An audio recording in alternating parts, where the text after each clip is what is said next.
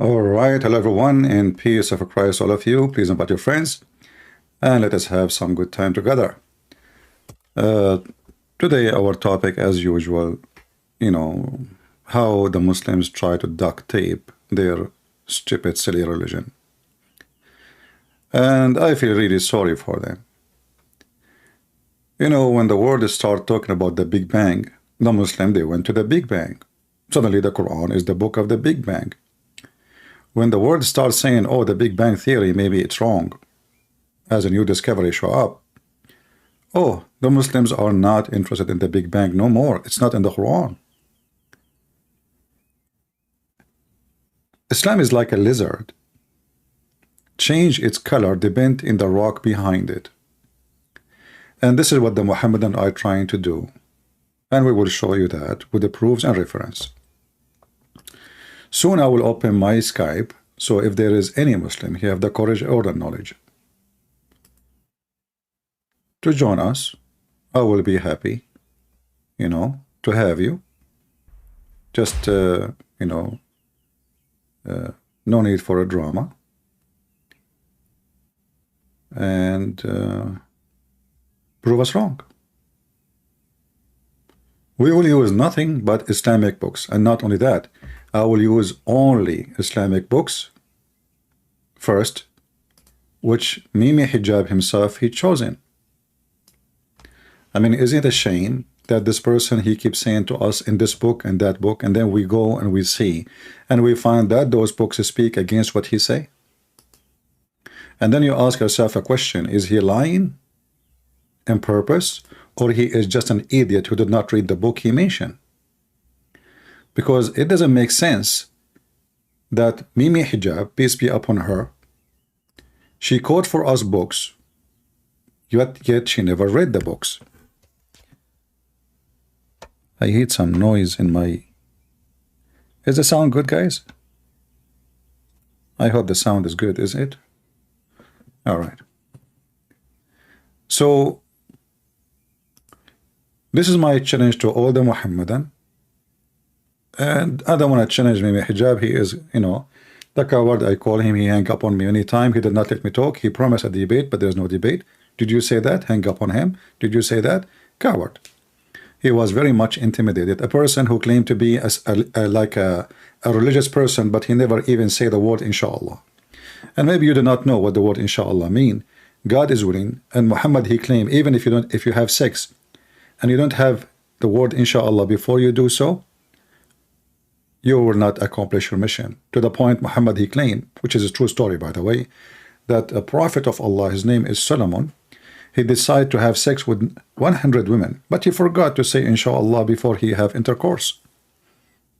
What a deadly mistake. So Allah gave him a half child, the whole night having sex with 100 women, which is very normal for Middle Eastern men. As you know, we are very strong. This is why #1 countries in the world who buy Viagra is Middle Eastern, because they are so good in bed.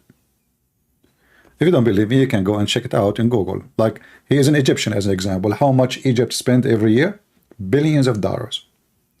A very poor country, yet they have money to spend in Viagra, because nobody can do it.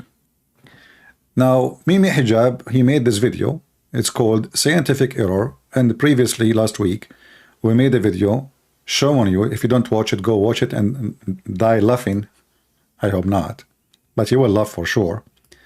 It's called Scientific Errors in Quran Refuted. Okay, well, makes sense. I mean, how he refute the scientific error. Last week we cover some of the of what he said. Like he started with Adam is 60 cubit, and we found the answer very hilarious. Just maybe I should remind you that Mimi Hijab is a cartonic person. So, his prophet, he's 60 cubic tall, Adam. Just to refresh your memory, just to show you how the stupidity, how those people think, before we start. So I will go there. The first one, there's introduction, and then there is number 30. 540, which means minute 540.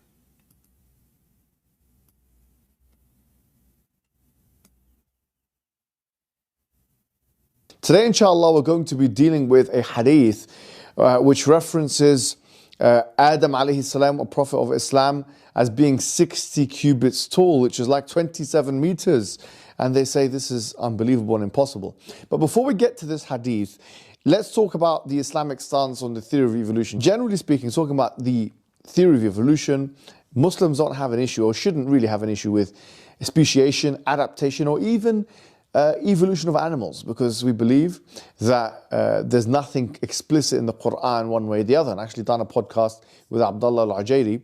Sheikh Abdullah al-Ujairi is a prominent figure in Saudi Arabia who researches these matters and well published in this field. In my discussion with him, this was his opinion. So, which is quite frankly like 99.9% if we look at it from a mass perspective. Really, 90%. Always 99.9% Muslims agree. And this is why this guy, he will not agree with every single interpretation for the Quran. Remember, 99.9. Yeah. This is why at the end of any interpretation, they say Allah knows best, just to protect themselves from what's coming. Okay, tell us what Al-Ujairi told you. 99.9% of the theory. The issue we have, we take issue with, or the point of evolution, the slither of which really diametrically opposes some of the Islamic narratives, is human evolution. Now, obviously, we have a narrative. We have a narrative in Islam, which is that Adam... We have holes in the narratives. You forgot what you did with the Yasser Qadi potato? It is you who made it happen. We have holes in the narrative. You don't have narrative. You have a cheese narrative. You know, Italian cheese, full of holes. Salam was created directly, or this prophet Adam was created directly by Allah, by God Almighty. And there are many things which differentiate human beings from the rest of the animal kingdom. Did you hear it? The Muslims are discussing if Adam created directly by Allah. Look like Allah, he don't create directly. He hire a contractor. I mean, when you listen to those potatoes, they claim that they believe in oneness of God. They claim that they believe there is one God. And now he is saying the Muslims are arguing about if Adam was created directly or not directly. Teredem, teredem, teredem, teredem. Hello? Assalamu alaikum. May I talk to Dr. Zakir Naik? You idiot. I'm Zakir Naik talking to you. Okay, Zakir Naik, I'm going to hire you to create for me Adam in indirect contract. Are you busy? Exactly. I'm very busy. And right now I'm speaking to Muslims. So sorry, I'm making a lot of money for YouTube, so I cannot create a human for you. Allah, he created a human indirectly? What the heck is that? And they say to you, we believe in monotheism. So now we have two creators. Allah, he hire, actually Allah isn't the creator then, because if he is not the one who created, he hire somebody. That's a good one. Anyway, more poo-poo to come. Morality, the ability to question why, you know, many different language, civilization, and so on and so forth. And it couldn't have been the case, we would argue, that we can actually in any way be equated to all of this to tell me why Adam is 60 foot tall. What does this have to do with this? I mean, if you are a grandma, with my respect to all a grandmother, and you are 110 years old, and you are suffering from dementia, and you do not know what are you talking about, I understand. I mean, what is this have to do with all that? Just tell us how Adam becomes 60 foot tall. Go to the cheese. The rest of the animal kingdom, and there's something special about human beings. لَقَدْ كَرَّمْنَا بَنِي آدَمَ. Allah says in the Quran that He has dignified the children of Adam. So we don't necessarily agree or disagree. We can remain agnostic as to Darwinian evolution with other animals, but as it relates to the human being, there is something special about the human being, and that is why Allah created human being directly. And in this hadith, there's indication that He created Adam in 60 cubits tall. Now, the question is, this seems unscientific. Finally, the question. All of this, it was just shampoo with no soap. On many grounds. And I'll tell you what, on three major grounds. Number one is biological. Number two is archaeological and or paleontological, we could say as well. From a big words, look, big words. Science. This is science, brother. Three. There are three words, not four. Trinity. Here we go again. Three. Okay, go ahead. Don't close your eyes, please. Fossil record perspective. And number three, looking at the kind of disparity in sizes, if we do assume that there was a human being of such great magnitude in terms of size, how can we explain the fact that human beings are like, give or take, 6 foot tall, give or take, half a meter or whatever it may be, or more, right? But how can you explain this huge disparity in the fact that you're saying that you believe in Adam, who's 27 meters tall, and a human being now, which is, typically anything between 5'5" to 6'5", and obviously there are extremities on both sides of that equation. People that are taller than 6'5", like myself, and people that are shorter than 5'5", like many people. So here, there's two parts. Finally. It's like a bee is going around himself. Okay, finally, what is that? Okay, two possibility. The hadith which we need to pay attention to, which is the first part of the hadith talks about that Allah created Adam 60 cubits tall. And in terms of hadith, there are some narrations which don't mention this 60 cubits. And there are some narrations that do mention the 60 cubits. But we don't say that just because there are some narrations that don't mention the 60 cubits, that the narrations that do mention the 60 cubits are erroneous. That makes no sense, actually. This doesn't, and some people have attempted to argue that this means that... Remember, but he is the same person who used the same argument, which he is saying this argument doesn't make sense when we mention to him a different hadith. As an example, if we mention to him that his prophet said that the sun set in muddy hot water in the hadith, what he will say, there's other hadith, it does not mention that. But he just said, we should not follow this method, doesn't make sense. Continue. This should be disbanded. No, that doesn't mean that's not how the hadith science works. So this is now its work. That's the first thing. Other people say the second part of the hadith, which talks about لم يزل الخلق ينقص حتى الآن, that the creation is becoming smaller and smaller until now. They found it problematic because Ibn Hajar himself, he mentions, how could it be the case that this is happening, right? And we can see Ad and Thamud's kind of indwellings, the archaeological remnants of their indwellings, and we can see that their houses and the doors and so on were not so tall. And he assumed, and without, by the way, nas and evidence, that Ad and Thamud were closer to Adam than they were to us human beings. And obviously the only real evidence we have anything between Nuh and Adam alayhi salam there's no evidence. I mean, there's only Israeliyat or kind of... Did you hear it? It's only Israeliyat, which means the Muslims, they copy story from the Jews. They have no religion. Any second the Muslim, he tried to search for history, try to find something, he find Israeliyat, which mean not even history. It's fairy tales. Fairy tales. So now what is the answer about the 60 cubit tall? Until now we are waiting. Biblical narrations. So potentially he was using those to kind of raise his eyebrow, but he did not say that this hadith was mu'allal or defective, as many believe that he did. Now, because of nas reasons or content reasons. Going now forward to answering the contentions. Finally, I keep saying finally, but never come.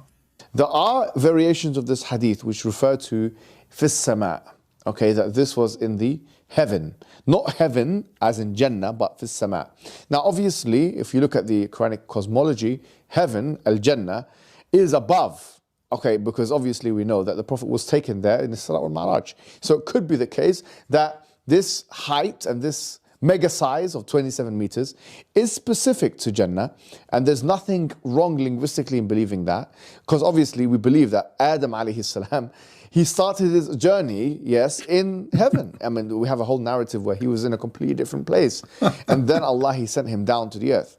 He sent him. So, I mean, this is the stupidity. So now Allah, He created Adam 6th floor height in Jannah, brother. In Jannah, not in the earth. So look like Adam, when he went down to earth, I mean, he was like a meteor. He lost his size. He was burning when he get inside the atmosphere. So the first mile of the atmosphere, he lost 1 cubit. Second mile of the atmosphere, 2 cubit. He keeps shrinking because the fat is melting, brother. The fat, brother. So he was 60 cubit in heaven, and Eve, she was the same. Now he went down to the earth. Their kids will be the same like them. How in the world this is an answer for anything? Down to the earth. Yes, he's created from the elements of the earth, but he was in many ways an extraterrestrial because he came from a completely different dimension. Exactly. And he came to this earth. Now, in that transition period, could he have shrunk? Could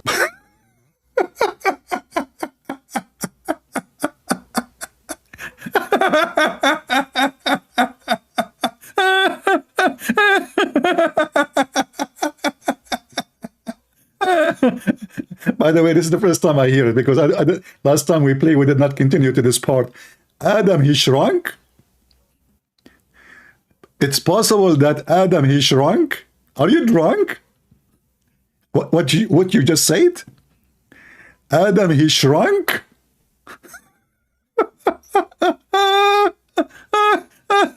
Which minute is that? 11:37. What a big poo-poo.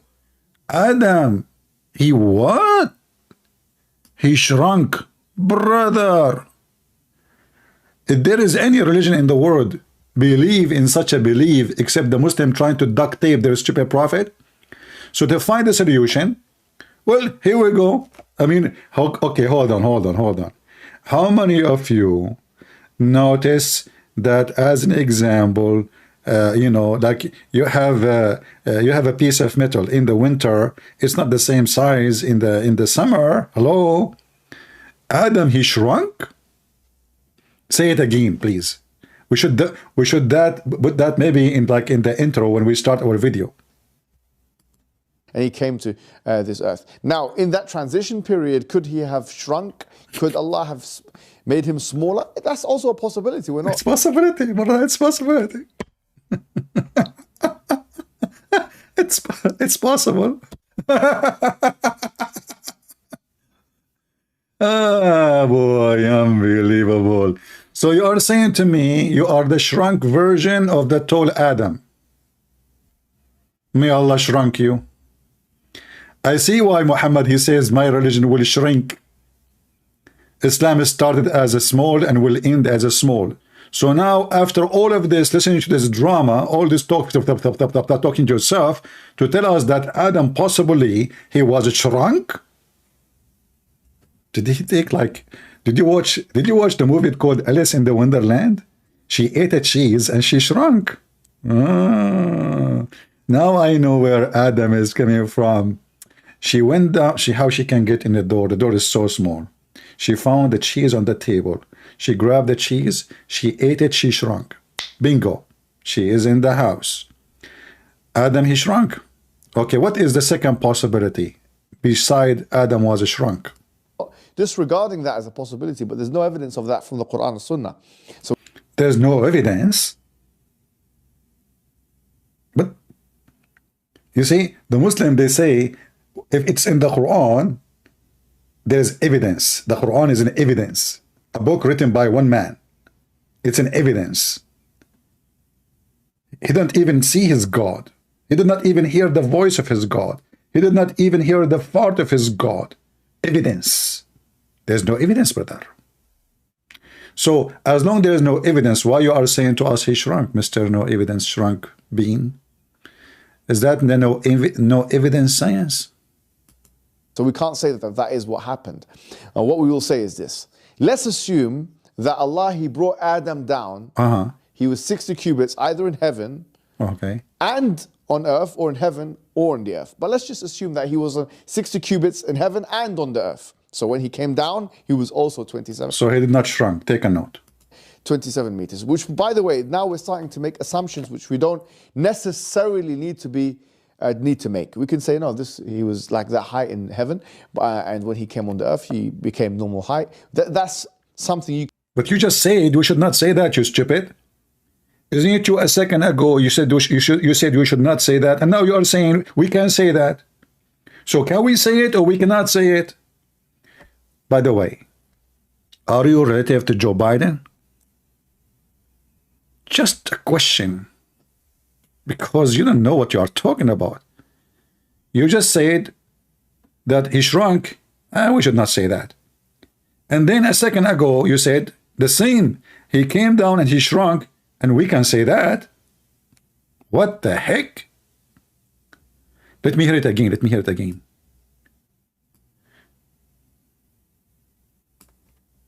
That's the reference point. So if someone says, well, we know that if we keep doubling sizes, as I've even heard some Muslims try and say, keep doubling sizes and height, then the height will be so tall, and then the weight will be so much, and then the bones will not be able to handle that. Density of the bones will not be able to handle that. You're using your reference point as the human anatomy of today, and then doing qiyas backwards, which is a qiyas mal-farq, if you like, or a false type of analogy. It's a different kind, it's false kind of analogy. So that's the first problem you can say, or it's inconceivable that human anatomy can... You know, I think I skipped. Let me go back a little bit. And he came to this earth. Now, in that transition period, could he have shrunk? Could Allah have made him smaller? That's also a possibility. We're not disregarding that as a possibility, but there's no evidence of that from the Qur'an and Sunnah. So we can't say that that is what happened. What we will say is this. Let's assume that Allah, He brought Adam down. He was 60 cubits, either in heaven and on earth, or in heaven or on the earth. But let's just assume that he was 60 cubits in heaven and on the earth. So when he came down, he was also 27 meters, which, by the way, now we're starting to make assumptions which we don't necessarily need to make. We can say, no, he was like that height in heaven, and when he came on the earth, he became normal height. That's something you can assume from the source. But let's not assume that. Let's say he was 27 meters on the earth. What's the problem? What's the problem? The problem... Finally, he is going to address the problem. Are three different things now. Number one, biology.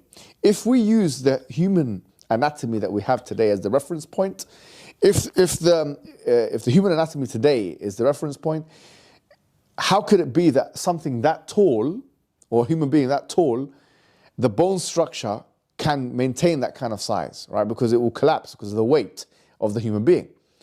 Well, this is a fallacy, because we're not starting with the human being today as the reference point. We're starting with, why would you start with today's human being as a reference point? The reference point is that 27 meter human being that we're talking about. That's the reference point. So if someone says, well, we know that if we keep doubling sizes, as I've even heard some Muslims try and say, keep doubling sizes and height, then the height will be so tall, and then the weight will be so much, and then the bones will not be able to handle that. Density of the bones will not... What does this have to do with anything, you idiot? I mean, bones carrying the weight. First of all, if a person is 27 meter or he is 6 foot, it's the same. Because obviously the body should be able to hold such a weight. The bones will be bigger, thicker. So you're stupid again.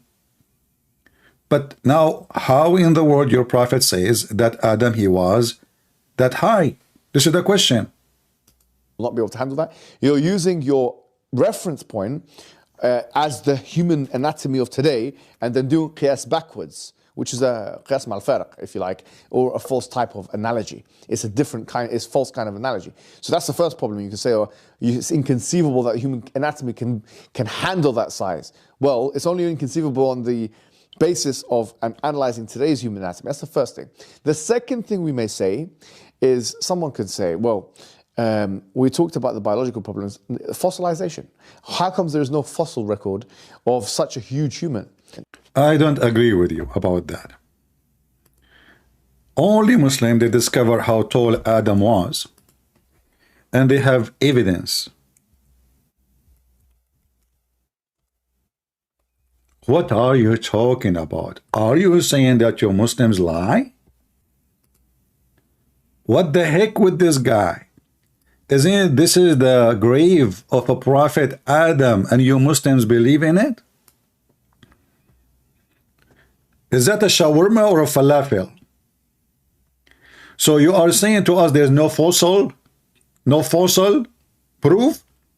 So why you Muslims building all those graves if there's no fossil proof? Are you saying to me that you Muslims have empty grave? They look like a falafel sandwich? There's no fossil proof. None. Zero. Brother. Look at this. I mean, oh boy. Man, oh man. The grave, 210 foot long grave.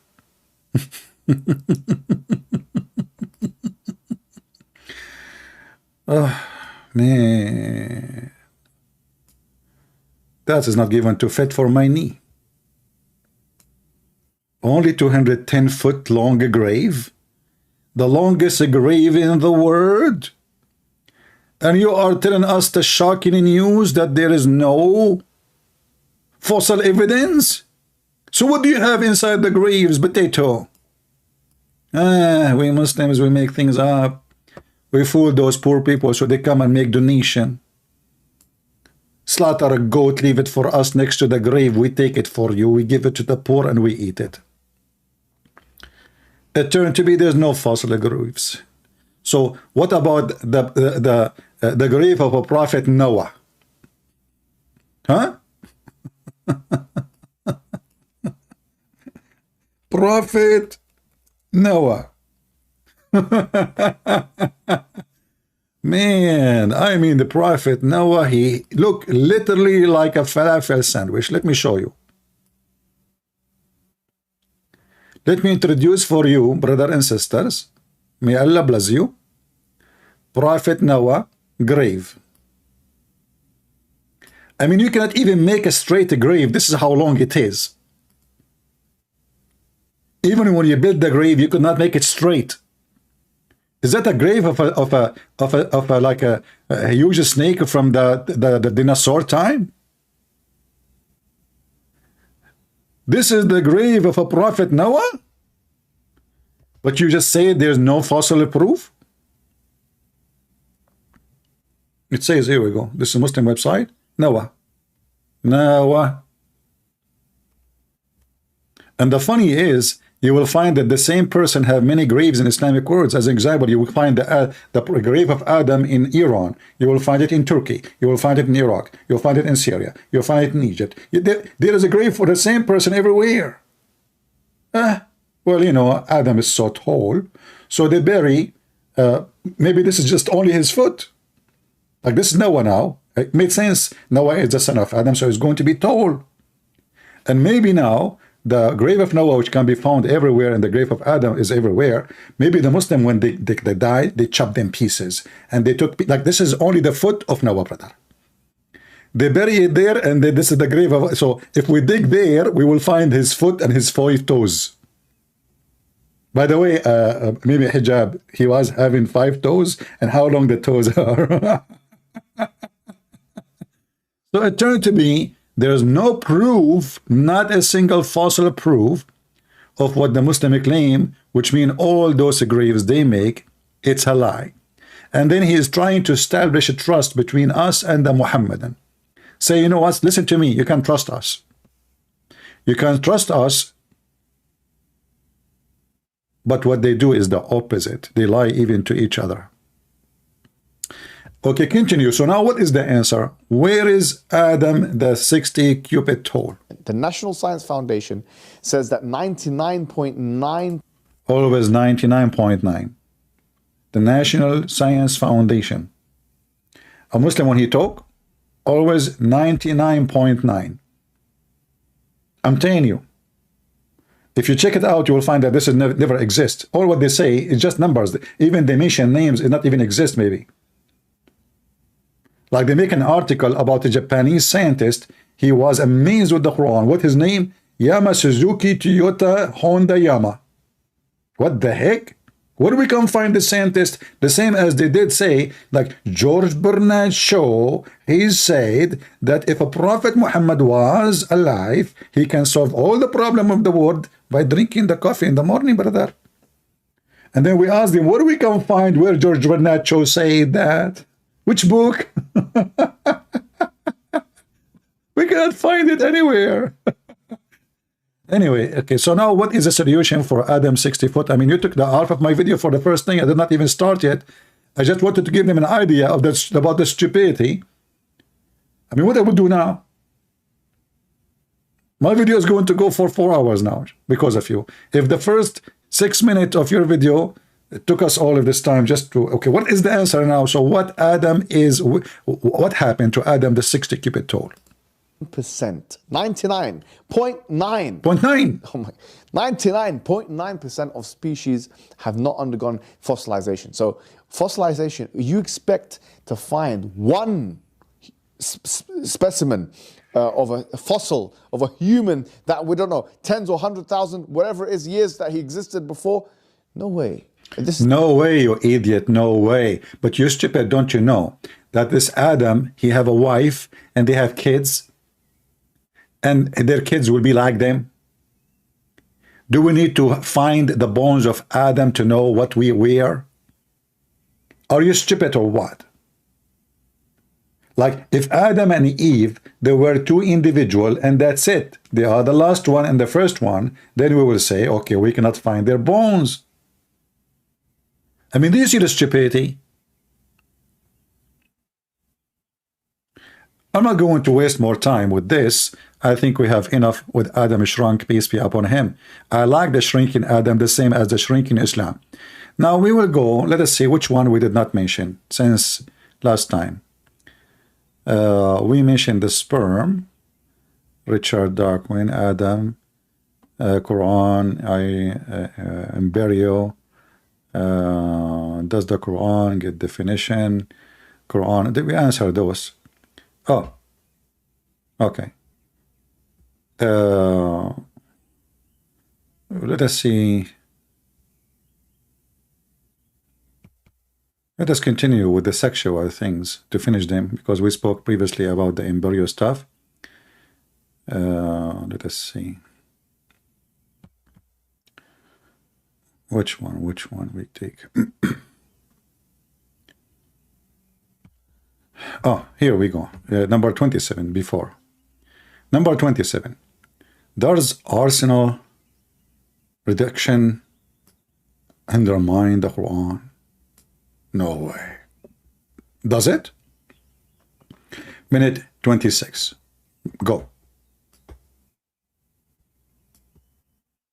Today, inshallah, we're going to be speaking about a very fruitless and frivolous and capricious claim, a weak claim, a ridiculous contention of the highest order, really. A claim that says that the Quran says in chapter number 51, verse number 49, that everything was created in pairs. I'm not going to play the sound, it's annoying, so we will let it go. So we created everything from pairs. And now Mimi Hijab is going to tell us, what does that mean? When Allah, he said that. Okay. Talk, Mimi. And we know of such a thing as asexual reproduction, and therefore this is false. So I don't know whether to stop, roll my eyes, or even try and dignify this thing with the response, but maybe I should, for the satisfaction of those who are a little bit curious. Really and truly, we've said this more than once, the word kul does not necessarily mean every single thing, with the exclusion of nothing in the gene. Please remember, previously we mentioned that the word kul does not mean everything. How? The word kul in Arabic means everything. How is that? Yes. This is something which we know from the usage of the word kul, which is also used in the Quran. Well, Allah subhanahu wa ta'ala mentions in Surah Al-Ahqaf. By the way, what happened to the video? It was big, it shrank. Okay, I let it go. It's a miracle. So we know how the word used kul in the Quran, in different verse. Chapter 46. What? Hold on. Let me go back a little bit.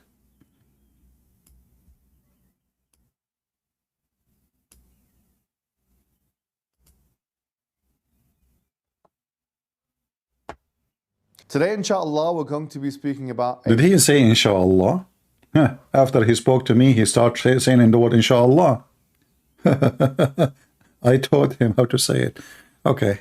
Very fruitless and frivolous and capricious claim, a weak claim, a ridiculous contention of the highest order, really. A claim that says that the Qur'an says in chapter number 51, verse number 49, that everything was created in pairs.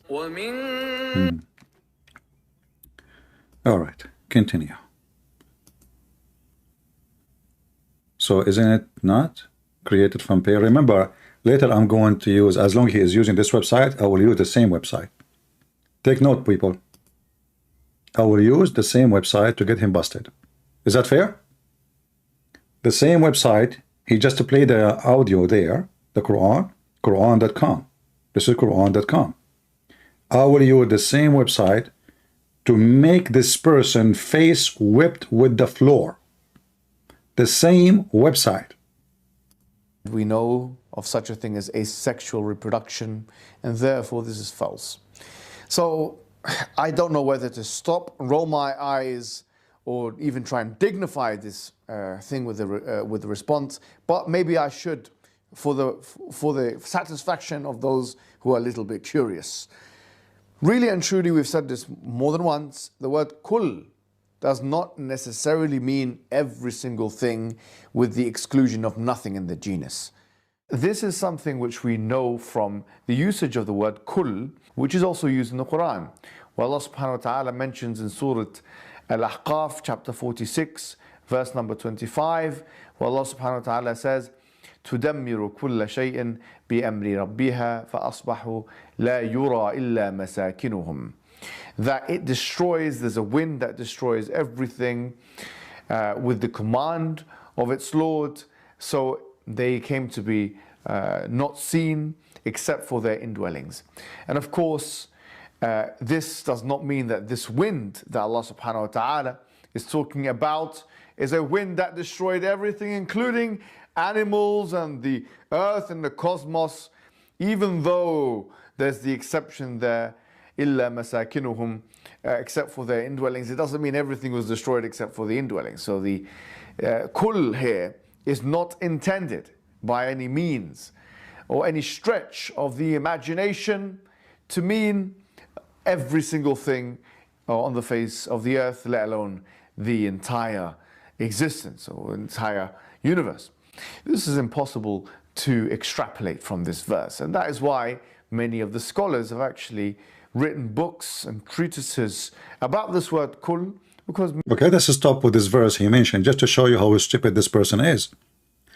He said that this verse, the word kul, is used. However, it doesn't mean, obviously, everything. But the stupid himself, if we go back in the same translation he just gave us, I will go back in the screen just to show you how stupid, how low IQ. How low IQ. Maybe he did not show the translation for that verse yet, right? He quoted it, but he did not show it. Let us go then to the, he showed the other verse. Let us go here. Just to show you how they try to deceive you, Muslims, those people, they deceive you. And I'm trying here to save the Muslims, not the Christians. Christians don't believe in this garbage. The verse he quoted for you is showing how much... There's two things about this person. He's stupid to the point. He even quoting this thing and he keep quoting it. Wherever he go. But isn't it in the same verse, you're stupid, he says, except...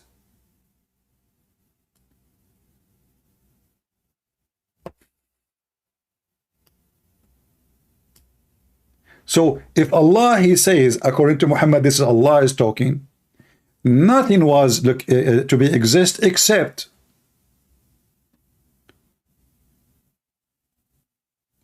But in the other verse, did Allah say except? So how we can compare this one to the other one?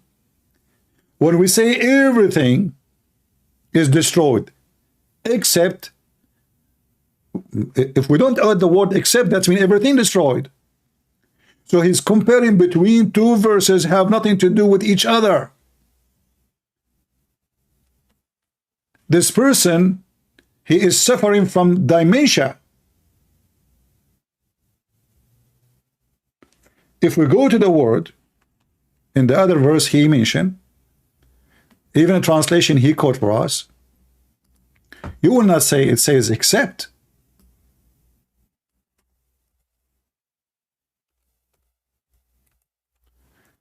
So he is quoting a verse, have nothing to do with the scenario,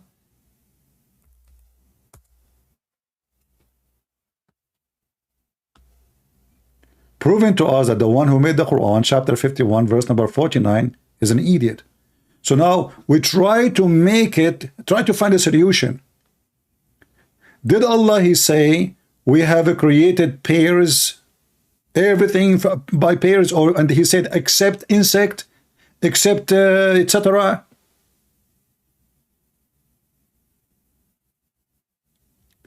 And then he said, which is actually, maybe most of you do not notice, this is why I'm a Christian prince and you are not. If we go back to what he said, let me play it again, and you will see how stupid he is. Not only he is stupid, actually now you brought a new problem for your prophet by quoting this verse.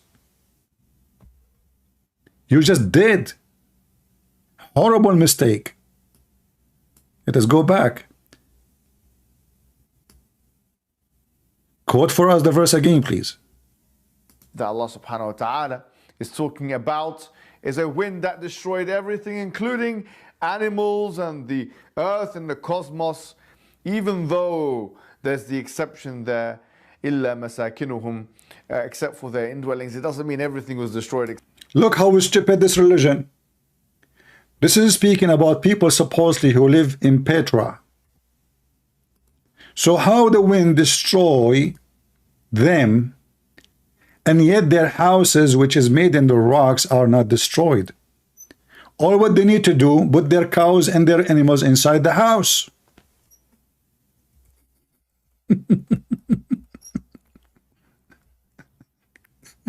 Remember, it is a wind. The wind is so strong. And the Quran confirmed, and we just heard this donkey saying that everything, the Quran mentioned that, not us, everything was destroyed except their houses.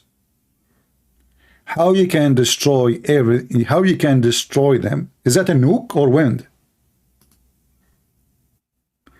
Was it a dirty bomb? So now you try to fix a problem, you made your God stupid.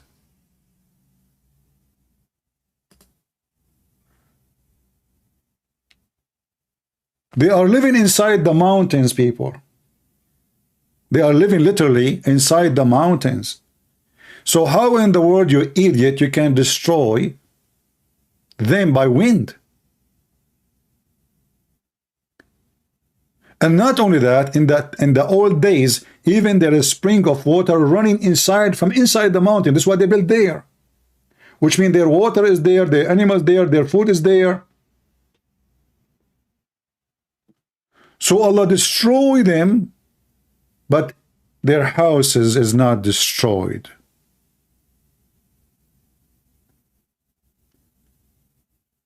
He tried to fix it, he made it more blind. Now let us continue with this potato so we can love more. Except for the indwelling. So the kull here is not intended by any means or any stretch of the imagination to mean every single thing on the face of the earth, let alone the entire. Why it should be about everything in the earth, you idiot? This is different verse talking about specific people. You see how they manipulate things? The verse saying that those people specifically, not all the earth.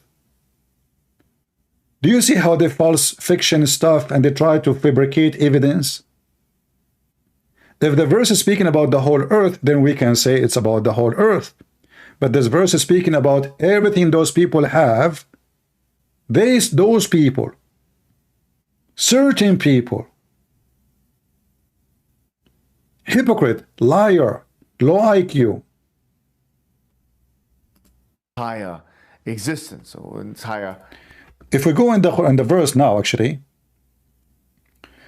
does it speak about certain people or speaking about every mankind? No, it speaks about 13 people. You know, those the people of Ad.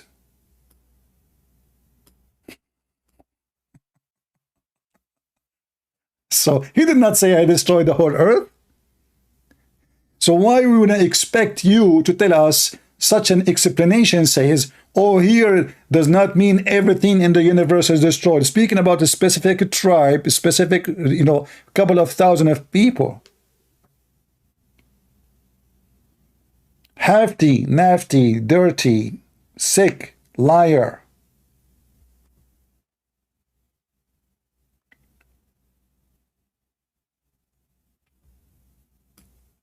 How in the world you even make such a video? Aren't you ashamed? I challenge every Muslim to show my video to Mimi Hijab and let us see what he will say. He will say nothing. Kuffar, they hate us, brother, they hate us.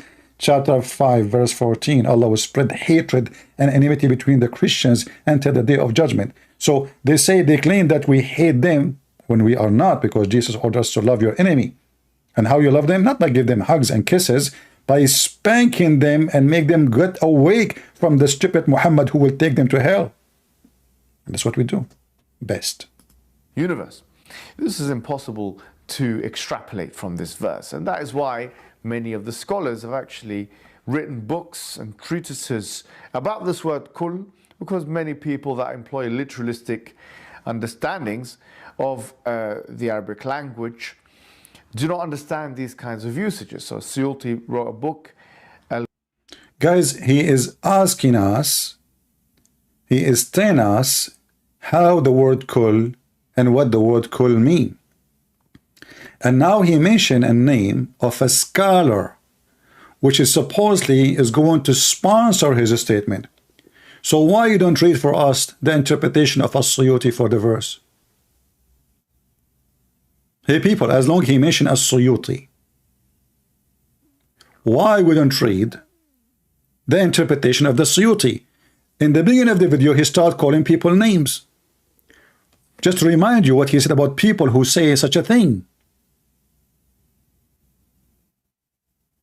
He called them all kind of names. And now he is saying in the minute 29, As-Suyuti, he wrote a book. Okay, what he wrote in his book, tell us. Even the name of the book is Al-Kullu wa ma alayhi tadul. The name of the book is about kul. The whole book. The Muslims they have no job, Christians, they work, they pay jizya. Muslims, they are just having fun watching TV. Okay, what in the book it says? Or the word kul and what it implies or what its evidences or shows.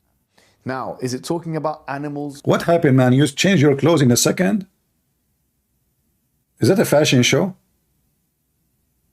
Or maybe you said something in that video, you said to yourself, it's stupid, so I'm going to delete it, I will start from here again.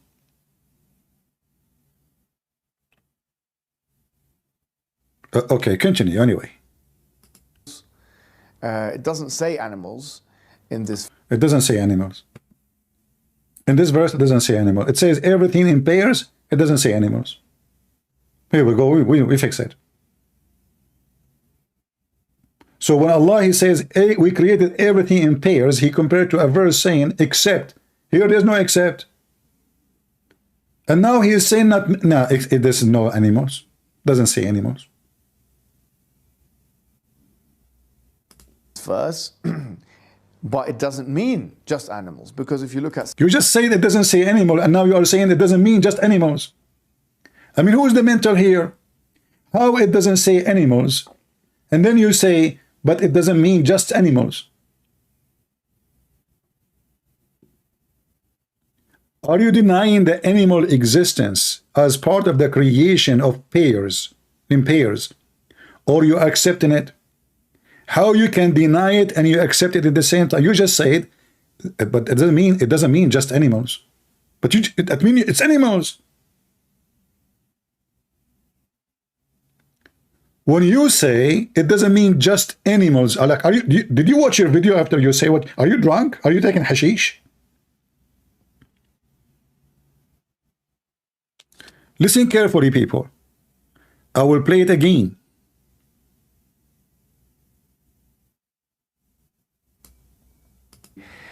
Kul here is not intended by any means or any stretch of the imagination to mean every single thing on the face of the earth, let alone the entire existence or entire universe. So take a note, not everything. No, it doesn't mean that.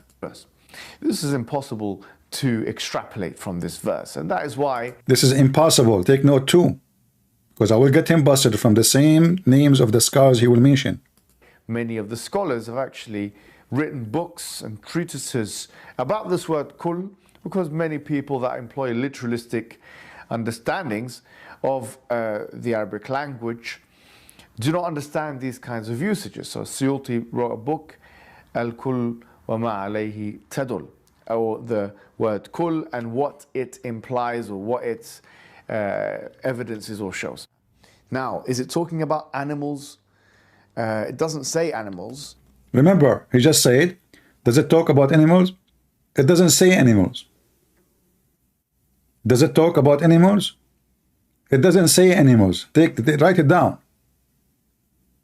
Because the whole point now, he is not talking about animals. No. A second after he say, well, not just only animals. In this verse, but it doesn't mean just animals, because if you doesn't mean just animals. You look at some of the exegesis of the past, exegesis, even of great scholars like Al-Hasan al-Basri and others. Take a note. Al-Hasan al-Basri. Please take a note. He mentioned now two scholars, As-Suyuti, Al-Hasan al-Basri. Al-Hasan al-Basri. This is the guy who said that all non-Muslims, Allah will make them black. Al-Hasan al-Basri. He mentioned a name of of a person. Nobody can find his book in English, not even in Arabic. You can find it only in PDF. Al-Hasan al-Basri. But soon we will see what Hasan al-Basri he said. Al-Hasan al-Basri, from his book, mentioning that he heard, it's not, like somebody reported from Al-Hasan يقول that those who do ma'asi, which mean they disobey Allah, when they come in the day of judgment, Allah will make them black. Their faces will be totally black. And we mentioned that before from Ibn Kathir. But let us go to the topic now and see why you don't show us Mimi Hijab. When you mention something, why you don't tell us this is the book, this is Hasan al-Basri, page number, etc. Let us read together. Why you don't do that? Because if he does that, he will be in trouble. People will find out that he is a liar. You noticed in all this video, he did not give us one reference. He just mentioned names. This guy said, that guy said, we go to the book of the same person he mentioned, we find he is saying the opposite. The opposite.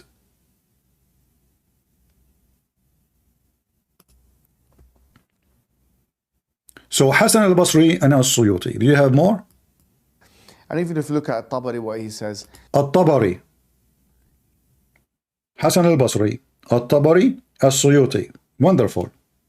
Take notes. 3 now. The more he talk, the more he do poo-poo. This guy is the same as his like as the prophet. His prophet cannot keep his mouth shut, and this is why now they are keeping trying to duct tape his mouth. Hassan al-Basri, al-Suyuti, al-Tabari. And this is my challenge to the Muhammadan, to make Mimi Hijab to show the reference from the 3 books,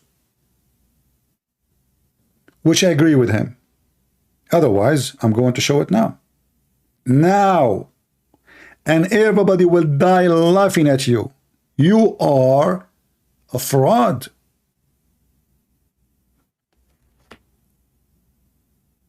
Do you have more scholars to mention so I can get you busted? So we start. They don't restrict this to just meaning male and female. Did you hear what he just said? They don't restrict this just to mean. That's mean they agree. I mean, the stupidity is amazing. They don't restrict this to just male and female, which means it's included male and female. Okay, what else?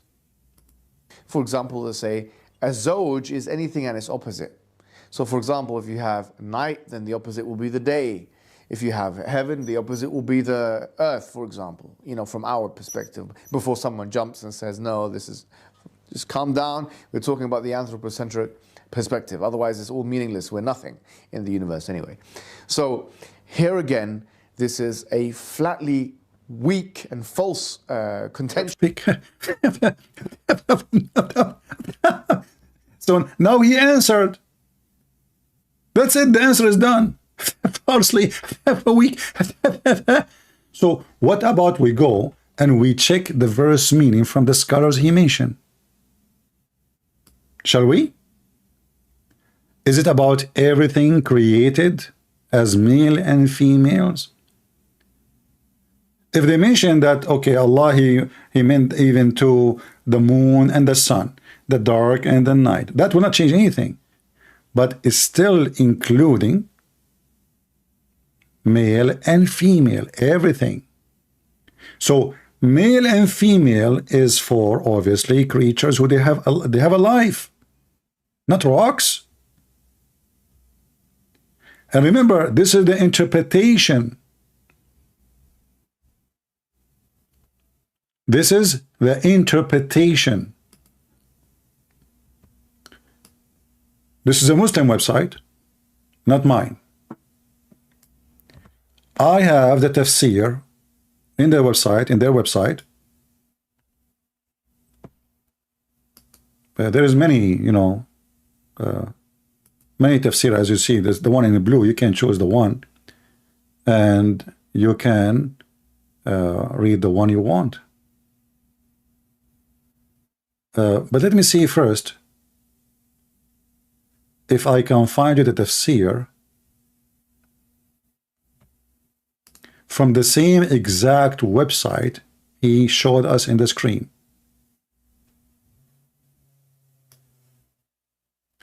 This is the same exact website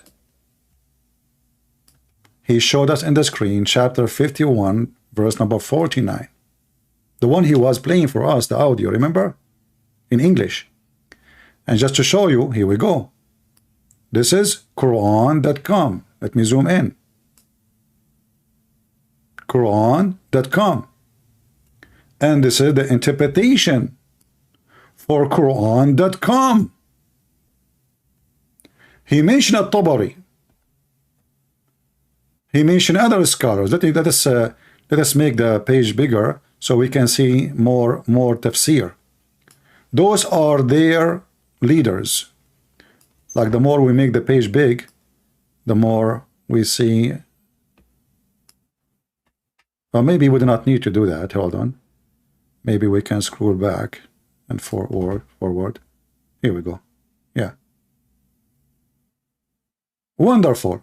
I mean, we cannot really have a better website than this to get Mimi Hijab busted.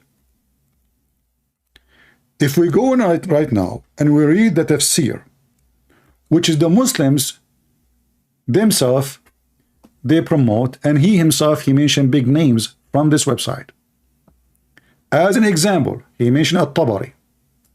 Let us go and see what At-Tabari say.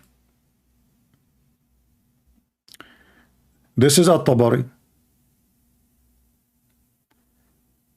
Do the Tabari says this is about male and female? Yes. He mentioned the sun, the moon, the earth, the sky. Supposedly this is, supposedly this is the opposite, which is false, because the earth is in the sky. Let us use Google translation, and again, this is Tafsir At-Tabari, and this is the website he's chosen for us. Click translate. English translation.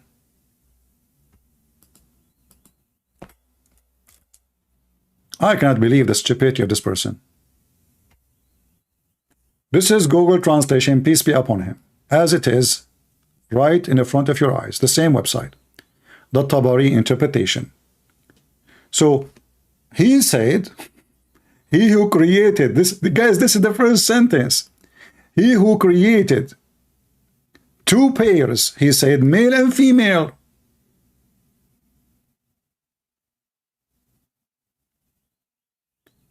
And they continue saying, and this is extend to be even about earth and the moon, earth and the sky, sun in the moon, etc. But is it about male and female? Yes, everything, to the point nothing left. To the point nothing left.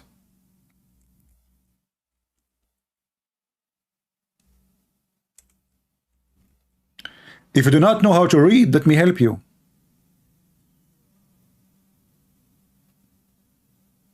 Actually, male and female mentioned more than once, but the translation is not showing it. Let us see. It should appear again. Yeah, it's not showing. I don't know why. Yeah. It's about everything. Which means when the Quran says, you just get yourself busted. When the Quran says everything, nothing left. Nothing left. What about other tafsir? Al-Qurtubi. The same. Male and female.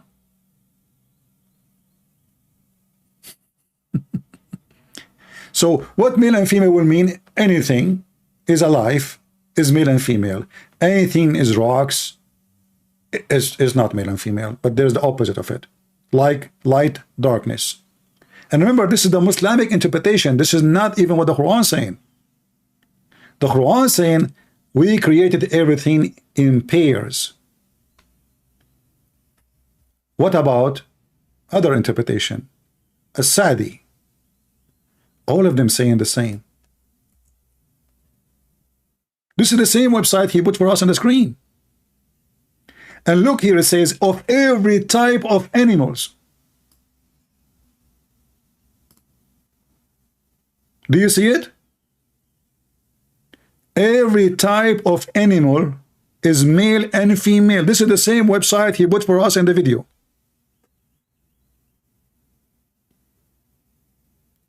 Forget about this interpretation. Maybe this guy is a donkey as the rest. Let us find somebody else, maybe smarter. Al-Baghawi, man, big deal. They quote him everywhere. Ibn Kathir, everybody quote Al-Baghawi. Let us see what Al-Baghawi will say. The sun, the moon, the sky, and every mankind, even genie, male and female.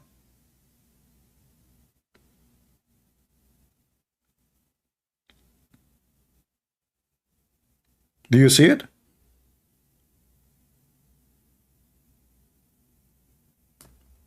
What else? Ibn Abbas, the cousin of Muhammad. Does it say male and female too? Please don't say that. No way.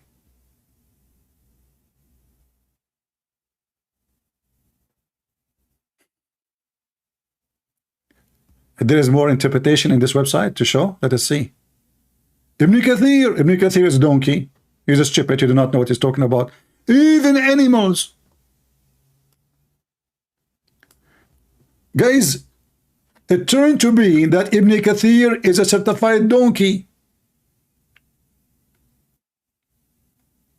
Because he said, if you do the study of the kuffar, if they speak Arabic, they will know that it's not the animals.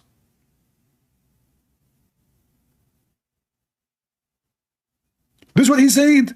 Let me go in the beginning of the video just to remind you what he said.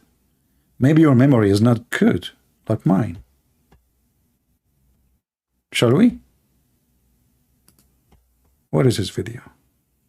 And you know, they use big words to fool people, to make them believe that, I mean, they have knowledge. You know, exegesis. Okay.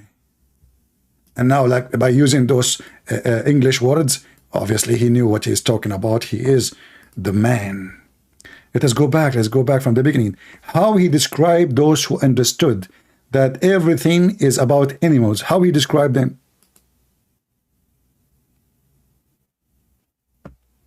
Today, inshallah, we're going to be speaking about a very fruitless and frivolous and capricious. Fruitless, frivolous, and capricious. It turned to be that Ibn Kathir is a fruitless and capricious. This is how he described those who may, or they say, this is about animals. Say it again, what? What you said? I'm not good like you in English. I didn't even know how to repeat what you just said. That's deep, man. What you just said.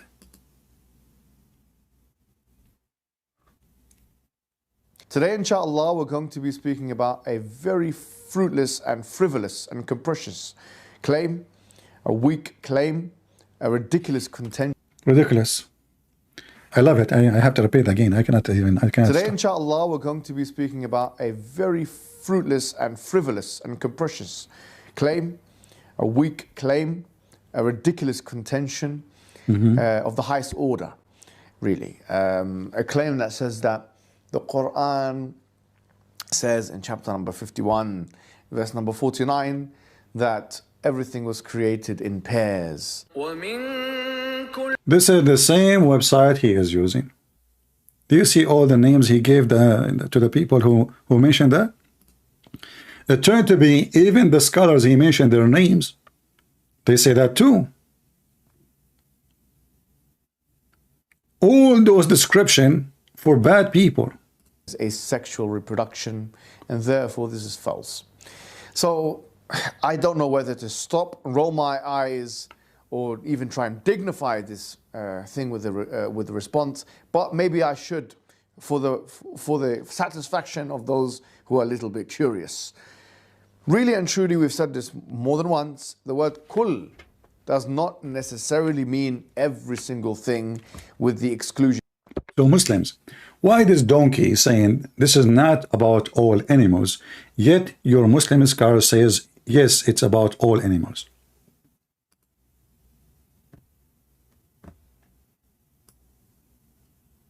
Which one of you is saying the truth? A person living in London, employed by YouTube to sell commercial, and he sell the black seed, which is a remedy for every disease, which is, by the way, very true. I mean, if you are sick, just take the black seed. You will be like a horse.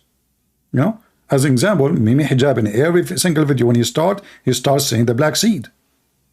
And this is why he looked like a horse. He used to be a mule. Why the scholar they say even animals? If there is any explanation why Muslims they come with the wrong interpretation opposing their scholars.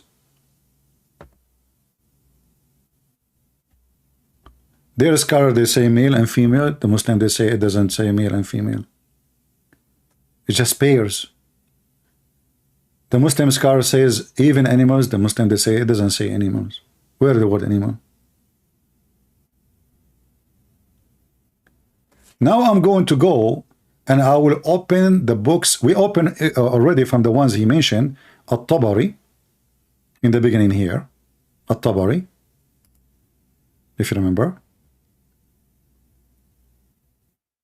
And obviously, at-Tabari right away he said, its pairs mean male and female. That is pairs. That's what's meant.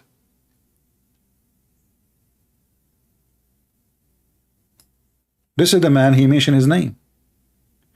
And they are saying, okay, it's not limited only for this, it's for everything. That make it even more horrible. Everything is everything.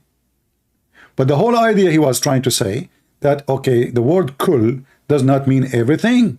But what you just did, you gave us a proof that it meant everything.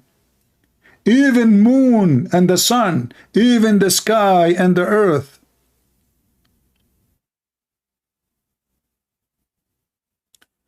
He mentioned As-Suyuti. In this website, there's no As-Suyuti. So I have to open different website. Give me a second, please.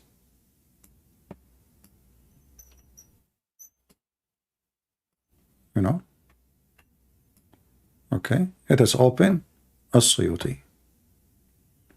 Chapter 51, verse number 49.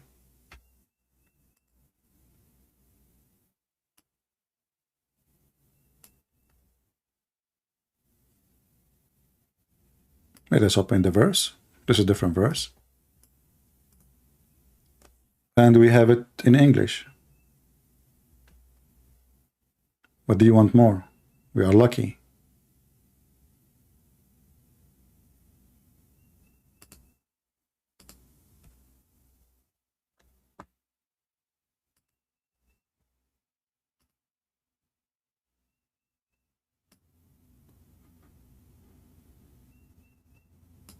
Is it about everything? Yes, it is about everything. Male and female. Do you see it? This is the scholar he mentioned. And they added the earth, the sun, the moon.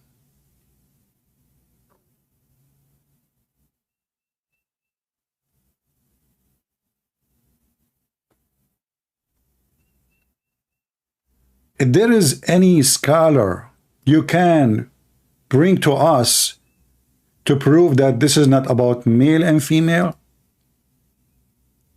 you mention to us your proof. In fact, let us see what the person, we did not show you what his name? What's his name? Hold on, give me a second.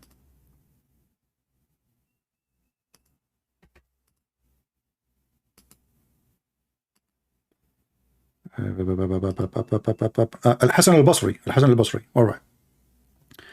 What Al-Hasan al-Basri say about this? Let us find out.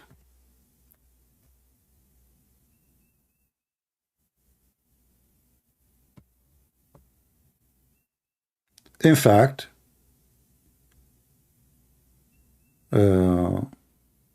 there's many books of tafsir quoting Al-Hasan al-Basri.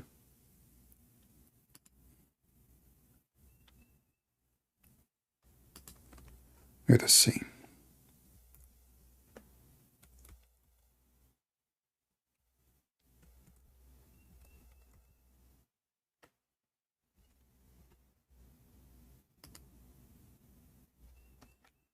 This is Al-Hasan al-Basri.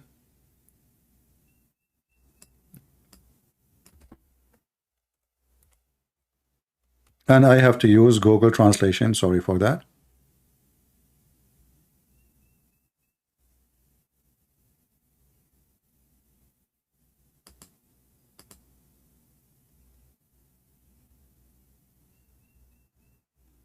He said that all the creations of Allah كلهم شفع ووتر. What does that mean? I will show you. Give me a minute. This is Al-Hasan al-Basri. This is the book of Ibn Kathir. Volume number 8. Page number 390. we start here, we will find that the whole idea, and this is why Ibn Kathir is mentioning this person, that all creation are male and female.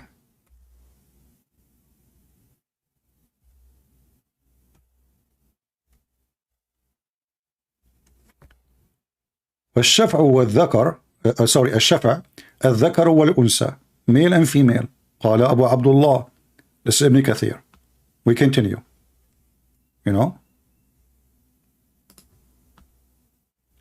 and he quote, and this is why it's mentioned the chapter 40, 51 verse number 49, وَمِن كُلِّ شَيْءٍ خَلَقْنَا الزَّوْجَيْنِ لَعَلَّكُمْ تَذَكَّرُونَ. So you might, remember, see, from everything we created in pairs. And then we find that Al-Hasan al-Basri say clearly that everything was created in such a way, no exception. الشفع والوتر, which is a stupid statement in Arabic. Let us see Al-Hasan al-Basri.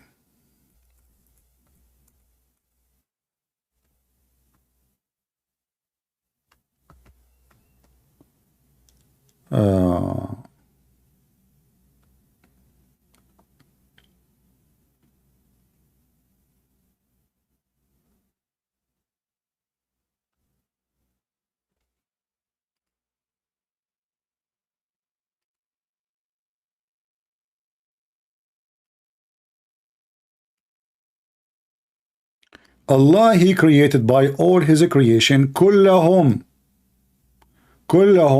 شفع ووتر. Oh, my screen is not on. Sorry. I did not notice that. It's my fault. Forgive me. It's okay. Let us go back. Actually, you know what? Let me try to find this page in English. Shall we? I mean, this is better, right? Well, I'm giving you here Arabic, but Ibn Kathir supposedly is translated to English. But anyway, just to repeat the reference, this is chapter 8, verse number 39, page number 390. But let us go and see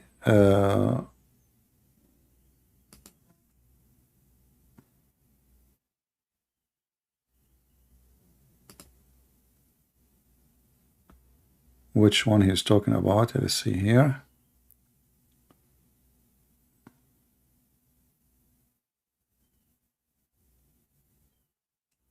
Yeah.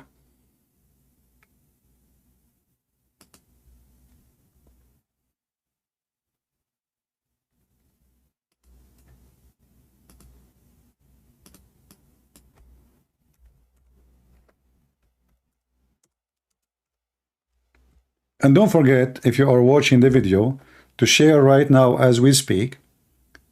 Don't be lazy. If you like me to come back soon, and don't tell me why you are asking for a lot of view, because my friend, my work deserve. I'm not a kid. I keep coming every day, and then people don't share my videos. And what they do, they watch only the last video. So all the videos before, nobody watch it. They are interested in the last video, as if we have a restaurant and we have a fresh food. So if you care for me to come back as soon as you want, then do something. I do my part. Chapter 89, verse number 3. And this is Ibn Kathir.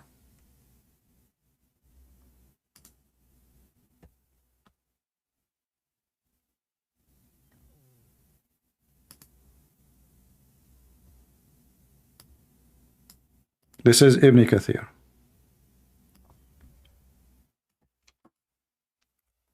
Already we showed you Ibn Kathir for that verse explanation, which he confirmed it's about what? It's about male and female.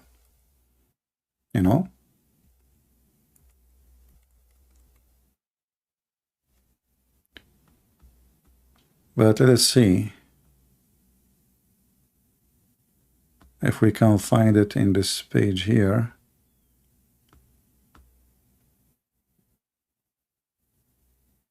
Because Ibn Kathir in English, It's not the same as Ibn Kathir in Arabic.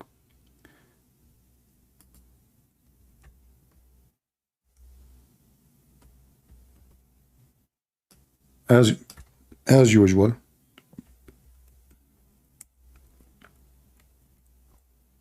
I can't even find the name of Al-Basri here. It cannot be located. They took it off. So we have to go to the Arabic one. Here we go. I will use Google Translation as usual. What we can do. And this is additional proof that Islam is a fabrication. Because why the Muslims are not showing what it says in Arabic. This is the book of Ibn Kathir. This is the interpretation of Ibn Kathir. Why it's not there? Why the English is not the same as the Arabic? No explanation. You will see the name of this person mentioned many times in the page. Google Translation.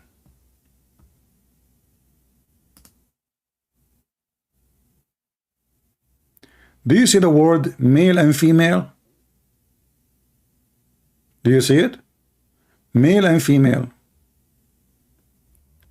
Let us see if we can find Al-Basri. Where is Al-Basri? Where is the page number?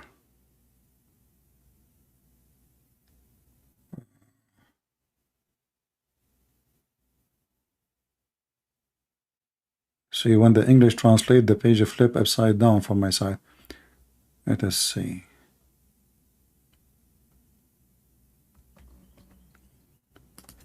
Let us do this.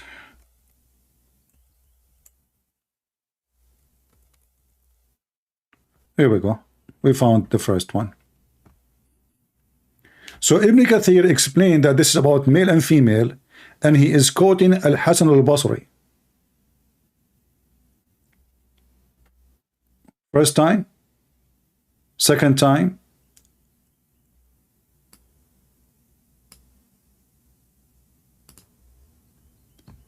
that is so that you know that the creator of pairs is one.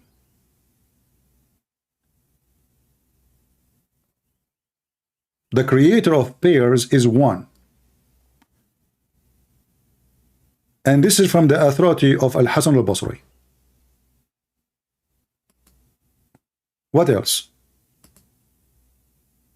Again, Al-Hasan al-Basri name is mentioned here.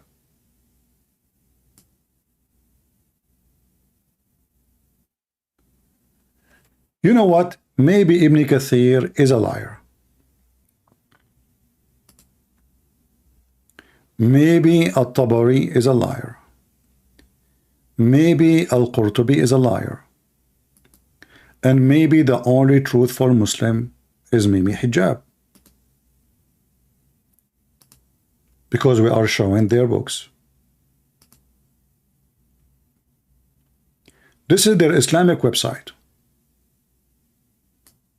Al-Islamu Su'alun wa Jawab. Islam, questions and answer. Who is the one who owned this website? I think it's owned by the terrorist government of Qatar. As you know, the Prince of Qatar is #1 supporter of terrorism in the world. That's why the Western countries, they like him. The CIA love him.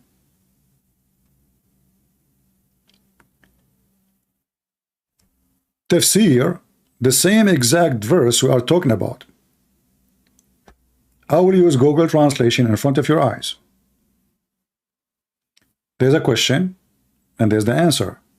And I believe actually they have a version of this question in English. Usually they have a double, but I don't know. Maybe you can search for it. Translate. Again, I will post, actually I will show you first the website, the address, so don't say this is a fabrication, islamqa.info. All right? Interpretation of Almighty, of the Almighty saying, and everything we created in 2 pairs, that you may remember.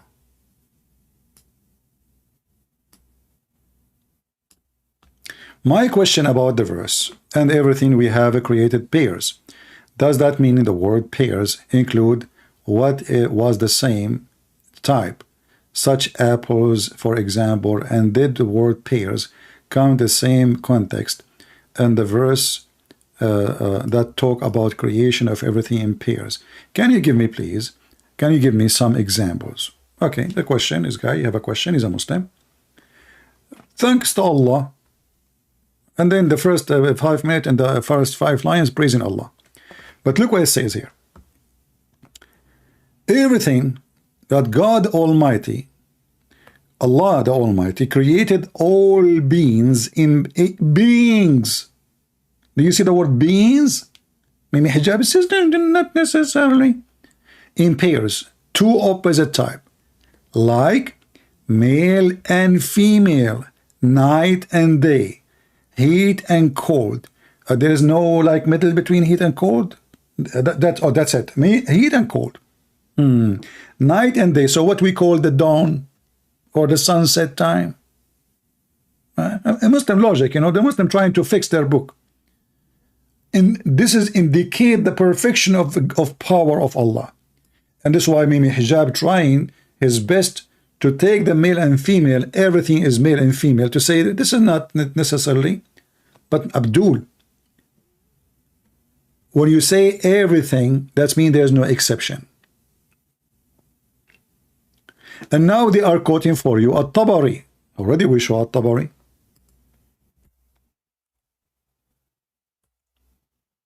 Didn't we show At-Tabari? We did.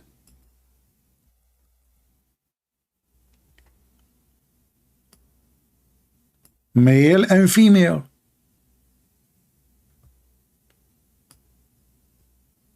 And they are even quoting the hadith for you, which is weird. Google did not translate this part. I don't know why.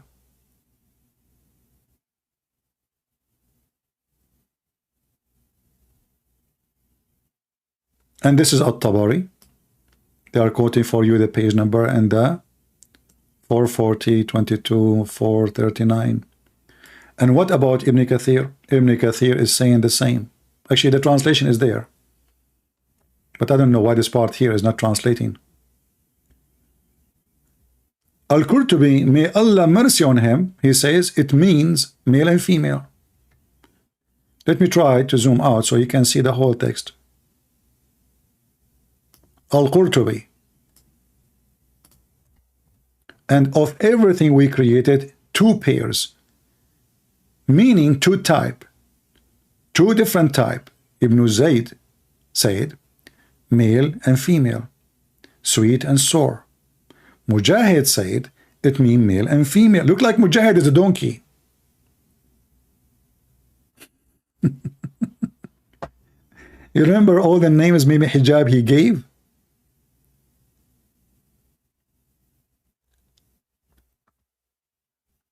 But actually, Mimi Hijab did not stop there. I mean, we can continue because they are giving you all reference. Look at this. This is who? Ibn Atiyah, male and female. Every single person they quote in this interpretation, this page, they are saying male and female, male and female, male and female. Who is this guy? Ibn Kathir, male and female.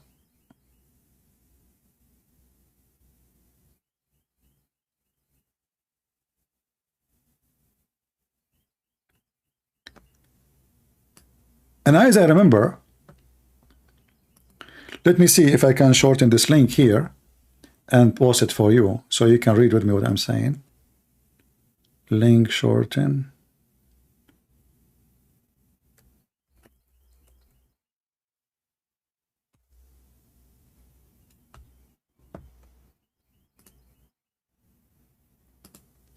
All right. I'm going to post for you this link. You can save it in your from your side if you wish. It's in Arabic, but you have to open Google. Remember Google browser, so you can be able to translate. Now, as long we are done with this one, let us go back to Mimi Hijab, because Mimi Hijab, his book will never end yet. Was it? No. Maybe hijab decide to do more poo-poo. But what is the topic this time? The same thing. About the word kul. What the word kul mean?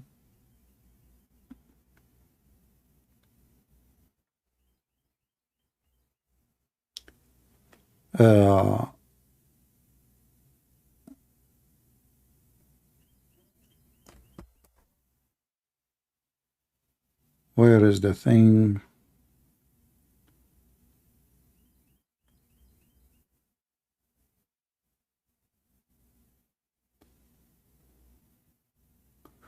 I believe he mentioned, I saw it, it mentioned the word cattle, rips, object, sword, object, poison, wheel, medicine.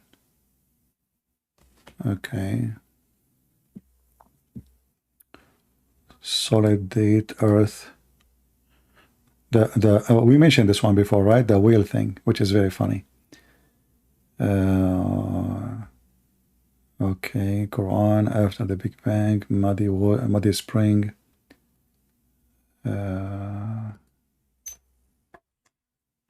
Why I cannot see it? There is no way he deleted it. I don't remember which one was. So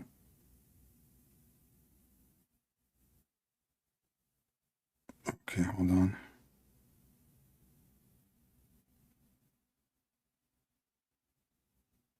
And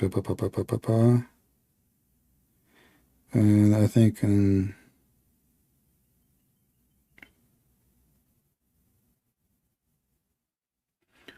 number 38.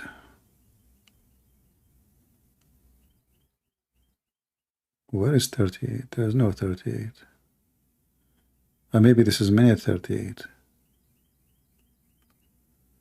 His numbers is mixed up. Look at this. Look at this. I mean, see, 38. This is 38 minute. This is 38. I thought here the numbers here present the order. You start from the end. Okay. So here, does the Quran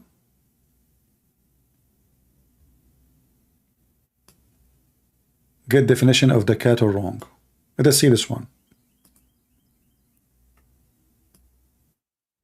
Today, inshallah, we're going to be talking about one of the most spurious and specious claims that I've actually ever seen against Islam, that it beggars belief that people are actually using this as an argument against Islam. It's such a blow to the credibility of those individuals that they are making arguments so desperate. And let us see how credible you will be after people watch this video. And by the way, if you download my video later, cut it pieces for every topic. You can mix if they are connected, like let us say two topics he mentioned, they are connected, like cut them and put them together. You can make them short if you wish. So pathetic as this. What is the argument that we're talking about? So this is one of the arguments. They say that the Quran says that there's thamaniyat azwaj, that there are 8 types of azwaj or pairs, and with that it's talking about the an'am, and that there are 4 types of an'am. An'am is loosely translated as cattle. And the Quran says, you know, min al-da'ni ithnaini wa min al-ma'zi ithnain, that from the sheep there are 2 pairs, and from the ma'z, the goats, there are 2 pairs, and from the baqar ithnain, from the cows there are 2 pairs, and from the ibl ithnain, and from the camels there are 2 pairs. And they say, look, this is from what I've understood from their contention, because it's so pathetic that it actually beggars once again belief. If you take, for example, the Collins Dictionary definition of the word cattle, what I've seen is that it says, for example, bovid mammals of the tribe of bovines, especially those of genus Bos. And then you go to bovid, and potentially this is what they're referring to here, that it can relate to a family of hollow-horned mammals, including sheep, goats, cattle, antelopes, and buffalo. So my understanding of their contention is that they're saying that the word an'am is or cattle, loosely defined or translated, is limited in the Quranic paradigm, where it should be more expansive. Now the question is this: why should we accept this definition if this is the definition you want us to accept? You donkey, because this is your definition. Isn't it your stupid Quran says 2 cows and 2 goats?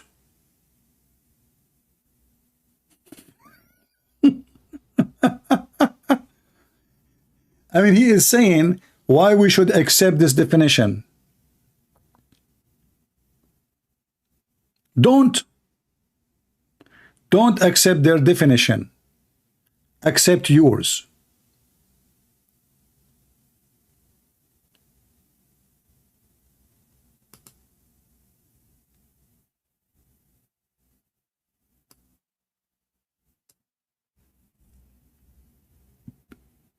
I will go back a little bit to show you how stupid this idiot is, trying to fix it, because we will see in a minute that this is exactly the definition of cattle in Islam. When you say cattle, what do you mean by cattle? The Quran mentioned it, Muhammad mentioned it.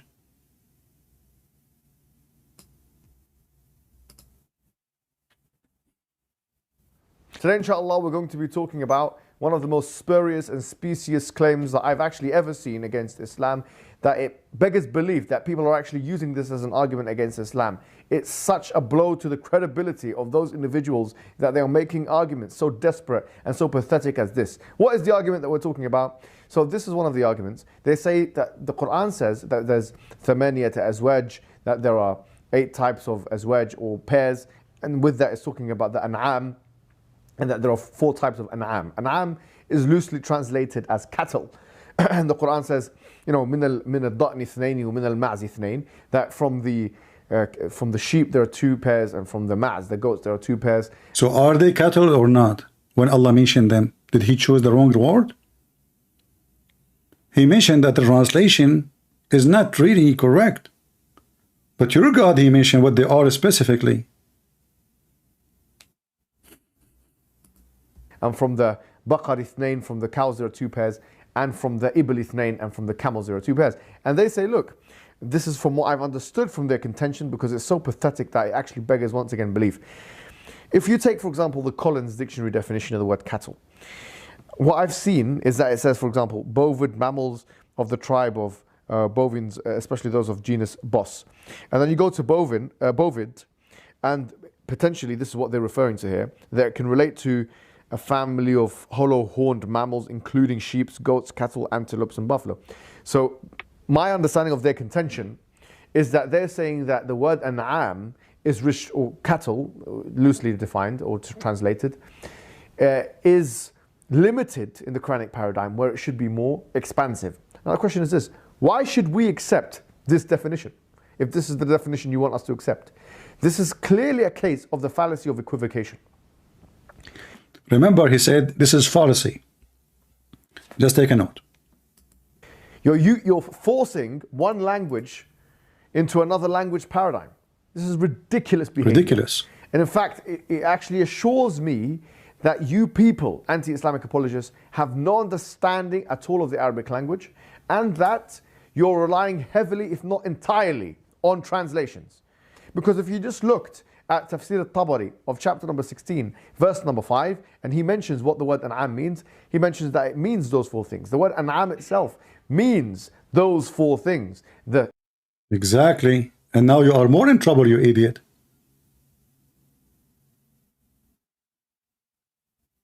Because Allah created only those things?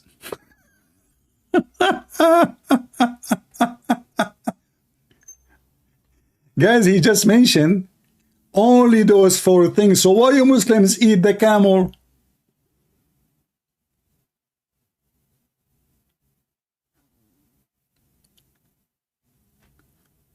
Listen carefully. This is not my statement. Allah created for them 8 pairs, and he mentioned them by name.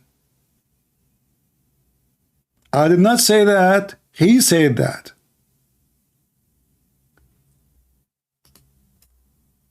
Let us go to the verse.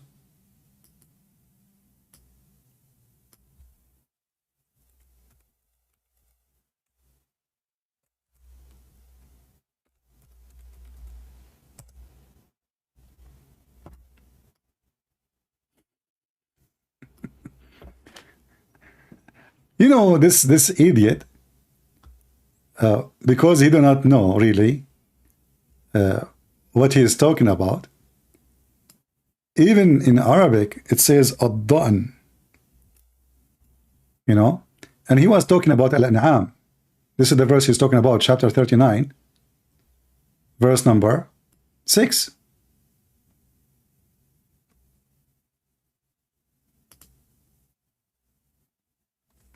He mentioned that those are only 4 things. And by the way, this is connected to the previous verse. Remember the one we answered about Allah created everything, you know, from pairs? Everything from pairs. He said this is not necessary for the animals. If you go back to what he said, just to remind you, forgive me, I have to repeat it again, just for a laugh.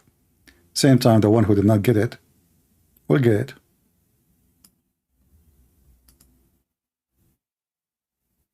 Today, inshallah, we're going to be talking about one of the most spurious and specious claims that I've actually ever seen against Islam, that it beggars belief that people are actually using this as an argument against Islam.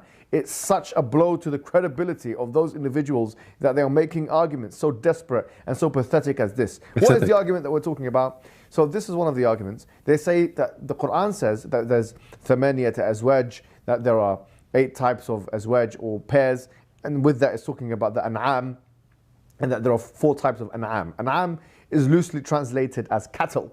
And the Qur'an says, loosely. Listen, loosely. I'm going to open the Islamic fanatic extremist dictionary for the word, and we will see what the word means. He said loosely translated as cattle. Loosely. You know, من الضأن اثنين ومن المعز اثنين, that from the sheep there are 2 pairs, and from the ma'z, the goats, there are 2 pairs, and from the baqar اثنين, from the cows there are 2. There's cows, huh? Huh? There's cows?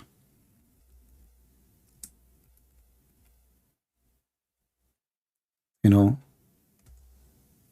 if you are listening carefully, the one who wrote the Quran is an idiot. How there are 8 pairs? 8 pairs. And then you say 2 plus 2 plus 2 plus 2. Those are 8, not pairs. 8 pairs is 16.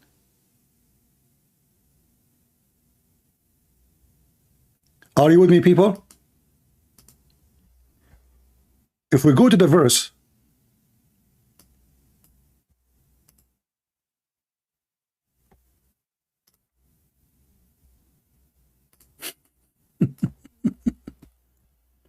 just to show you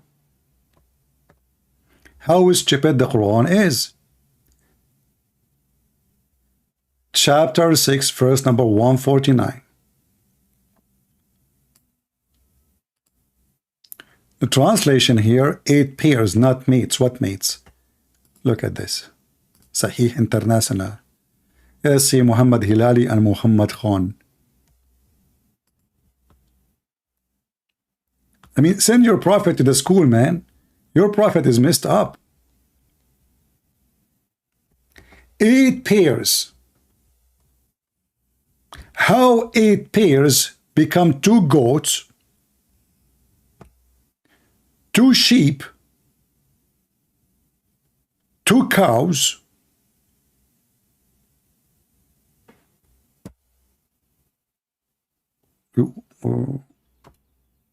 and then he continued here saying, and end of the camel. See, we mentioned the camel before, here it mentioned it. End of the camel, 2 male and female. And of the cows, male and female. But this is 8, not 16.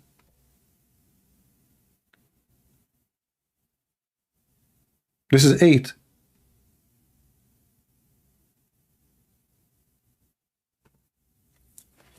How we can prove this is talking about 8?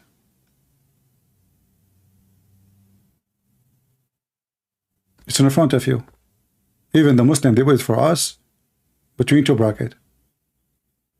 Even the Quran says two. Two, two, two, two. In this verse here, it's mentioning the camel. In the other verse, does not mention the camel. Look like Muhammad later he decided to add it. However, this is a wrong number. And he is trying to say, well, the rest are not cattle.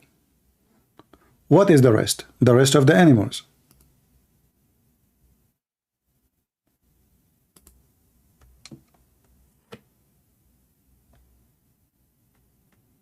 Muslims are allowed to eat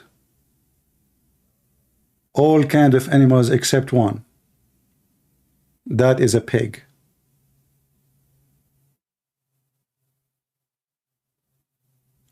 And to make it more horrible too, the Quran mentioned that the word an'am translated as cattle, which is lousy. Do Muslims eat what they ride? Yes, they do. Do they eat donkeys? Yes, they do.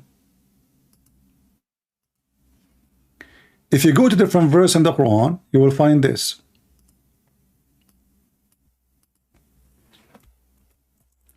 Remember, he is the one who said that the word cattle, the word an'am translated lousy. But this is the Muslim translation.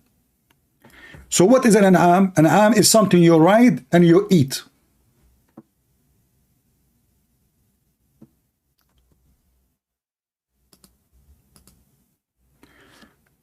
Do Muslims, are they allowed to eat donkeys?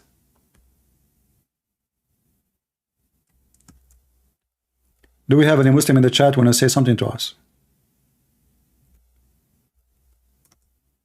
Muhammad, he forbid only the wild donkeys from eating them.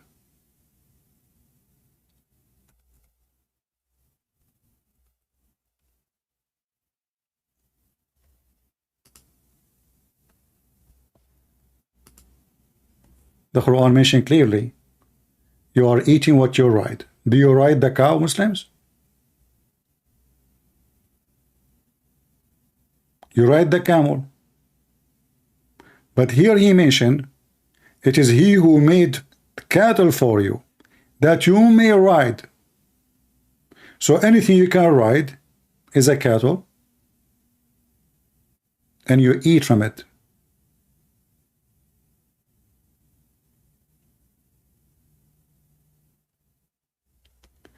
How we can confirm that this is include horses and donkeys and mules? There's a verse in the Quran saying it clearly. What is the one the Muslim they ride? It's not even the cow.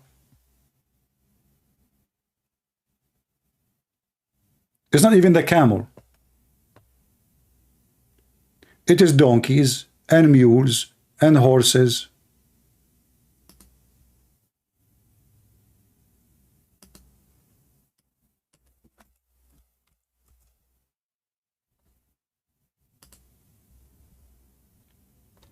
So now we have two verses. One is saying, Al-An'am is a cattle which you can ride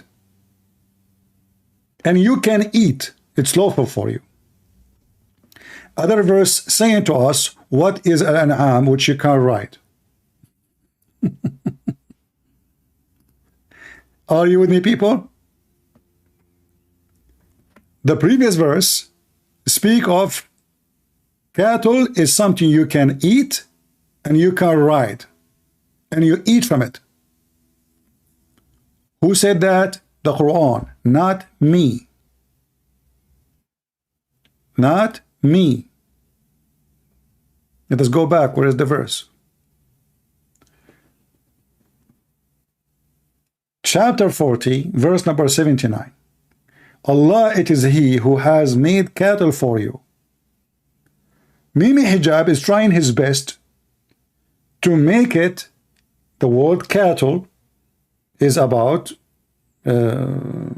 certain things only. And An'am does not mean really all of those. I want to play again what he said, so I want to be sure I did not get him wrong. Just to be sure.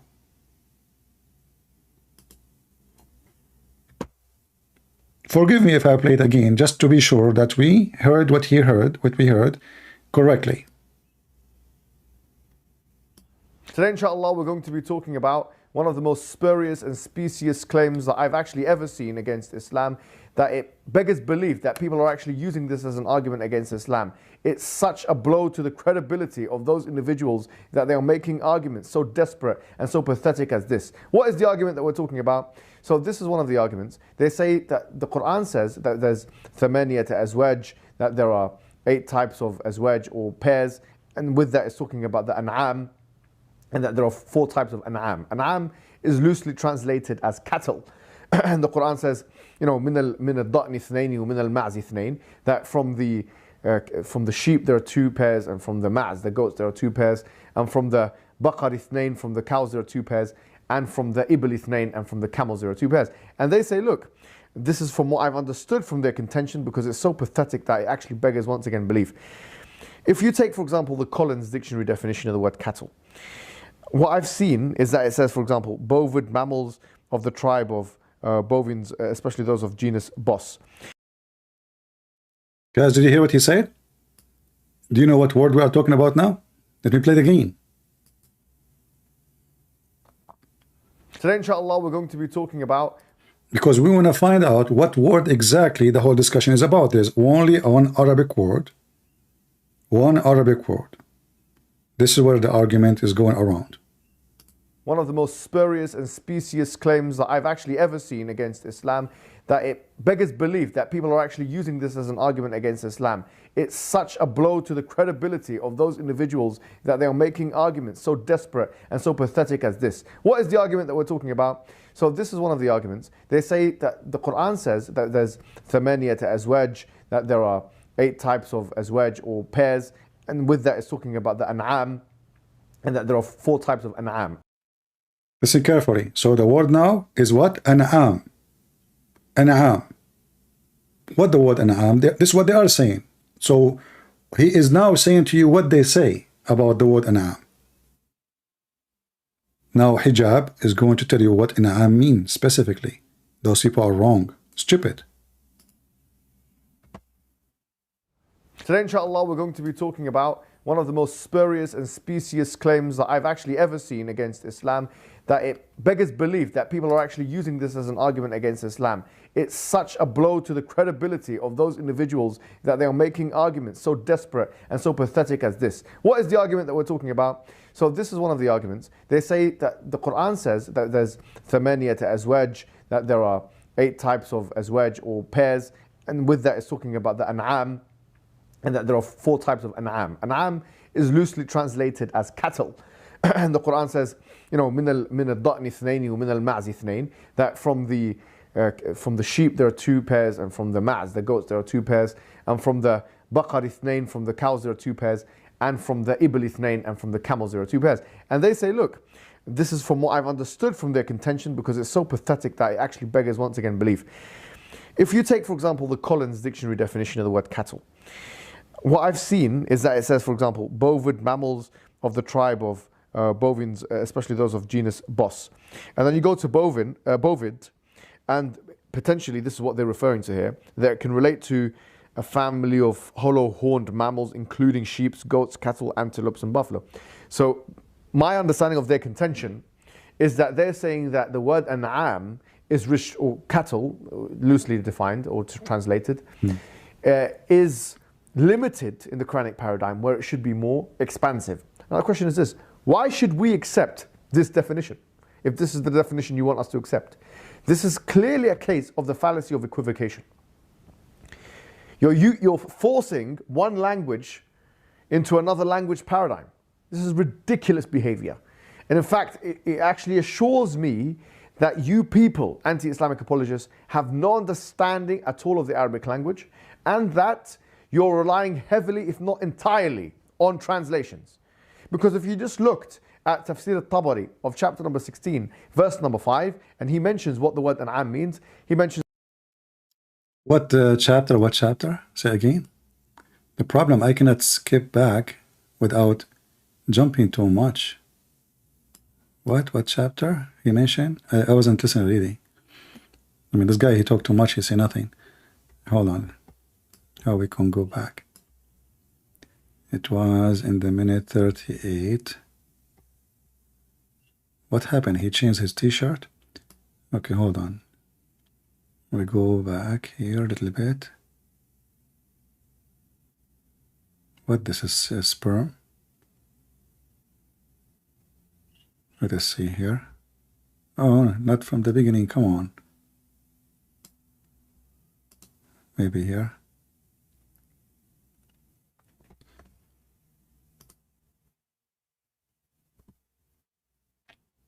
He said 16.5. He said 16.5. Okay, hold on.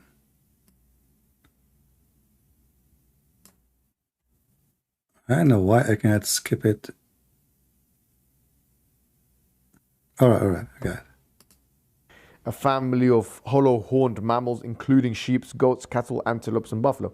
So my understanding of their contention is that they're saying that the word an'am is or cattle, loosely defined or translated, is limited in the Quranic paradigm where it should be more expansive. Now the question is this: why should we accept this definition if this is the definition you want us to accept? This is clearly a case of the fallacy of equivocation. You're forcing one language into another language paradigm. This is ridiculous behavior. So why you translate it as a cattle if it's not cattle? Why the Muslims being ridiculous, stupid, and you on yourself, when you did read the translation, you use the word cattle. As long as it's not cattle, why you stupid you using the same word? Are you with me, guys? As long as this is a stupid translation, as long as this is a wrong translation, why you yourself you are using the same word? Now what the word mean? And in fact, it actually assures me that you people, anti-Islamic apologists, have no understanding at all of the Arabic language, and that you're relying heavily, if not entirely, on translations. Because if you just looked at Tafsir al-Tabari of chapter number 16, verse number 5, and he mentions what the word an'am means, he mentions that it means those four things. The word an'am itself. Let us go to al-Tabari, shall we?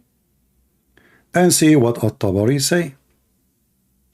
He mentioned only those four things. Is that going to help you, or that is going to beat you? We will find out in a minute. Let us go to al-Tabari. Where is Tafsir al-Tabari?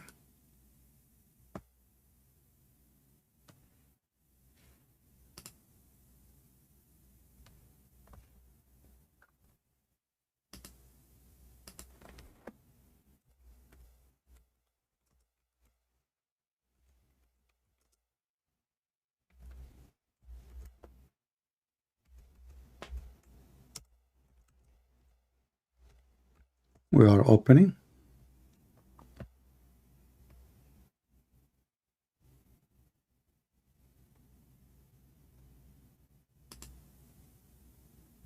All right.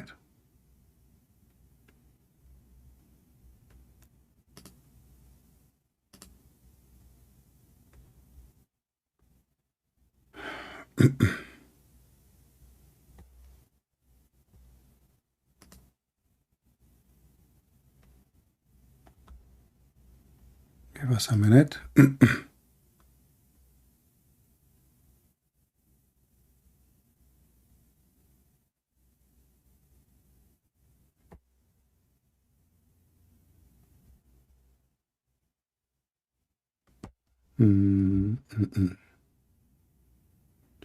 Verse number 4, 5. Okay.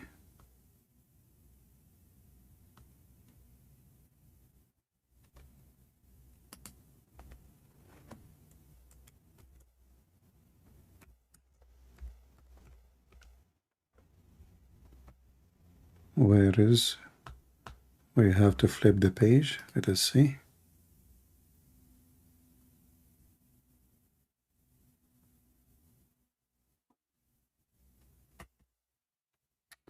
Unbelievable. Let me open different website. I will put it for you on the screen. Just give me a minute, and we will use Google Translation so we can laugh together at Mimi Hijab, quoting certain chapter for us.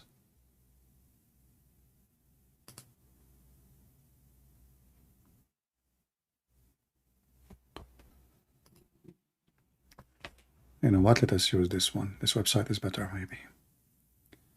But we have to switch to Arabic. Give me a minute. This website is not allowing me to translate. 16.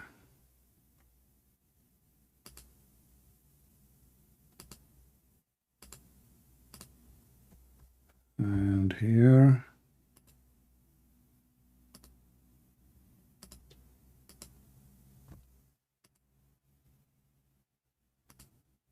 Right.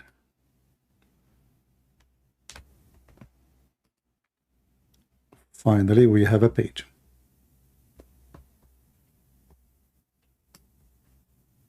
Remember, Muslims, it's not me who decide what is al-an'am. It's not me. He himself, he said, At-Tabari, he gave what exactly is al-an'am. Let us translate together. Again, this is At-Tabari. This is the official government website of the Kingdom of Jordan, which is not a king, really. He's just a joker made by the British intelligence, plus may Allah bless them. Let us translate. You will see here, before we translate, it says here,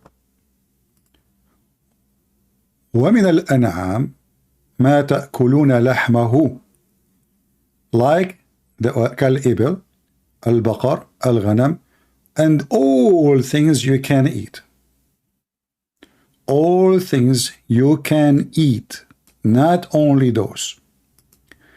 The liar, he says, it's only those things. Google Translation, translate. Okay. And the cattle whose meat you can eat, such as a camel, cow, sheep, and all that those meat you can eat, which means is lawful for you to eat. What is the meat Muslims are lawful to eat? Everything except pigs. And then there's some hadith mentioning as an example, don't eat the zebra, but you can eat donkeys. Muslim even eat lizard. But this guy, he said to us, let us read what is the cattle we are talking about. Anything we can eat. Based on this, a fish is a cattle.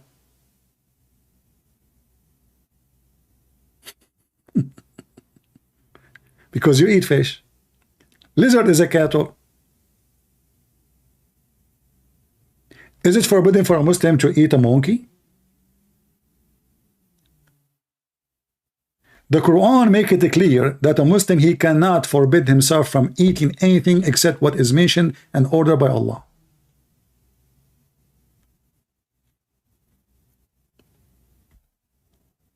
And the Quran forbid only certain kind of food.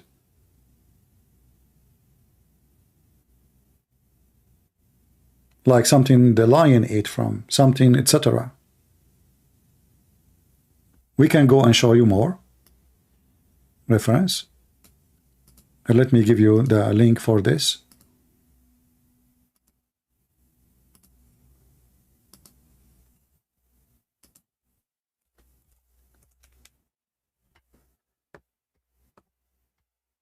If we go in the Quran here, we will find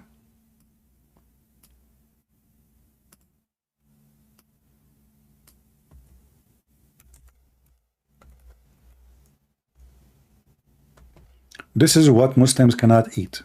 The rest is halal. It's kosher. That's it. If something already dead, you cannot eat. If something is dead, you cannot eat. Blood, which is funny because when you eat meat, you eat blood anyway. That is a stupid statement. And the meat of the of pork.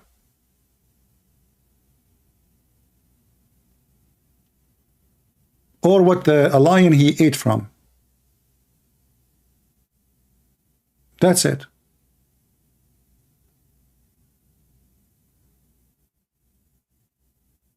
So as long, Al-Tabari, he says, whatever you can eat beside sheep and camel and etc., then whatever you can eat. And this is the only list you cannot eat in Islam. There's nowhere else says what you cannot eat. Unless you are going to decide to add more lists to your food. In fact, the Quran confirms that even the Jews, Allah never forbid them from eating anything. It was Israel, which is supposedly Jacob. He is the one who forbid himself from eating certain food. Allah did not tell him. Which is very weird. It turned to be that Musa is not really doing a good job. If you go chapter 3 verse number 98, it says, all food was lawful to the children of Israel except what Israel made unlawful for himself. Do you see it?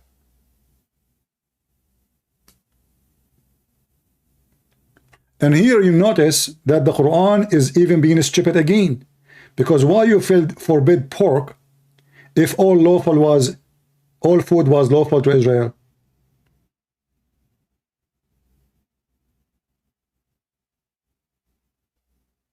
Are you with me? How come pork became unlawful for Muslims if all food was lawful for the Jews? Why Allah did not forbid the Jews from eating pigs? Any Muslim can tell us? If the pigs are dirty, well, they are dirty always. Maybe in the time of Israel, those pigs, they used to take a shower twice a day.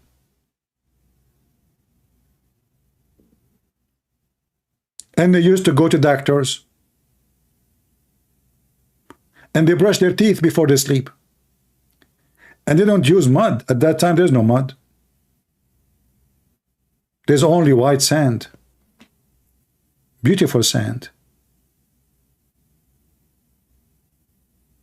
All food is lawful. So this is the cattle. And the Quran in different verse make it clear that the food of the children of Israel and the food of the Christians is lawful for you.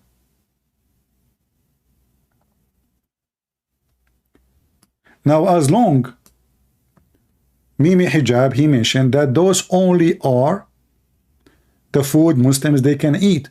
What about I asked Mimi Hijab to make a list of food the Muslims can eat and Muslims cannot eat?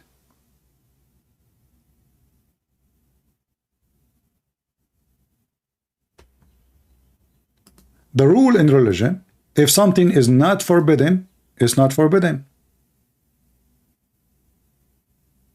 And the Quran confirms that cattle is something you're right.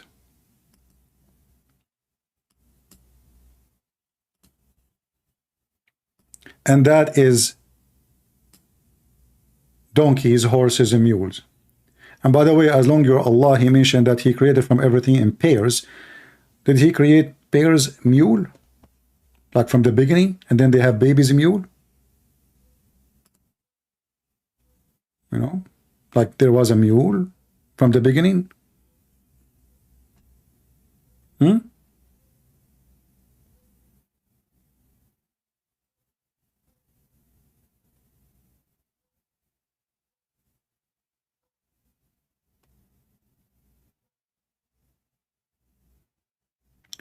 Do we have any Muslim here? And actually, those verses have many mistakes, many error on them.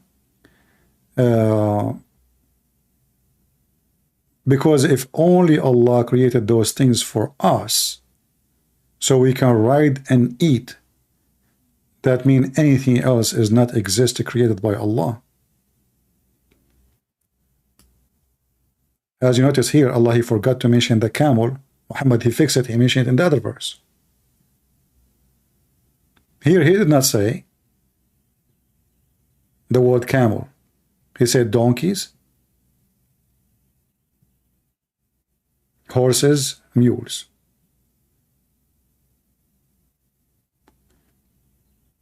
The funny thing is, Allah is counting for us how many things He did to us. Look like those Arab who worship Allah, the pagan Arab, they do not know that supposedly Allah is the creator. So He decided to remind them of His creation. You have a mule? I gave it to you. You have a horse? I gave it to you. And then we find in the hadith it says that Allah created Himself from the sweat of horses. He made the horses run until they sweat, and then He created Himself from the sweat of horses, which is very funny.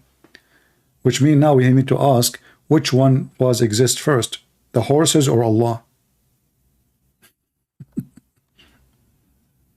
The egg or the chicken?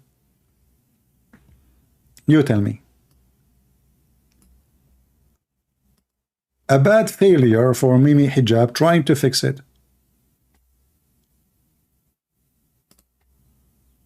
Let us continue a little bit and see what you want to say.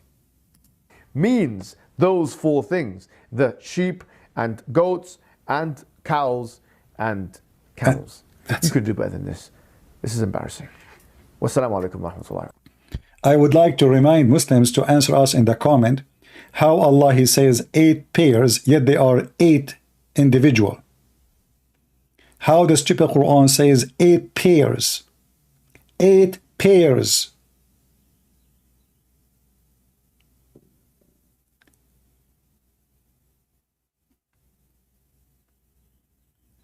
Same time, why even He is saying the word 8? Is that the only limitation of His creation?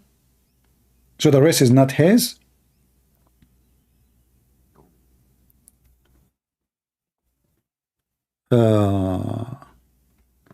People in the chat, please refrain from asking me questions have nothing to do with my topic. Otherwise, I will block you. Be mature, be adult, please. I'm spending hours with you. Right? So why you are asking me a question have nothing to do with my topic? Be mature. And then Mimi Hijab, when he decide to fix it, he make it more blind. If we go in the Quran, as long as he finish it, I thought you want to say something more. Because we have more to say about this.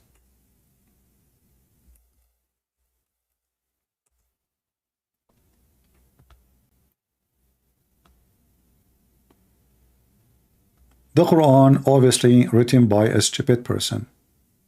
And the Muslims, they don't know what to read. They don't know. That's why the interpretation of the Quran is so stupid. Contradict each other. As an example, not limited. Oh, you know what? I forgot. Yeah, he mentioned about Noah in his video, so we will play Noah. But look in here what it says.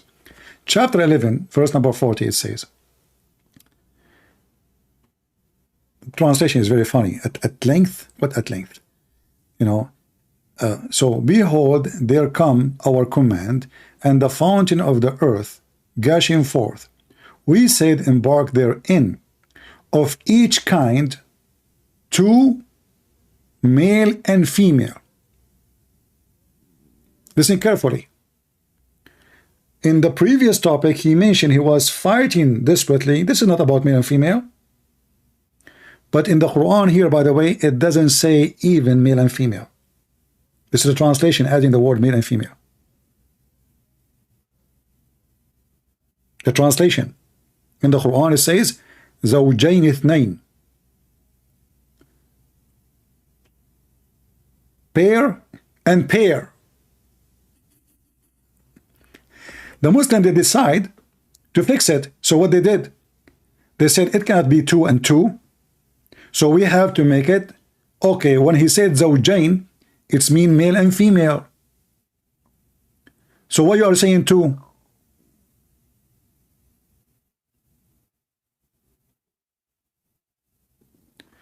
So they try to fix it, and they make it in the English translation from each kind 2, male and female. If we change the translator, let us see what we will see. This is Yusuf Ali.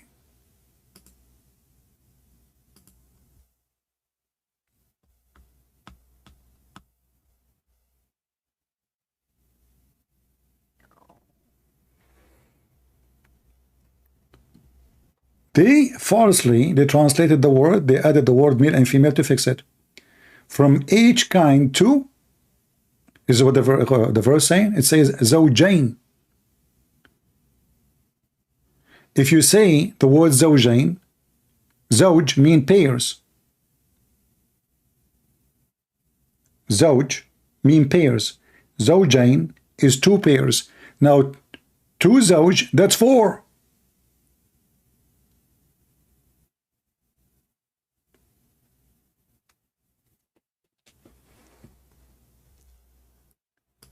Let me try to show you more of this stupid book. And we will go to the story of Noah after.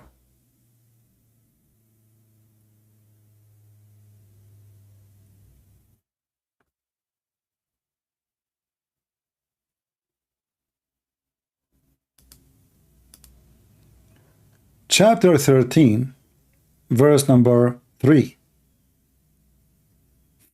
Read with me carefully.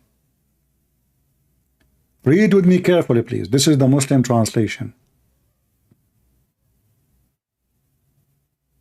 Muhammad Hijab, he says, you stupid, you are relying in the translation.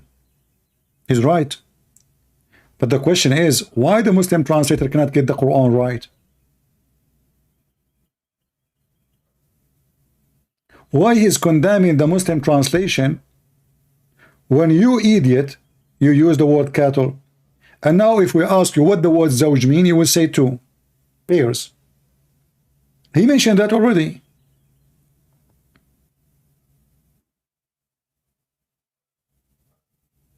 He did read the verse about 8, he said 8 pairs, not me who said that. He himself, the translation he accepted, he said he used the word 8 pairs. Translating what? The word zawj. So here we have zawj and 2. Okay, so look what the Muslim they did. Zawjain ithnain. They did not even dare to say, they did not know what to say. Zawjain ithnain, 2 pairs, between 2 bracket, 2 in pairs may mean, listen, may mean 2 kind, or it may mean of 2 sort, e.g., black and white, sweet and sour, blah, blah, blah, blah, blah. We change the translator. We go to Yusuf Ali.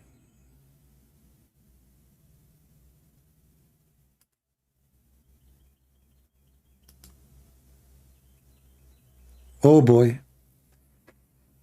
Do you see with me what we see? Zawjain ithnain is 2 and 2.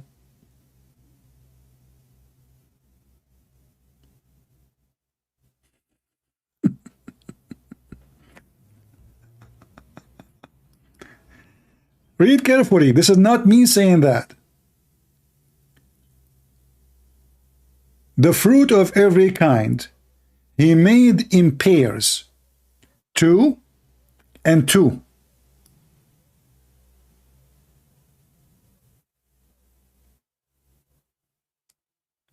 So what the word zawj mean now? Pairs. How many pairs we have? 2. What 2 and 2 mean?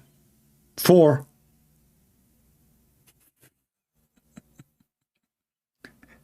So why Allah is asking Noah, to take from with him from every kind, 2 and 2. Let us go and see what Mimi Hijab will say about it. Shall I stop here, or are you guys tired? Are you bored? Are you tired? Let me know, please. The video became so long. And you see, I will give you all the time to make it 50,000. I stay with you all those hours. I want to see people watching, learning, downloading.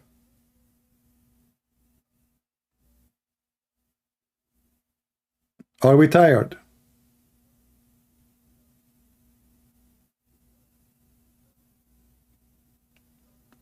Let us make a vote. If you are tired, give me 1. If you are not, give me 2.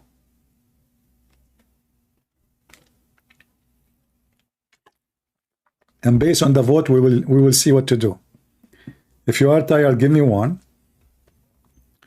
If you are not tired, give me 2. And let us show the vote here. We have 1, 2. 2.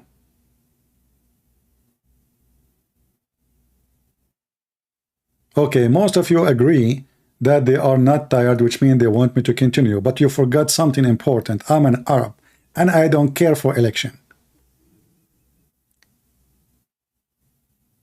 Bad news. Since when an Arab, he will take what people say. Vote in the Middle East is haram. Democracy is against Allah. So you say 2, I say 1. You say 1, I say 2. Hello? Thank you very much. Anyway, I will continue. All right. I was just kidding. Vote. Yeah, right. By the way, we are the one who created the word vote, but the word, I mean, come on. We vote in everything. We are voting people. 99.99999 they elect Saddam Hussein. And the one who did not vote yes, he died in the way, sadly. He was going to vote yes too. But what you can say? Things happen, brother. Things happen. So let us continue with Mimi Hijab, giving us more jewels of his own. This is about Noah, and I remember he mentioned the word Noah. He mentioned the story of Noah. So let us go to his video and see what he said about that. Which minute he spoke about Noah. What is Noah? Okay. Were all the species on earth put on Noah's ark? That is a good question. Why were all the species on earth put in the ark of Noah? Mimi Hijab is going to get you busted, you kuffar. Today, inshallah, we're going to be talking about a contention which is put See, after I got him busted, he starts saying inshallah. forward by some of those detractors, namely one that talks about the Noah's Ark narrative. Now, obviously, we know this narrative is also in the Bible, but this specific narrative, or this specific contention, I should say, is leveled directly at the Qur'an. In particular, leveled at chapter 11, verse 40 of the Qur'an, where Allah subhanahu wa ta'ala says that bring on it min kullin zawjayn ithnayn, from every pair or every kind a pair, from every kind. Guys, did you see how he translated the word? He just said the word zawjayn, and he said 2. But the word zawjayn, in fact, itself is 2 pairs. Zawj is 1 pair. Zawjayn is 2 pair already. But let us continue with him. Kind a pair, male and female. So they say it's virtually impossible to fit all the species of the earth, all the species, male and female, on this ship. What kind of ship would this be anyway? It's virtually impossible to put all these animals. And when we say pair, I mean, it's saying from every, it's not even saying animals here. It's saying min kullin zawjayn ithnayn, from every kind, or min kullin. Anything that can have a pair, really. زوجين اثنين.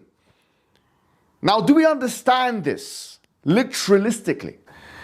So the answer to this question is this. The operative words here, min kullin زوجين اثنين, or kull, the word kullu in the Arabic language, which literally means every. Now he will go back speaking about the word kull mean, and he will lecture you, and he will mention, maybe, I'm just guessing, the same names he mentioned before to prove his point, which we get him busted with it. The same names. In one of the translations of this term is what is the source of confusion. Because some people read this and have a very literalistic interaction with this word. This word does not only mean, this word kull in the Arabic language, does not only mean every single thing. It can also mean many things. And what is the evidence of this? The evidence of this can be found in the Qur'an itself. He will quote, I guess, the same chapter he mentioned to us where it says, he destroyed them except their houses. But again, this is a stupid example because there he put the word except.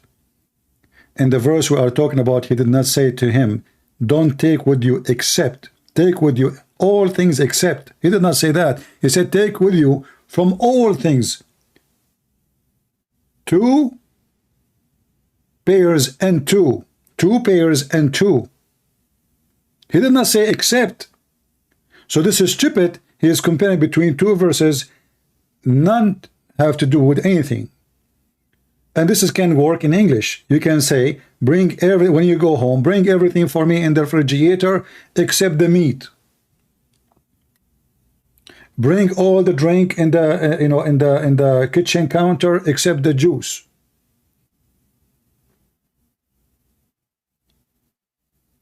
Eat all the food is there in the table except the apples. Here we go, we are using everything. So what does have to do with this? This is his stupidity, and this is how his narratives with the holes. So now what happened? Is it all animals in the ark or not? Where in chapter 46 in Surah Al-Ahqaf of the Quran, in verse number 25, Allah subhanahu wa ta'ala says, تُدَمِّرُ كُلَّ شَيْءٍ بِأَمْرِ رَبِّهَا. That it destroys everything with the command of your Lord. It's talking about a wind. فَأَصْبَحُوا لَا يُرَى إِلَّا مَسَاكِنُهُمْ. So they could not be seen except for their places of inhabitation. Or see? So there's the word except. You're a donkey. Same time, this is a mistake in the Quran, because how you can kill people who they are sitting inside houses inside the mountain by wind? The whole city actually is inside the mountain, not only houses. The whole city. Betra. Residents.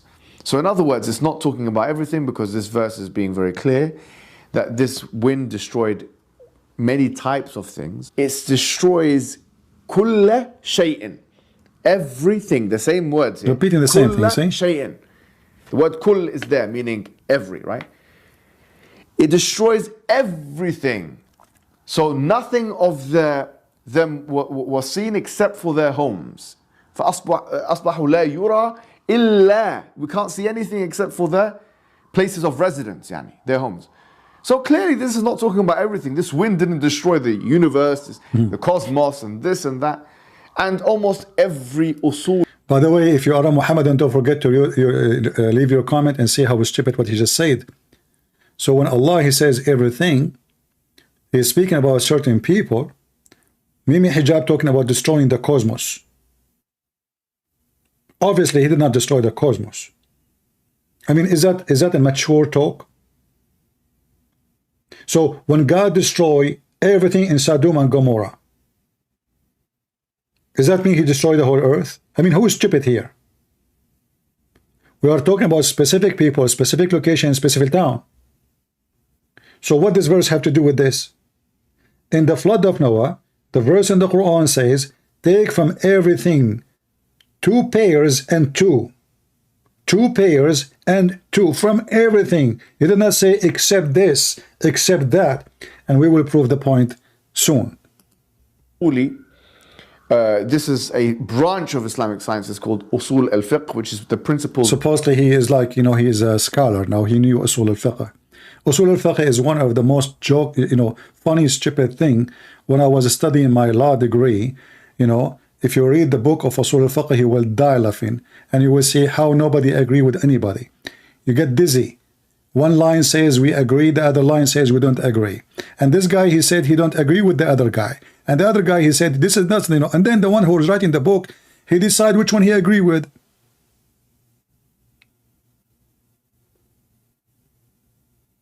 This is Usul al-Fiqh. Tell us more. Of jurisprudence. They use this in their tracts and their treatises, the word kull, and it's actually a category of thing called al-am الذي يراد به الخصوص or al-khas, that it's something which is general and what is intended from it is a specific thing. Guys, so Allah, when he said to Noah, take from everything with you 2 pairs and 2, he sent him a book. It's called Tafsir Potato. Noah, he opened it. Okay, Allah, he said to me from everything. Allah, he sent him an additional book. He downloaded online. It says to him, listen, I said to you everything. Don't be stupid. Don't get everything. I don't mean everything. This is what he's trying to say to us. But if this is what Allah, he said to Noah, you idiot, how in the world Noah will know that he don't mean everything? He will go to Mimi Hijab video.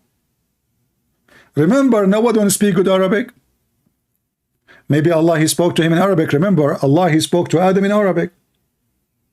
When Adam, he said to Allah, he said, Alhamdulillah, Bismillah. He said, Allah, finish me before the sunset in Arabic.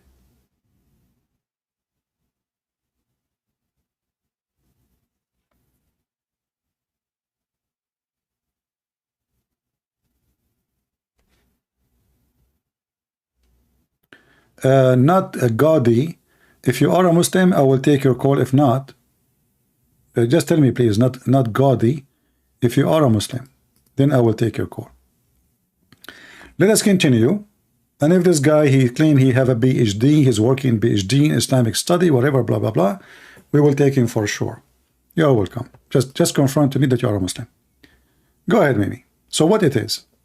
So it's a kind of usage of the language which was understood by the scholars of Islam. One of the scholars of Islam, As-Suyuti, who died 911 after Hijri, he in fact wrote a book about this word. Do you know why he mentioned the date in Hijri? To make you believe that this guy is very long time ago. Like, what is the date? Oh, like, he said 11. That's long time ago. Abdul, this guy, I mean, he is fresh in the business. But anyway, you keep quoting As-Suyuti. Shall we go and see As-Suyuti, what he said about this? We can. And then people will laugh at you. Remember carefully, he is the one who mentioned As-Suyuti. Where is this guy, Gadi? I'm waiting for you, my friend. Are you a Muslim? The one you claim you have a degree, master degree in Islamic, whatever, and you are doing your PhD. Are you there? I will be happy to have you. We don't see an educated Muslim here much. I'm waiting for you to confirm that you are a Muslim. And I will open my Skype just for you, even I'm not done with Mimi Hijab yet.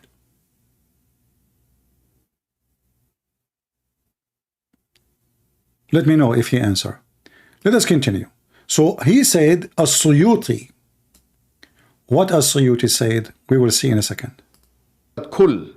Al-Kullu ma alayhi tadul. This is the name of the book. And in it he shows that there are usages of the word kull, which is literalistically translated as every, which cannot mean every single, such that nothing is excluded from that particular genus or circumstance, whatever it is we're talking about, universal, whatever it is we're talking about. Guys, Did he just mention as-Suyuti? He said it doesn't mean. Did he say that? And so with this, I should say one more thing. What with this? No, hold on, where is as-Suyuti? You just mentioned as-Suyuti. Why you don't put for us as-Suyuti on the screen and show us what as-Suyuti said?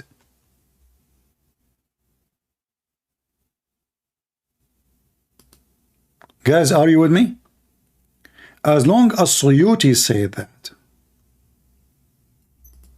why we don't show what as-Suyuti said? He mentioned things that as-Suyuti said. He don't mean everything. He don't mean all animals. Well, we can go right now to as-Suyuti. Shall we? Chapter 11, verse number 40. And we will see if as-Suyuti, he said what this guy is saying. Do we have any Muslim?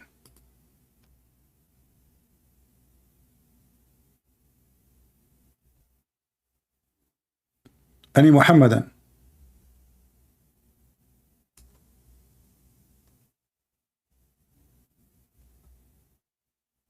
Anyone? Who agree with Mimi Hijab?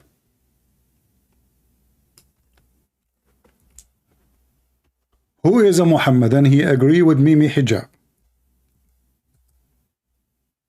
Anyone? This is as-Suyuti.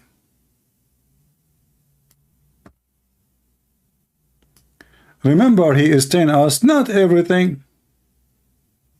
Not everything. Not everything. Who said that? As-Suyuti.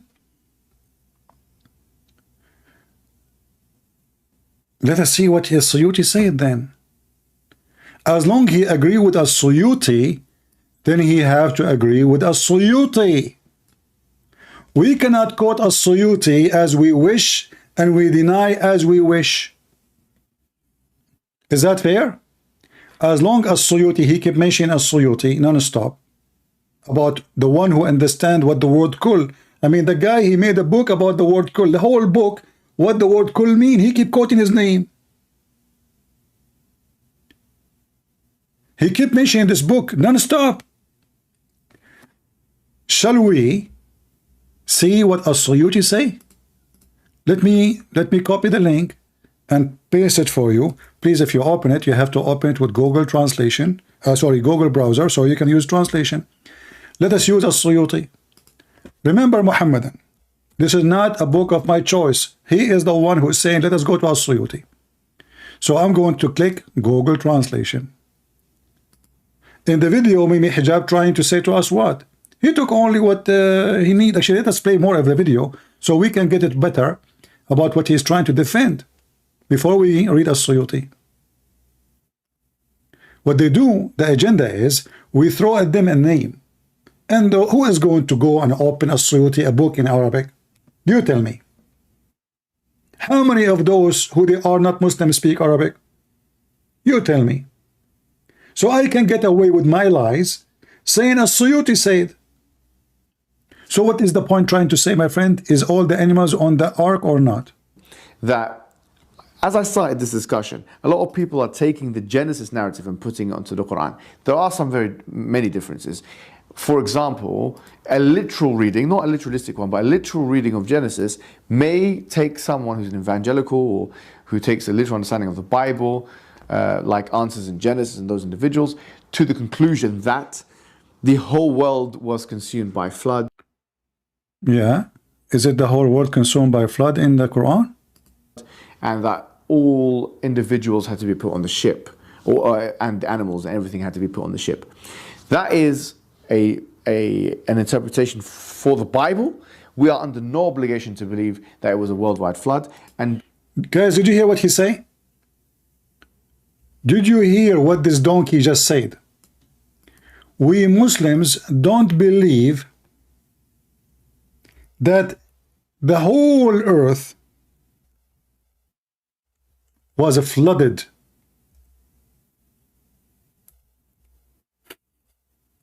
Mimi Hijab. How many people would download my video and post it around the world, and they will add subtitles, and everybody, including Muslims, would die laughing at you?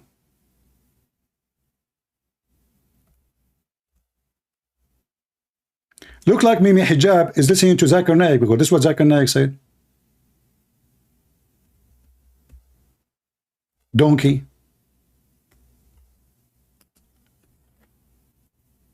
Actually, this is a proof that Mimi Hijab never ever did read his book.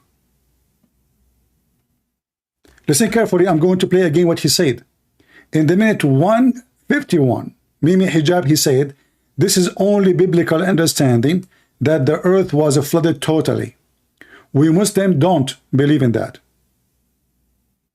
Oh, we skipped heavily. Where are we going?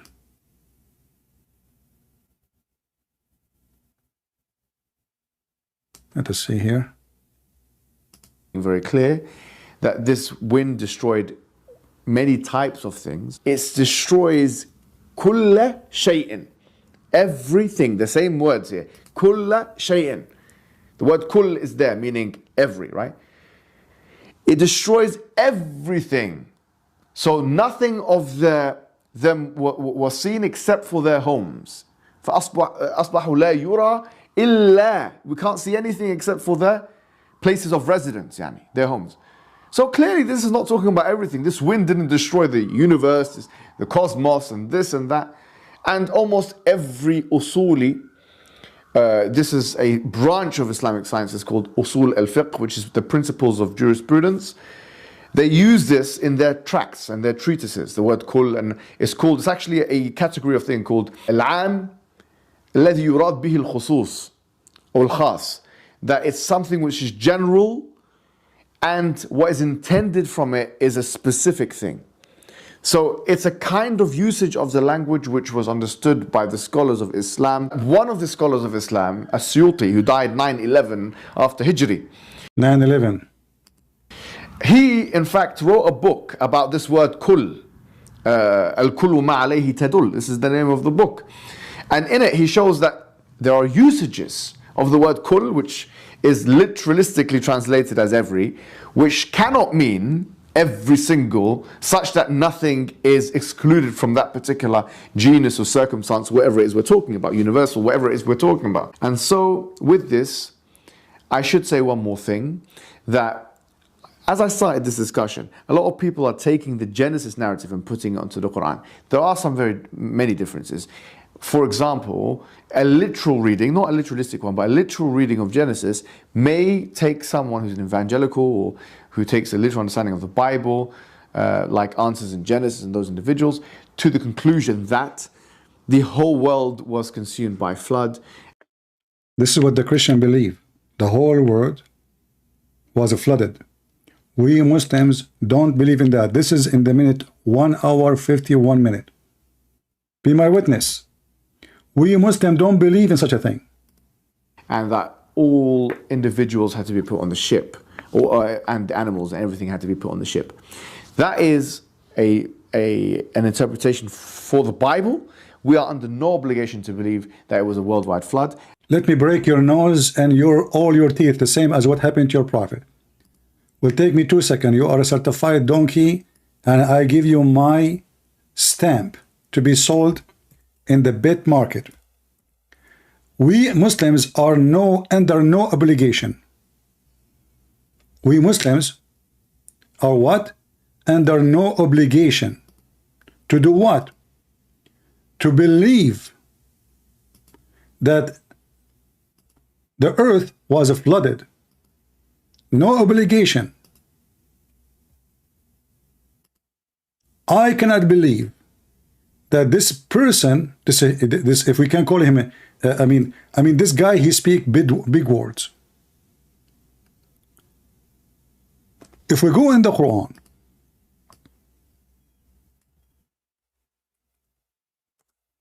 and we will show the interpretation of the scholar, he mentioned his names.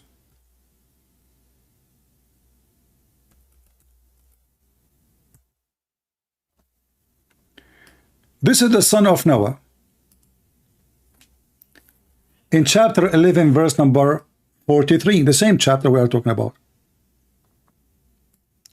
The waves were coming like mountains. Now they ride the ark. The son of Noah, when the waves coming like mountains, Noah, he said to his son, ride with me, my son, embark with us. His son, he said, no, no, no, no.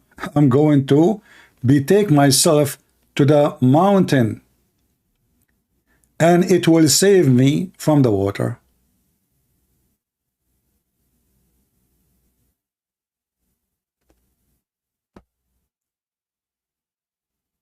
Was the earth covered by all, the whole earth covered by water?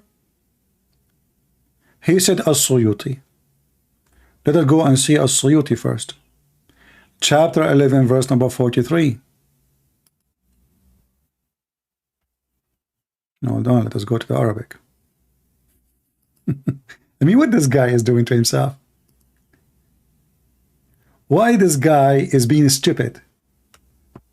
We Muslims don't believe in this. Are you sure?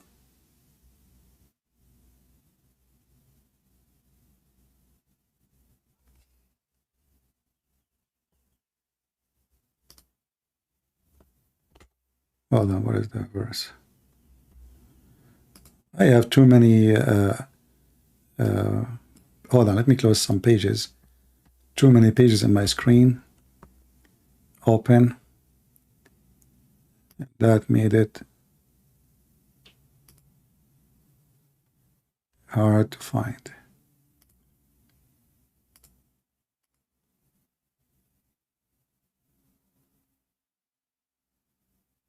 Okay.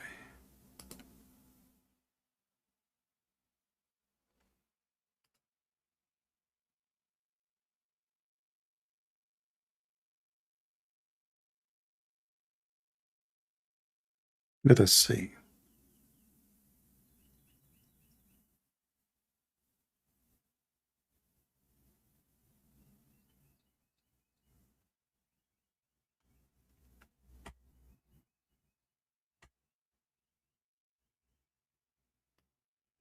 The reason he chosen As-Suyuti, because here he mentioned nothing about how the earth, if it's all of it, is flooded or not. Let me show you. However, we will show what As-Suyuti said about that too, but in different place too. Let us put it in the screen.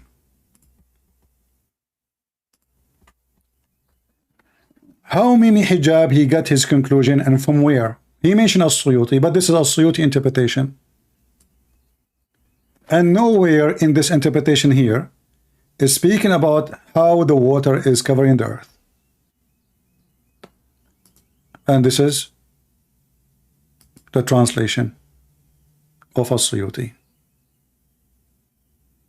And this is the the official government website of Jordan. Where do you get the interpretation from? Where you Muslims, you mention As-Suyuti. Why you mention As-Suyuti? How come you mention somebody, he never mentioned that? He never mentioned the same verse we are talking about, if he cover whole earth or not. And the same verse. But we can find in different location. Why he said we Muslims don't believe in that, and we have no obligation to believe in what the Bible says, that the whole earth was merged by water. The answer is very simple. Either he is stupid, he did not read his book, or he is doing that in purpose to lie. Let us find out together.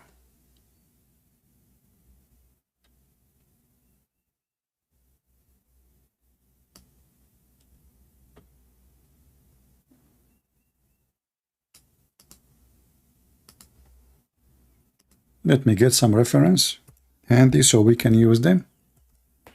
And we get this Abdul busted.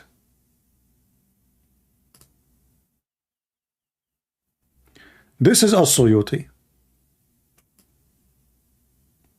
People, this is As-Suyuti, not the English one. The English one is like, you know, Joe Biden's speech. Chapter 8, verse number 47. In that website there, you know, the page is so small. Chapter 8, verse number 47. Actually, I'm going to give you the link. I'll not even read what it says there yet, but I know what is going to be there. I mean, in this page, in this website. You can open it with Google Translation, and you will see, and you can click Translate to English. So, does As-Suyuti, his favorite scholar, mention that the whole earth was covered by water or not? That is a good question we need to find out.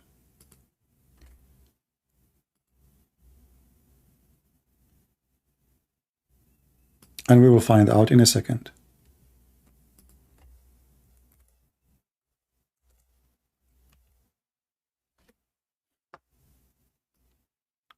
This is the stupid Mimi Hijab. Mentioning books will prove him to be stupid and donkey.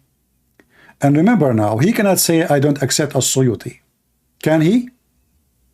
Because when you witness for somebody that he is your proof of reference, and you keep talking about his book, he is the one who understands the Quran perfectly. He is the one who can explain the Quran perfectly. Then you cannot say, I don't agree with him perfectly. This is As-Suyuti. I gave you the link already in the chat. Some people, they might have a delay to receive it, but you'll receive it. It's going to come to you in the chat. I will use Google Translation. What is the animals they were inside the ship? Is it all the animals? You will die laughing. Translate.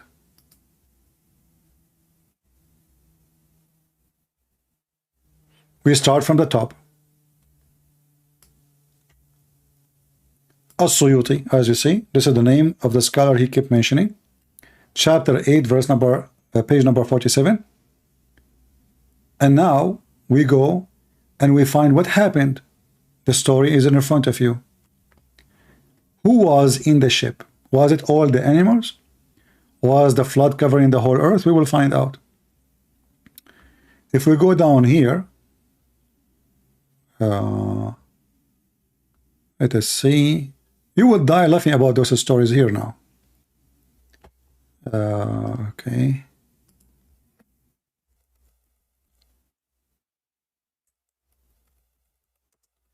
You know, I'm just looking because when Google Translate, you know, I mean, the page changed totally, you know, messed up. So let me find where we start. Here we go. As-Suyuti, narrated from the authority of Ikramah, he said that when Noah, peace be upon him, carried the lion in the ark, he said, oh Lord, I mean, why he need to carry the lion if the flood not all over the earth?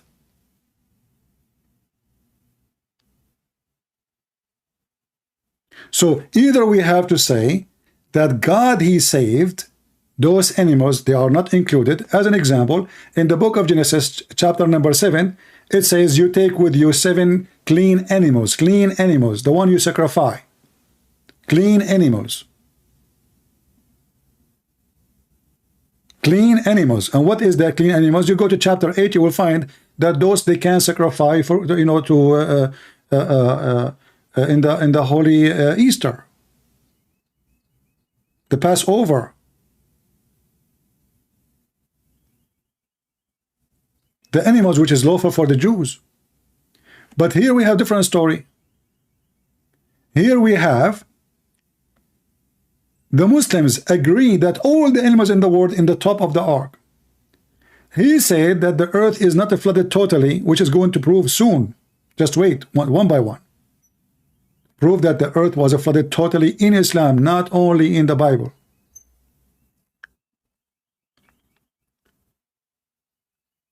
So Noah, he carried the lion. When he carried the lion in his ark, he said, "Oh Lord, he asked me for food. From where I feed him?" He said, "I will distract him from food." Yeah, open TV for him. So God gave him a fever. Oops, the lion now is sick. And Noah, peace be upon him, would bring him the ram. And he would say, the lion is talking, guys. He have a name. His name is what? Uriah?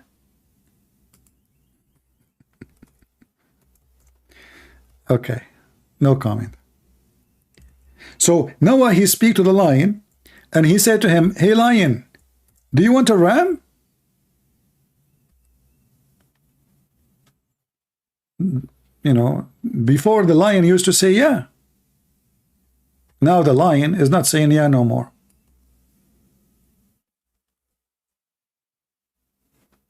He say yes, as you see.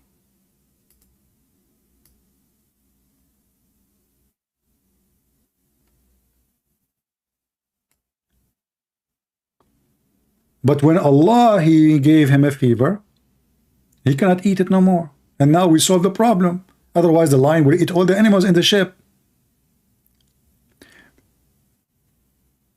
Noah, peace be upon him, page number 51. While he was in the ship, so he hit him, which means the lion, with his leg.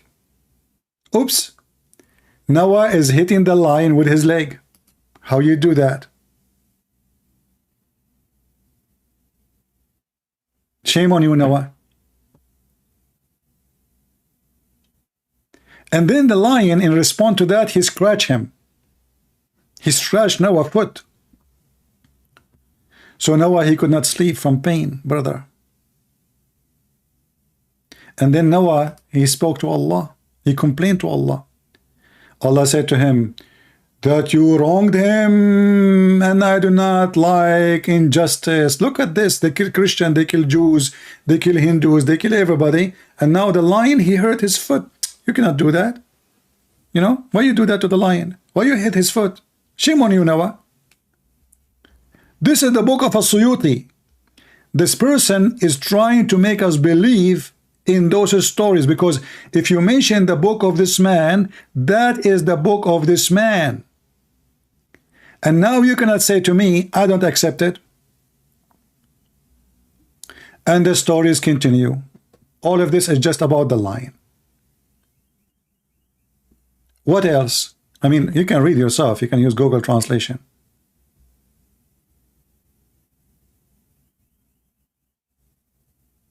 This is the book of Islam. And this is how they understand. So even the lion was there. Maybe Hijab is trying to say to us, no, not all the animals. And we Muslims don't believe that the whole earth was covered by water. And this is the conclusion he's trying in his video. As long not the whole earth was covered by water, well, that mean animals can exist in different places. They will survive. Allah want to destroy only those people. But this is far away from what the Muhammadan believe. And we will continue. What else? I wish this coward would dare to call me. So people will laugh and will see how stupid he is.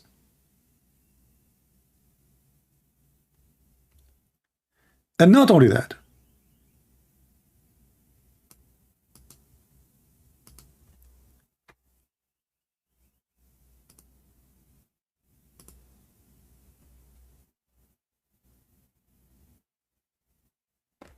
When somebody, he mentioned to us something, did he read the book?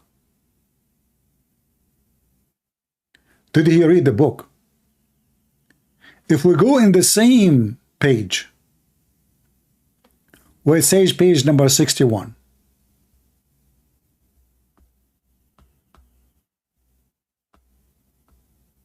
How many people will laugh at you, Mimi Hijab? You donkey. We Muslims don't believe in such a thing? What is 61? 61. Read with me carefully. This is Google translation. I can show it in Arabic. Let me show it in Arabic first.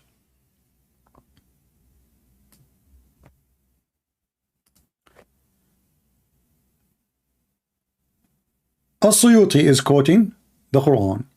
فَفَتَحْنَا أَبْوَابَ السَّمَاءِ بِمَاءٍ مُنْهَمِرٍ. So we open the doors of the sky with, pouring water. And here it says, and it was every drop of water the same as what come from a spring of a river, of a village. This is how big every drop. And here it says in the one highlighted, and nothing left in the top of this earth, nothing left, but was not destroyed. Let us go to the English translation. Remember, Mimi Hijab, the stupid, he is the one who asked us to go to As-Suyuti. It's not Christian Prince. In page number 61, and this is the reference in front of you, and I posted the link for you already, I think, right? Did I? Let me post it for you again if I did not. In page number 61, let me do it again.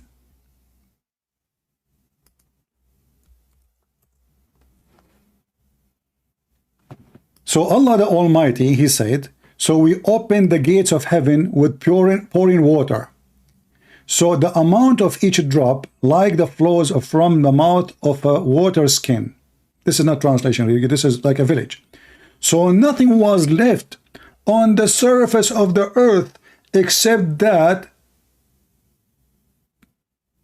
destroyed. The translation is, it says perished. It's fine. Except it was perished. Except who? Except those who they are in the ship of Noah. The stupid idiot, and all of you heard him, he kept talking about As-Suyuti, As-Suyuti, As-Suyuti. And now what As-Suyuti did? As-Suyuti gave him a finger.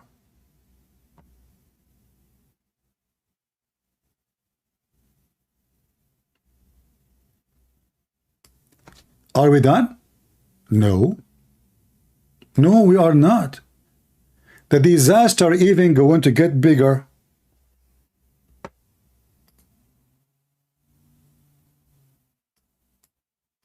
How many people will laugh at the person who claimed that he can debate Christian Prince? That's why he's running away. He knew he's no match. Imagine he's debating me and he said that to me.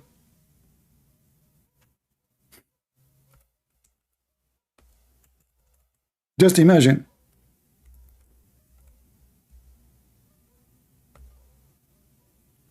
Read with me the disaster, the book of As-Suyuti.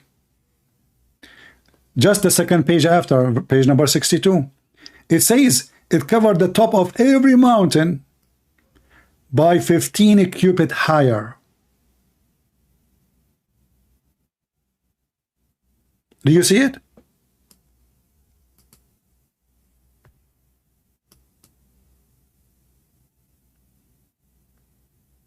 Do you see it, people? I gave you the link. Christian, Muslims, all of you, they have no excuse. Go open As-Suyuti. This guy, he says, we Muslims, we have no obligation to believe in what you Christian believe. A stupid Abdul asking me if I am a slave of Christ. My friend, Christ, he came to free us, not to slave us. You are a slave of Allah, for you are a donkey. Our God do not need slaves.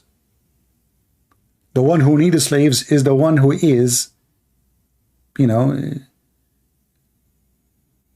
self-echo, weirdo. I can humble myself. I say I'm a slave of Jesus. But Jesus did not come to take slaves. The Quran says he did not create the genie and the human except to worship him. That's all. Stupid God. God, our God, he created us for he loves us, not because he need worshippers. Your God need worshippers. That's why your prophet says, I swear by Allah, if you don't commit sin and ask Allah for forgiveness, Allah will destroy you and bring people who commit sin and ask for forgiveness. Mentally ill God. He will destroy you if you don't commit sin. But anyway, going back to our topic. The top of every mountain was covered by water. This is the book he chosen for us.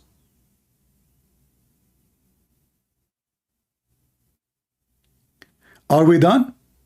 No. According to Islamic interpretation, Noah not only he took with him animals, he took with him the trees.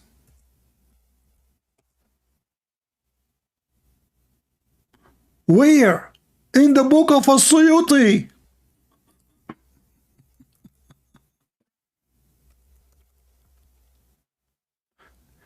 Let's see if we can find it. Read it.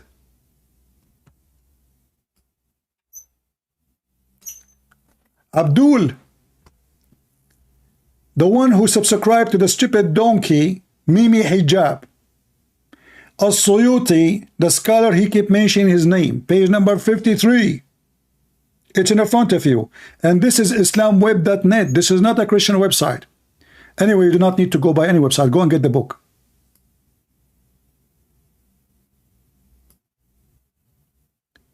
And then the Muslim, they will say, it doesn't say that in CP. So page number 53, it says that he took from every tree in the earth with him.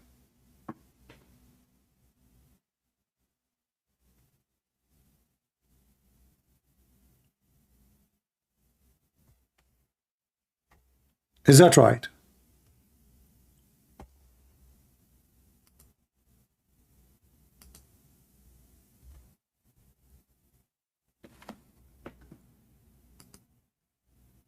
Ishaq ibn Bishr and Ibn Asakir said, narrated, on the authority of Ali. This is Ali, not Mimi Hijab.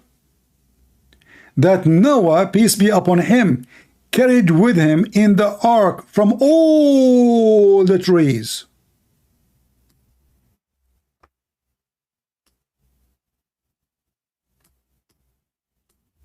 And you donkey, you are carrying for you are saying to me As-Suyuti, As-Suyuti, As-Suyuti, and we Muslims don't agree that the whole earth was destroyed, was flooded.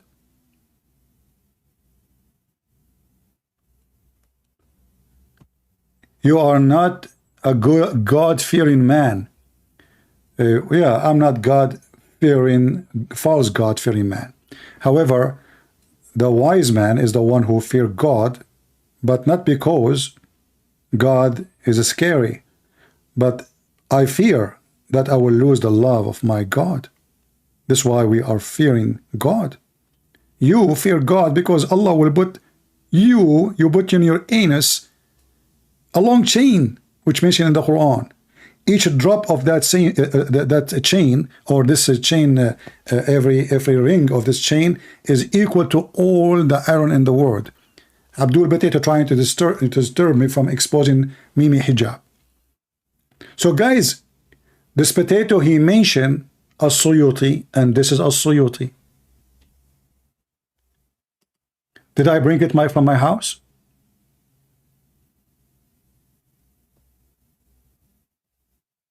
Is it me who's saying that even he carried the trees?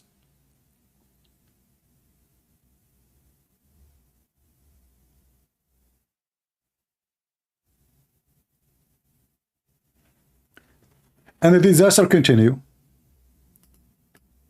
As long as he agree with the Suyuti, let us read the Suyuti. According to this Batoti Sututi, things go beyond stupidity.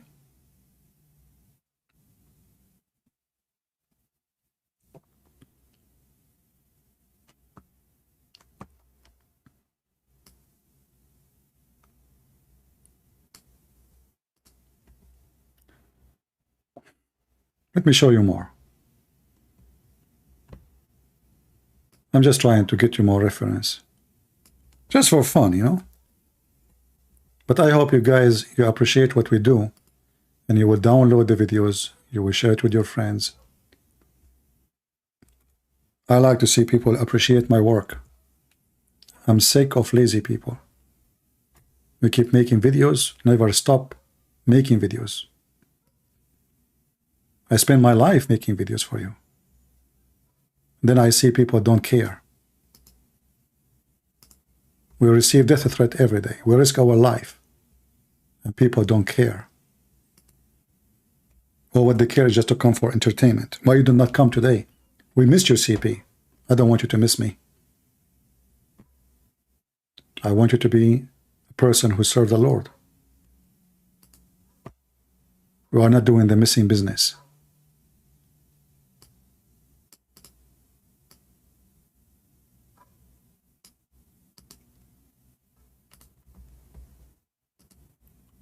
Let us see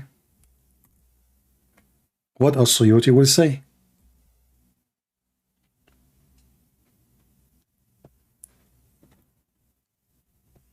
When we mention the lion, I think we skip something.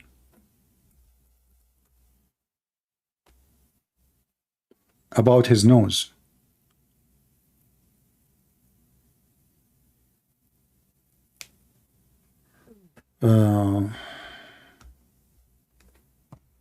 Give me a second.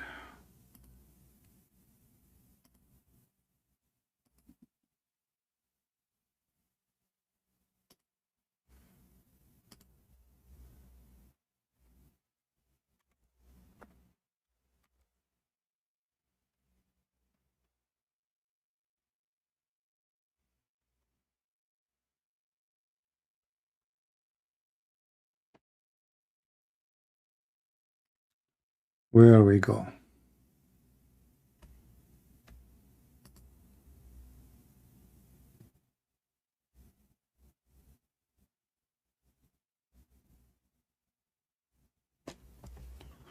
Let us see.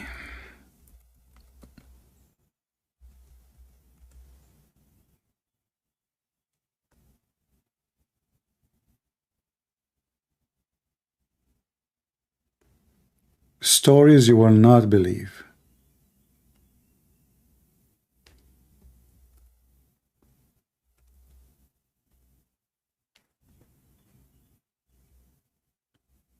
Where? No, this is not what we want.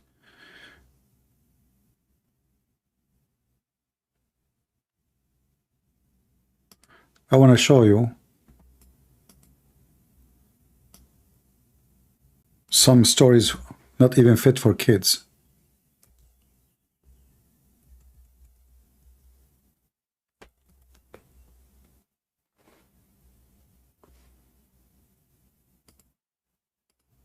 This is the difficulty, you know, when you are using, you know, you guys doesn't speak Arabic. Otherwise, I will put the Arabic one and we will laugh.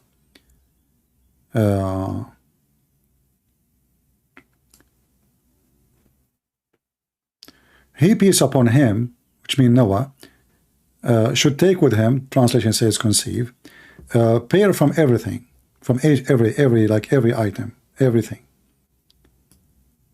And then he said, how I can do with the lion and the cow, how I can do with the hog and the wolf, how I do with the dove and the cat.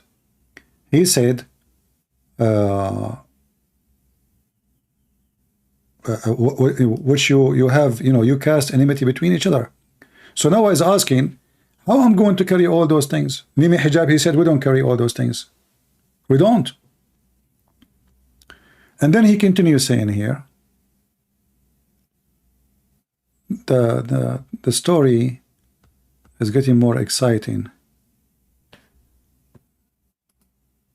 Let's see. Okay, read with me this. So Allah told him, take in the shape 2 of each pairs. His companion said to him, how can you be assured that when the lion with us, so God, consumed him with favor. and it was first favor that ever exists on earth. That's it, was a favor which is the lion has. Makes sense. And then they complained about the mouse. The mouse is eating their food. But the mouse in the ship, he took even the mouse with him. Maybe hijab we did not take with us everything. So what Allah wanna find a solution? So Allah, here the translation is coming funny. So the phoenix. So from the lion, he sneezed. And from his mouth, sorry, from his nose, from his two opening of his nose, a cat came out. And since then, the cat does not, it's chasing the mice inside the ship of Noah, and the mice cannot eat the food of Noah. But never kill it. Because remember, you have two mice, one male, one female. And the stupid Mimi Hijab, he said, As-Suyuti. All this garbage is in As-Suyuti. I did not open Ibn Kathir yet. I did not open Al-Qurtubi. I did not open Al-Jalalain. I did not open all their madness. All of this is in Al-Suyuti.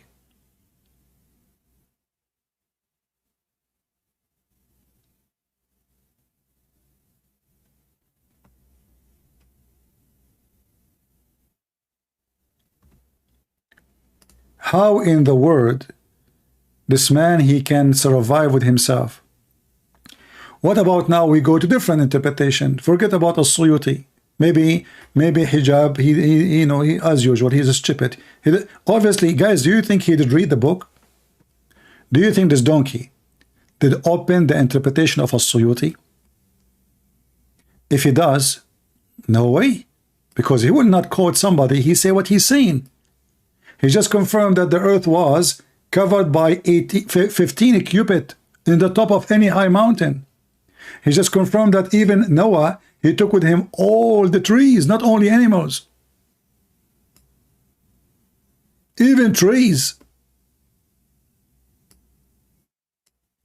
But this guy, he said, the flood, the total earth flood, is just Christian in understanding. This is biblical. We Muslims do not have obligation to believe in this.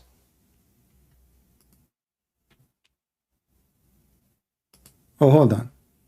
This is a different topic. We jumped.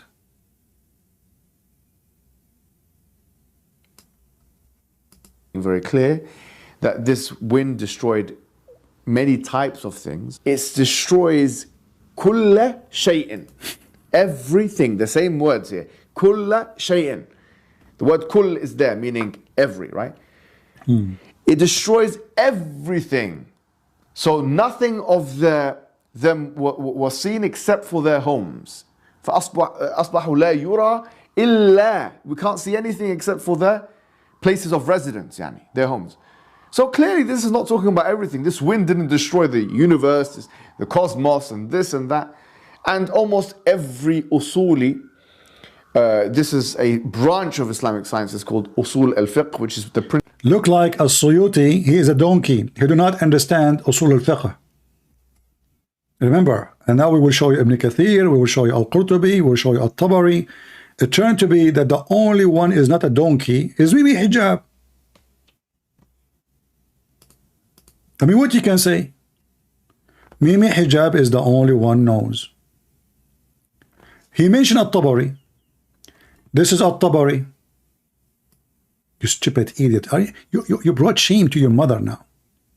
The one who go around and ask Muslim women to suckle their breast. When I was quoting his prophet, a Muslim filthy woman spoke to me, insulting me, and says to me, you are not married because Christian women, they have AIDS. You need someone like me. In the text. Hey, did you say to her that? Did you say to her, suckle me? Then Mimi Hijab, he make fun of what his prophet said, and he go around and he is saying to a sheikh, can I suck your wife tits? To a sheikh, a Muslim sheikh. Making fun of his prophet's statement. Making fun of Aisha, the one who practiced that. Making fun of the Quran because this wasn't the Quran. 10 times breastfeeding for adult. But this is At-Tabari, the one who keep mentioning his name. Did the earth covered by water? Yes.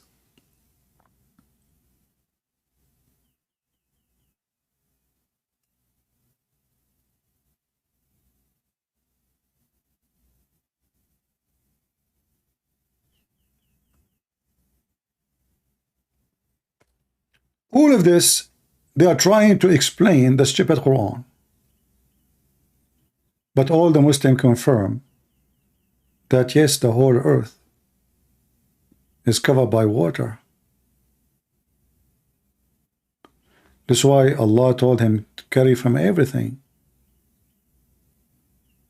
And that's why his scholars, they are saying lion, donkey. And not only that, actually, if we go to Ibn Kathir, maybe you should go to Ibn Kathir. Ibn Kathir is more fun. Let us see if Ibn Kathir, let's go to Ibn Kathir in English. Maybe in Ibn Kathir we can have better, easier for you.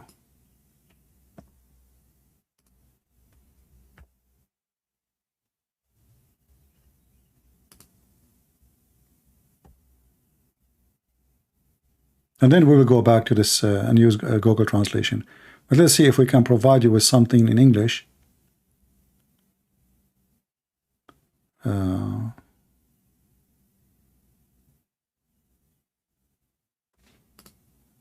on.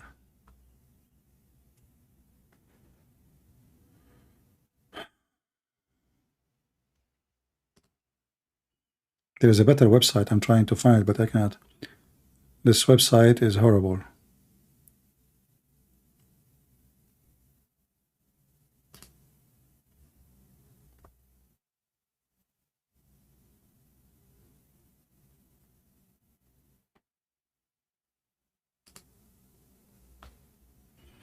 Let us see here what Ibn Kathir will say.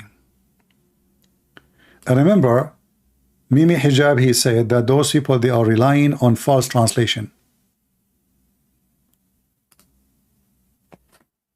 Read carefully. This is Ibn Kathir. This is Ibn Kathir. This is who? This is Ibn Kathir. As you see, this is a very Islamic website. The word of Allah. The stupid Mimi Hijab, he said, we Muslims, we have no obligation. Only stupid people believe in this. He mentioned that those scholars who know Usul al-Fiqh, Usul al-Fiqh,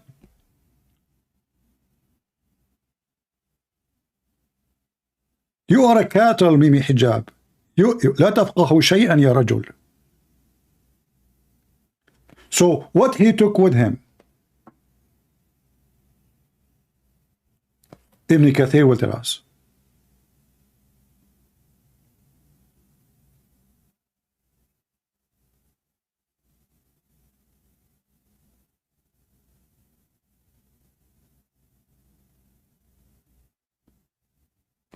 I'm just showing you the screen in front of me, and we will see what it says exactly. At this point, Allah commanded Noah to select one pair from every kind of creatures possessing a soul, and load them in the ship. Does it say every kind of a creature possessing a soul?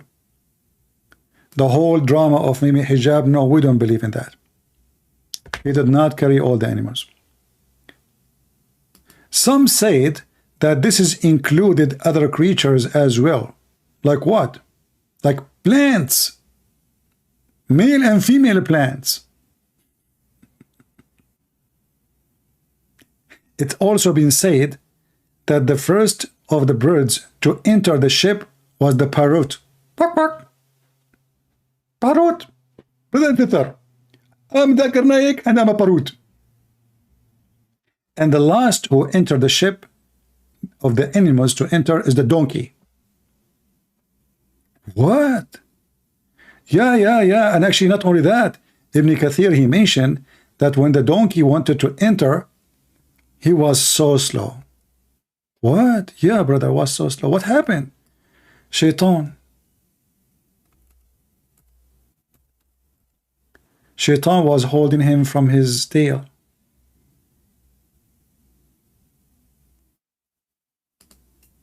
Imagine you are now going, the flood is happening right now, and you need to load in the ship. You are the last animal. And Noah keeps saying to the donkey, come on, stupid donkey, come here. Come. Why you are so slow? The donkey, finally, he said to Noah, there is a shaitan holding me from my tail. Shaitan, he said to Noah, I will not let him go unless you let me go in the ship. What? Yes, brother. Christian Prince, you must be telling false stories. There is no way this is mentioned in the Muhammadan books. Who in the world will believe you? Cannot be true. And which book is saying that? As-Suyuti.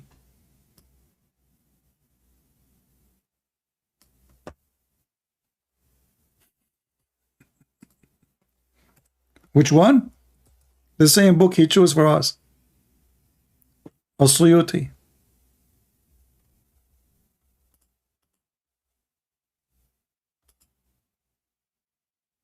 Oh, look at this here. There's a story about the mice and the rope of the ship. The mice, he wanted to eat the rope of the ship.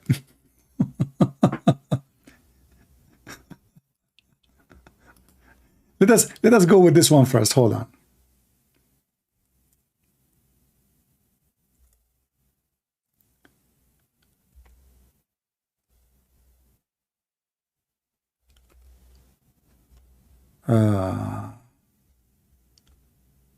We need to translate. Hold on. Sorry.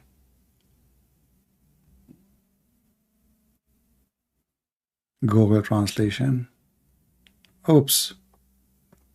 Something wrong with the website. What happened? Let's try again. We went to the code. Okay, now it's working. So let us see what's happening here.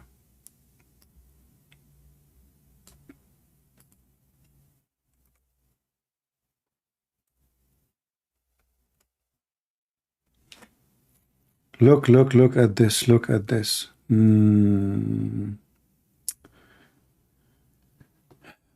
this is a Suyuti, the one Hajuba. He keep quoting him. This is the guy who understands what the word kul mean. There's no better than him. He wrote the whole book about kul. So let's read together. Okay. So here he mentioned the lion, how Allah gave him a fever. We did see that already. And then here he says, Al-Hakim al-Turmudi included in his hadith collection that Ibn Jabir from blah blah blah, he said, when Noah, let me zoom in so you guys can read. Is the text clear? Let me post the link for you first, so maybe you can open it in your Google translation. Am I giving you proofs, guys? Is that my statement, or this is their website, and this is their and this is the scholar Mimi Hijab he chosen for us? I mean, all this disasters is in Ibn Kathir. All of this in As-Suyuti. By the way, the same stories we can find in Ibn Kathir. The same we can find Al-Qurtubi. I mean, all of this garbage is there. So anyway, so when Noah, peace be upon him, was in the ship, a rat gouged the ropes.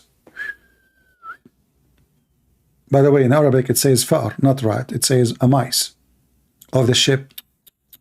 Problem. You cannot trust a mice. This mice is chewing the rope. The whole ship would be destroyed. He tied the things together with the rope. So he complained to Allah about that. So Allah revealed to him, he whipped the forehead of the lion, so it went out from his nose a cat. But here, this is a different story. Hold on. Out of his nostrils, so on. There was excuse in the ship. Yeah, the translation is coming funny. Let us see in Arabic what it says, because the English translation is kind of weird. Oh,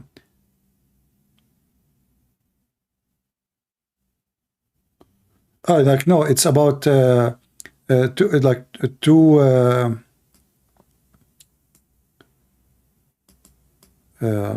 two animals that like they chase the mice to stop the mice, you know, to they come from the nostrils of they are cats, but those are like really aggressive cats.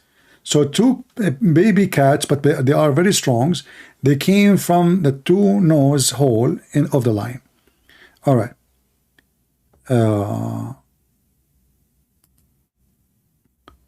And does it say here they ate him? No. Okay, no, they did not eat him. Okay. And then in the ship, there is other animal which is causing a problem. Let us see.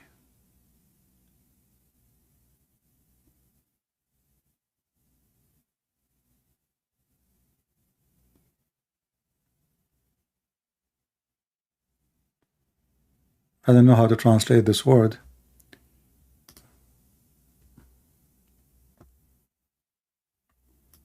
Anyway, here he continued about the people of the ship were harmed by the mouse. So the lion, his sneeze, and two cats, male and female, came out from his nostrils. People in the ship, so God wanted to remain, like he wanted them to stay in the ship, but he don't want the mice to be killed.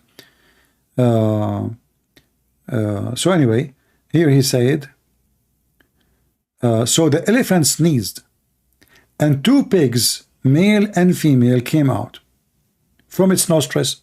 I mean, do you see? I mean, those look like at that time there's no pigs. This is the first time pigs came to existence. The Muslims are trying to find for you in the book of As-Suyuti, which the stupid idiot Mimi Hijab keep asking us to read. He is the guy who understands what everything means.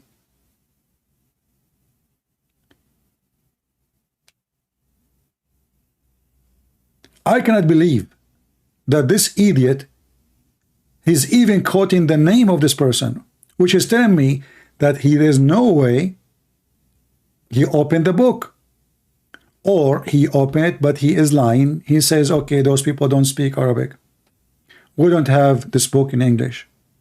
How they will find out? Christian Prince is not going to watch all this long video. I have no time, actually. I mean, it's boring. But when I saw it just last week, I don't know if I saw it before. Maybe I saw it. But it's too long. It's stupid. It's, you know, so you know. But this is As-Suyuti. And I challenge any Muslim. I'm going to open my Skype right now. Take a break from Mimi Hijab after we spank him with no mercy.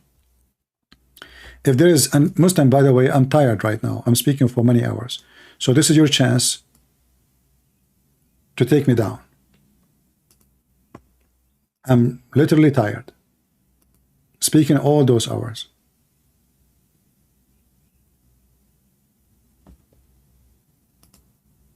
And I think this is your best chance to make it happen. My Skype is open. If there is any Muslim would like to join us, someone he called himself Yusuf, let us hope he is a real Muslim, not a fraud. But no, this is an old text. Today? No, this is a Monday.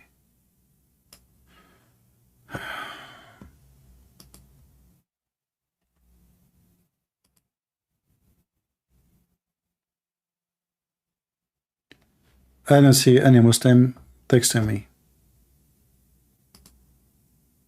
Anyone?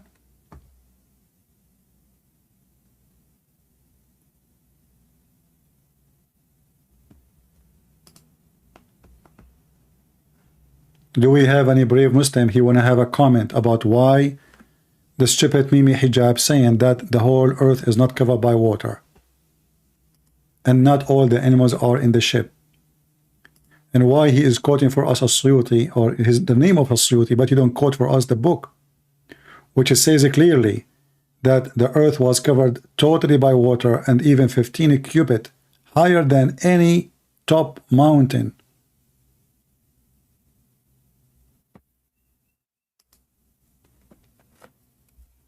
Any Muhammadan.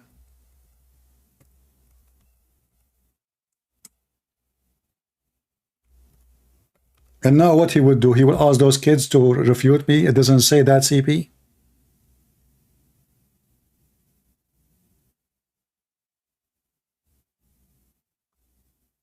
Anyone?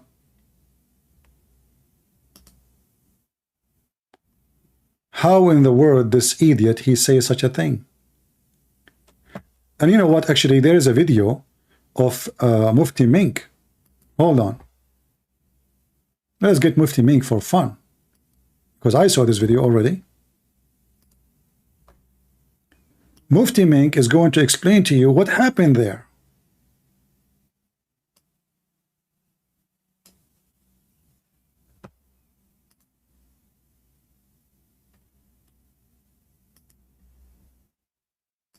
Earthen oven would gush forth with water. When you see water coming up from the ground, then you start preparing by taking twos of all the animals and twos of all the creatures of Allah. Did you hear it? In 2 seconds, Mufti Menk, he cooked Mimi Hijab with no mercy. Mimi Hijab, no, we don't believe that the flood covered the whole earth, and you do not need to take all the animals. Mufti Menk, As-Suyuti, Al-Qurtubi, Al-Tabari, Al-Tajri, whatever, donkey, agree that the whole earth is covered. You have to take from every single creature. Every single creature.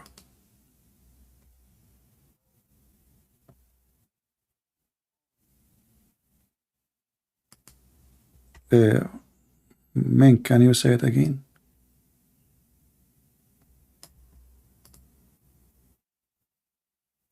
Yeah, Mufti Menk wanna sing for us.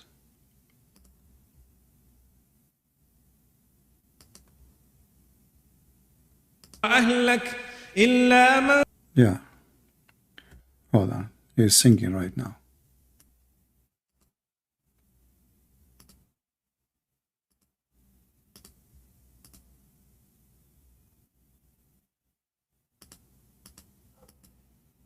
Listen carefully what Mufti Menk he just said. Getting Mimi Hijab screwed. Literally. Gave him a sign, Nuh alayhi salam, that when you see the sign, and the sign was that the earthen oven would gush forth with water. When you see water coming up from the ground, then you start preparing by taking twos of all the animals and twos of all the creatures of Allah subhanahu wa ta'ala, and your family besides the one whom Allah has rejected, and we will get to that inshallah, and take with you those who have believed. And Allah is telling us, وَمَا آمَنَ مَعَهُ إِلَّا قَلِيلٌ. We want you to know that those who believed with him were very, very few. Qalil. Qalil means very few. I told you, either between 11 or from 11 to 80 people. Anyway, what about we go maybe last try for Ibn Kathir? Ibn Kathir, to confirm that the whole mountains was covered by water. More evidence. Chapter 11, verse number 43, sorry.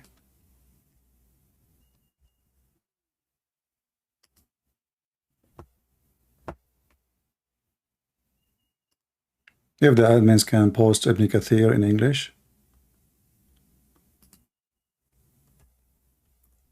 And now we will, to make it easier, search for mountains.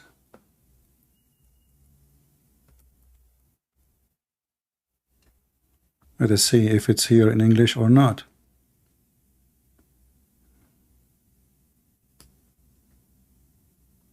Because as you know, this website in English doesn't really show what is written the same in Arabic. If it doesn't work, we have to use the Arabic page and use Google translation. But we will hope that there is little honesty left over. Let us see.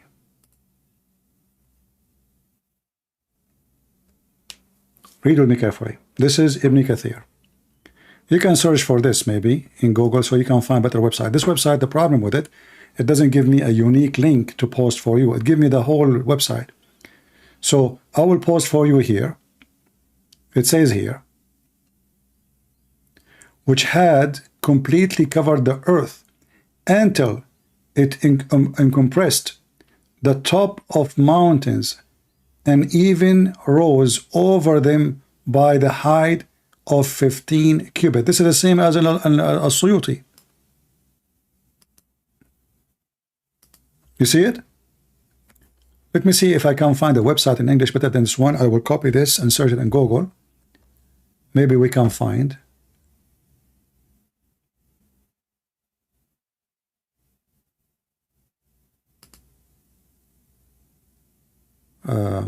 This is Tafsir who? Here we go.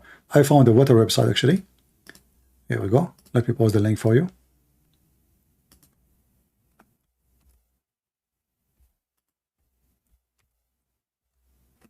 All right. Let us use this website actually. Here we go. I'm losing my voice. So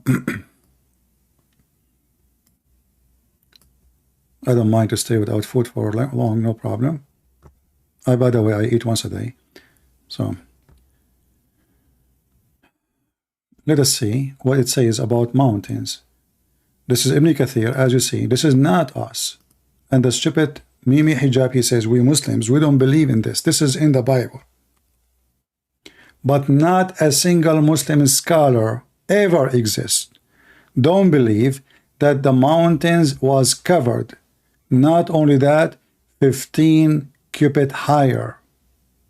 Obviously, the Muslims are copying a statement from the Bible.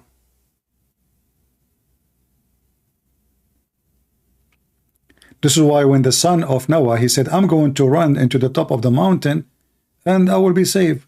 The waves came and took him. Waves. Waves like mountains, in the size of mountains. And then here it says clearly that every single part of the earth was covered totally by water. But the stupid Mimi Hijab, he said no, just in order to duct tape his religion. And that is telling you how weak this religion is. You know, me as a Christian, if the Bible said that all the animals was there, I do not need to explain to you. Take it or leave it. I don't need to agree with science.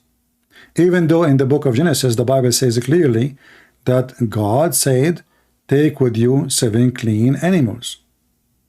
7 clean animals. You can go to Genesis 7:2.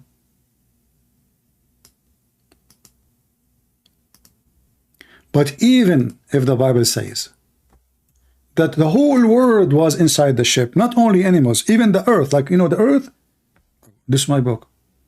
I'm not going to make it fit with you. I'm not going to duct tape. You believe or not? Don't believe. In the book of Genesis, it says it clearly, take with you, let me open it, give me a second. I don't want to, you know, when you quote in English, you will make mistakes.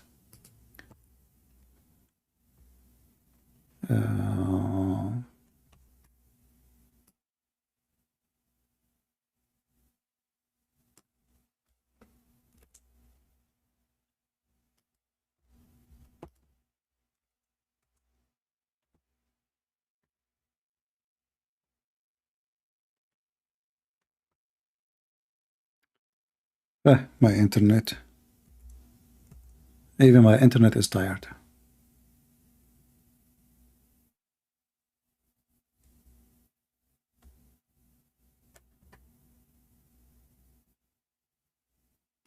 And you can read any translation you wish. Doesn't matter really for me. For sure, there's translation. They are not too much accurate. There's translation, but it's, you know,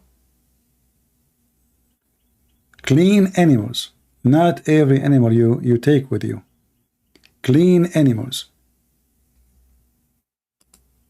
Do you see it?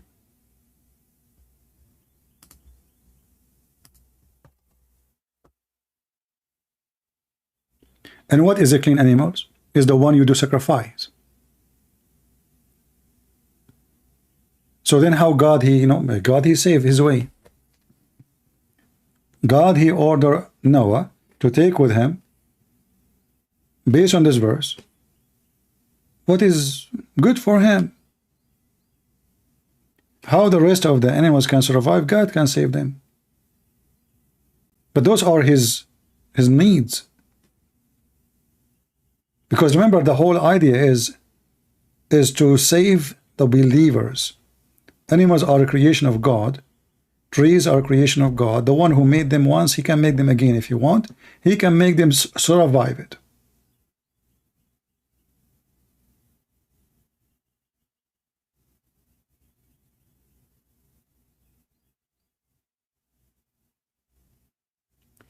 Mimi Hijab, because he is not secure, neither his religion.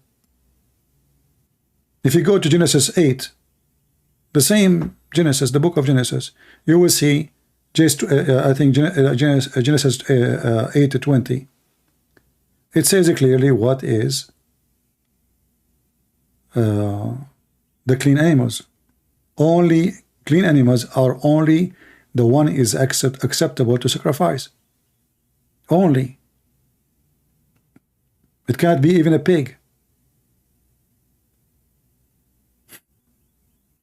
So this poor man, do you think he will take his video down now? What do you think, people? He kept mentioning to us As-Suyuti, As-Suyuti, As-Suyuti, and then Ibn Kathir, Al-Qurtubi, Al-Tabari, Al-Jalalain. And I challenge this potato, if he dare to call me, or to let me call him, and let us see if he can stand his ground in what he said.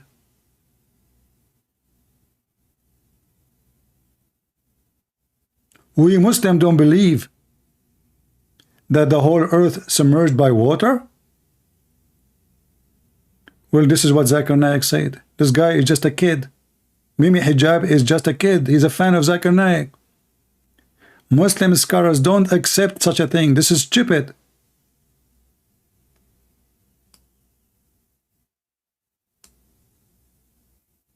Shameful behavior. In order to win an argument, they make a mockery of their book. They lie about their book. They fabricate their book. And they call that the one who understood that the whole earth is covered by water is a donkey. Stupid. You don't even understand Arabic. You are basing in translation. The book of Usul al-Fiqh, the scholars, they don't agree with that. Then we find that the same scholars, he mentioned them, they totally agree that he took all the animals, the whole earth is covered. And he was insulting them. He insulted Ibn Kathir, he insulted As-Suyuti, he insulted every single scholar.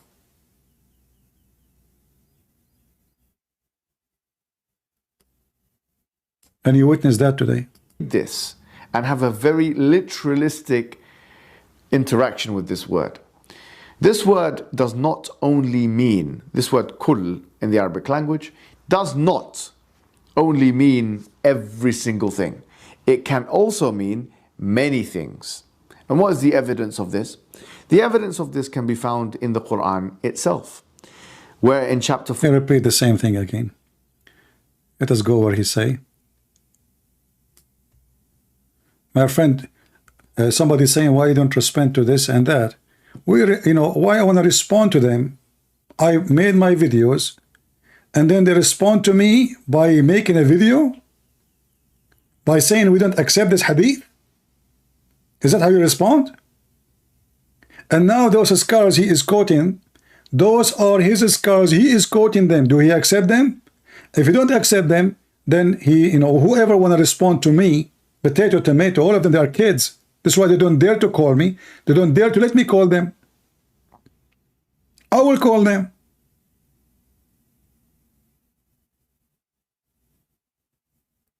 So when they want, the scholar is a scholar. When they want, we don't accept what the scholar says. He's a human. When they try to refute me, and how they refute me, we don't accept what this guy is saying. This hadith is mentioned by Zuzu. Zuzu said to Tutu, Tutu said to Mumu, Mumu says to Kuku, Kuku says to Fufu, and Fufu, everybody knows he's a liar. Bingo, he solved it. That's it. So why it's in your book? And why you mention their names?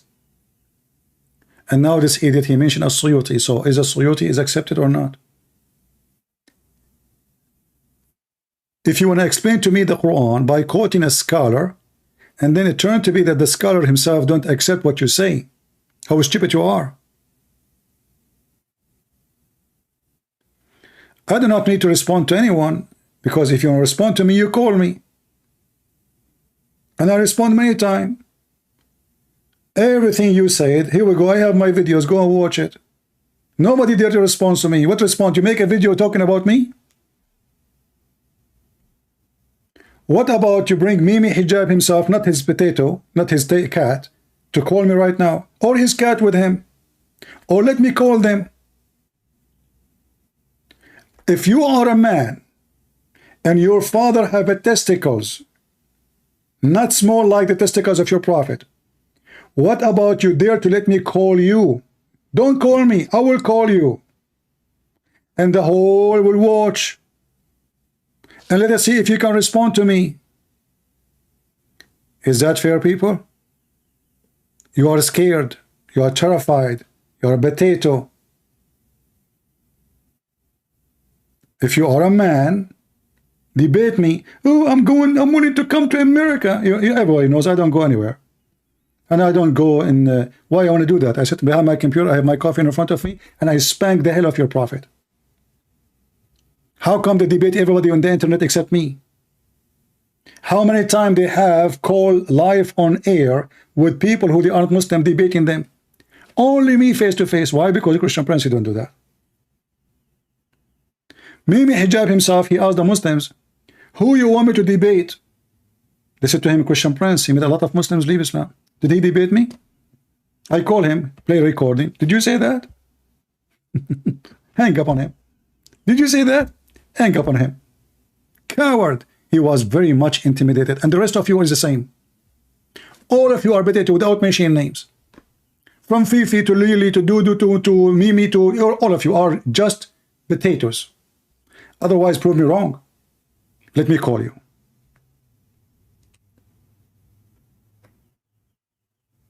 Let me call you. You go live in your channel.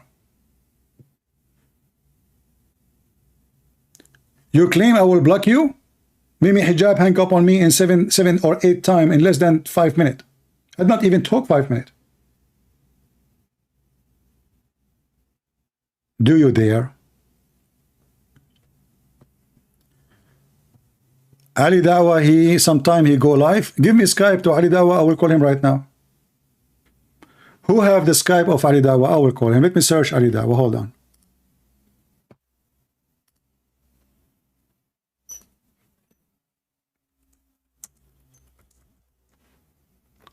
I'm sure he have.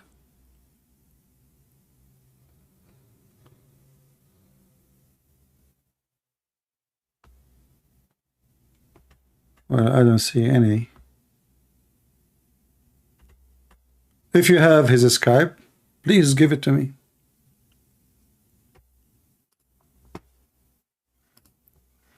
I will call immediately. Do we have any Muhammadan? We got everything he said busted with no mercy. And not only that, now we proved him to be a liar. We proved him to be ignorant. He did not know what As-Suyuti said, because if he did read As-Suyuti, he should not mention his name. We showed you from Ibn Kathir. The whole earth was covered by water. He said, we Muslim, we have no obligation to believe in that. So why you Muslim believe in that? Is Ibn Kathir a Muslim?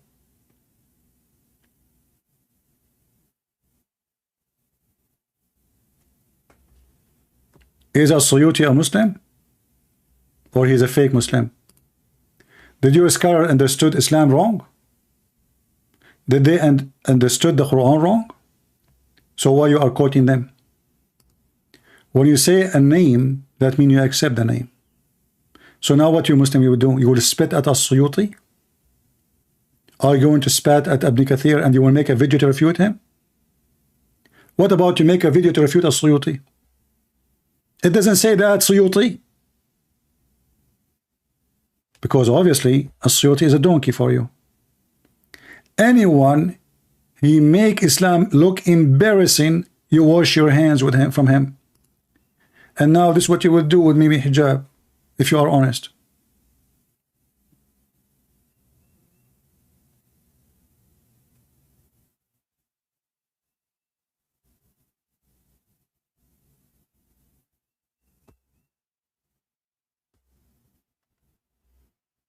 Somebody sent me, he said he have an imam. Let him call me.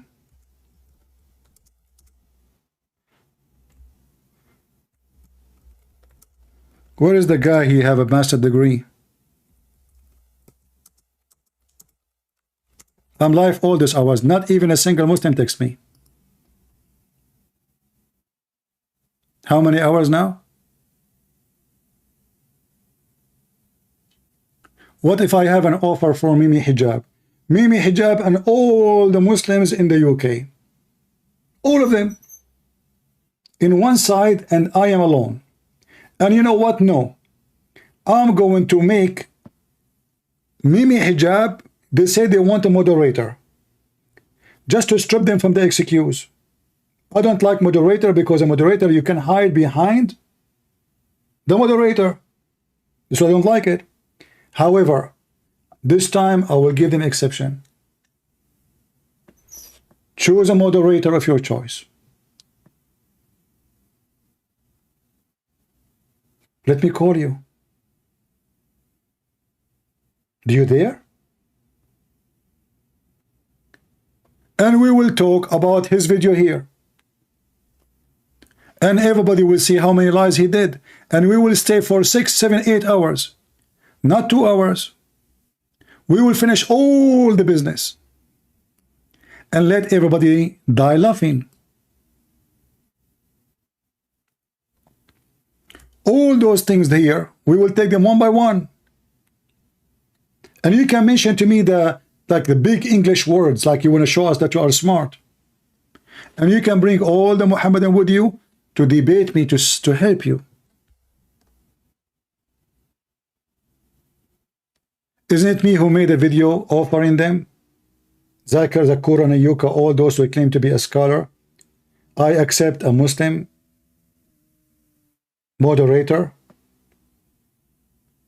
I will debate Mufti Menk. Zakir Naik is the moderator. I will debate Zakir Naik. Mufti Menk is the moderator. Is that fair? I don't want a Christian moderator. I don't want an atheist. Who dare? You don't. You make excuses face to face. I'm not happy to see your face. What I want to do with your face? You can go to the gay club. They will enjoy it.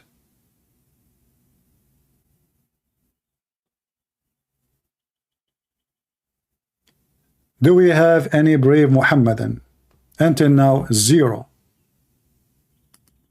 Ali Dawah moderator, which his voice will be annoying.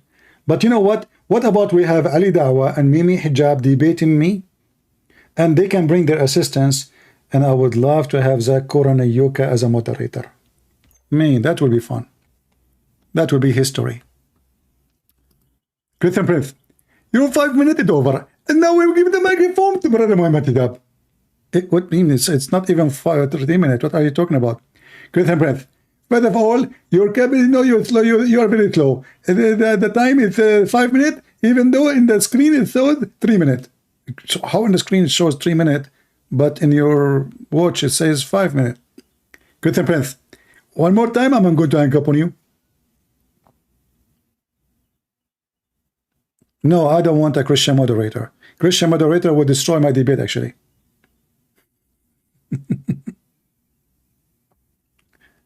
Christians, by the way, Christians, like many people, they say, why you don't debate with moderator?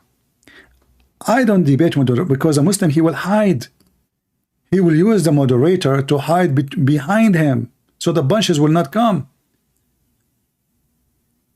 Even if we agree with the moderator, still we have to do crossfire debate, not 10 minutes for you. I will not accept 5 minutes, 5 minutes. Moderator is just to cool it down. Okay, old guys, we cannot understand you. Okay, that's it. Here we go, moderator. And he's a Muslim. And not only that, I accept even the moderator to join to answer me. Do it. Do you dare? They don't.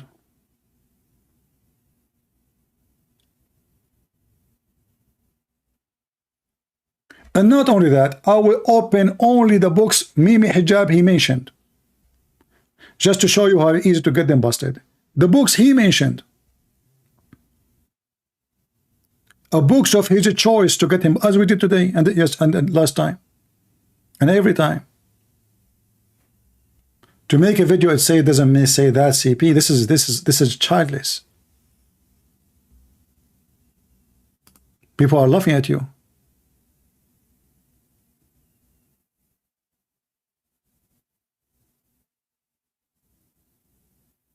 You talk, I talk. Get me busted. Here we go.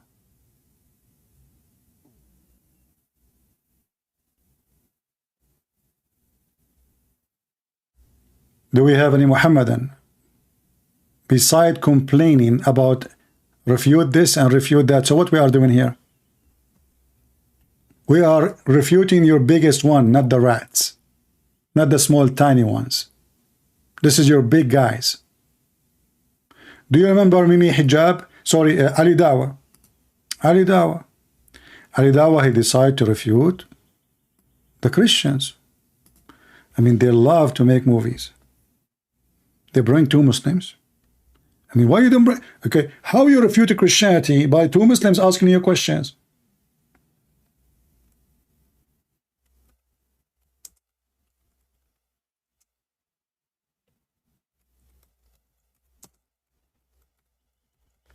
And then what we do, how you can debate Ali Dawa? He is a big shot. You cannot debate Ali Dawa. Are you kidding me? This guy is a scholar. This guy is scary by his voice only. A voice of a girl.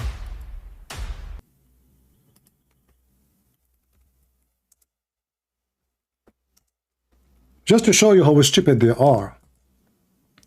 I mean, even they don't take even their video down after we get them busted.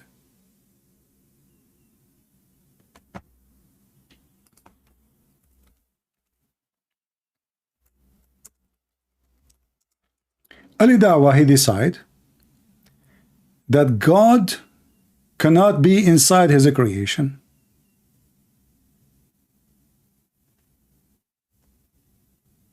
That's it. What you can do about it. God cannot be inside his creation. But the same guy, he said Allah, he entered his creation. God cannot be, God can be. I do not need to debate even Ali Dawa, but I would love to have him for a snack. Those people are stupid. Recently, where is Ali Dawa? Hold on.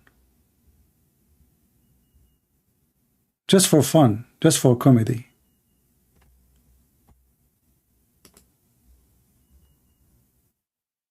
Their God, he cannot be inside the creation. There is no way.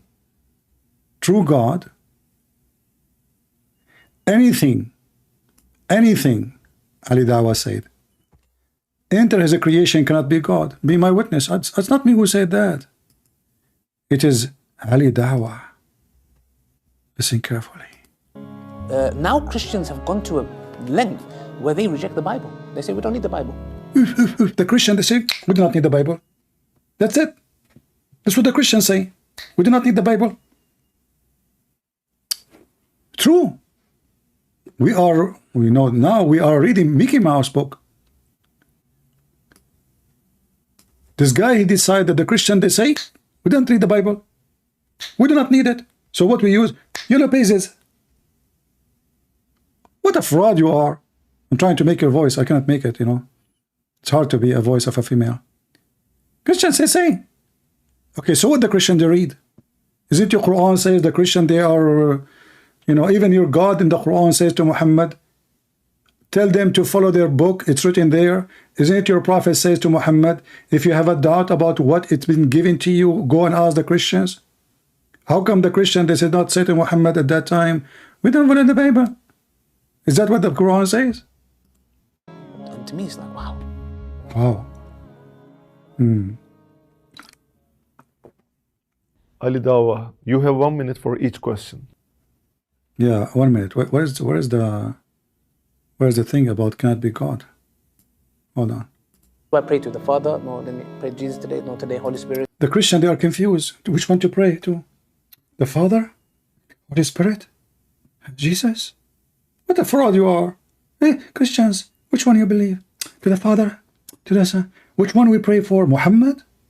The angels? Allah himself, he pray on Muhammad. And maybe Hijab, he says, this is why the translator says, he pray for, not to. Supposedly he fix it. Who cares if it's pray for or to? Idiot. Allah, he pray. Your God himself, Allah, he pray to Muhammad. But tell us, what's the secret? Who do I pray to? Anything that is in the creation cannot be God because they are dependent. Anything is inside the creation cannot be God. I did not say that. Dawah said that. But this is the same guy. He said, yes, Allah is inside of the creation.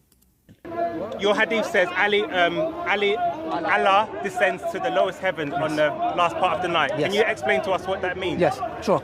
So, I asked him a question, he replied with another question. No, I'm going to respond. Okay, I'll answer. We believe Allah subhanahu wa ta'ala enters into his creation, he said the lowest part of the heaven, the way it befits his majesty. How that happens, how it happens, I have no idea how it happens. He just said that. How it happened, he do not know.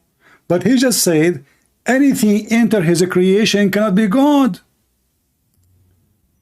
I mean, do those people have even a brain? Huh?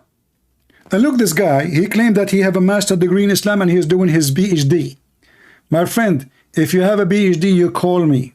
Or if you have a master's degree, let everybody see your knowledge.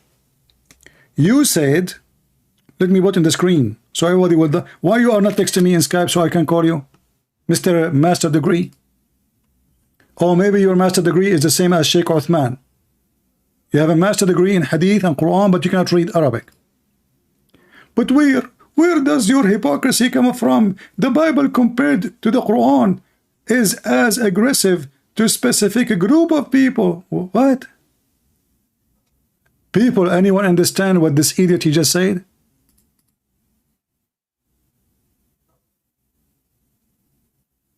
Anyone can tell me what this guy is saying?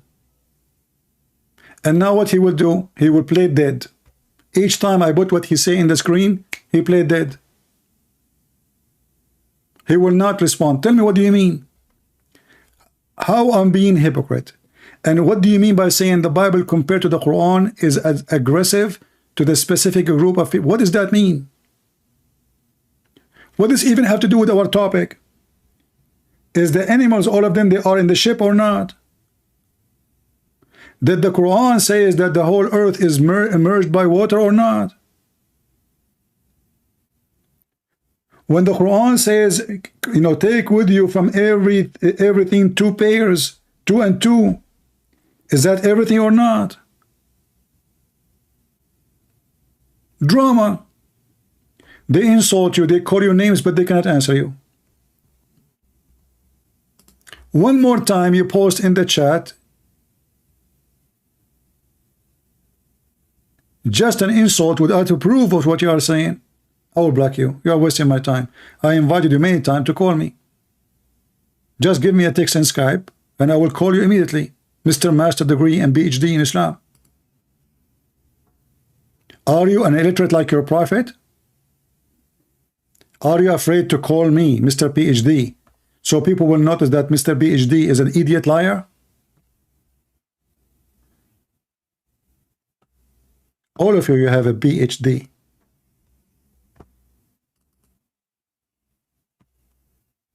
Phobia, hashish, donkinism. That's what you have. Phobia from pigs, phobia from Christians, phobia from the Jews, phobia from the Hindus, phobia from the atheists, phobia from the mice, phobia from cross, phobia from the Bible. I mean, yeah, your life is a phobia. And not only that, the enemy of Allah is a lizard. Even your God, Allah, have a phobia. To make it simple for you, Mr. PhD, the size of your enemy is your size. Imagine Christian Prince want to challenge a lizard.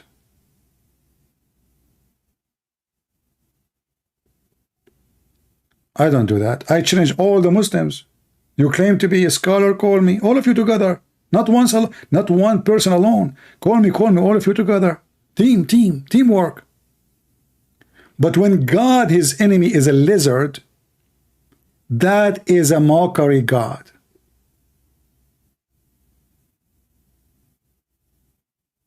When the enemy of Allah is a mice, that is a stupid God.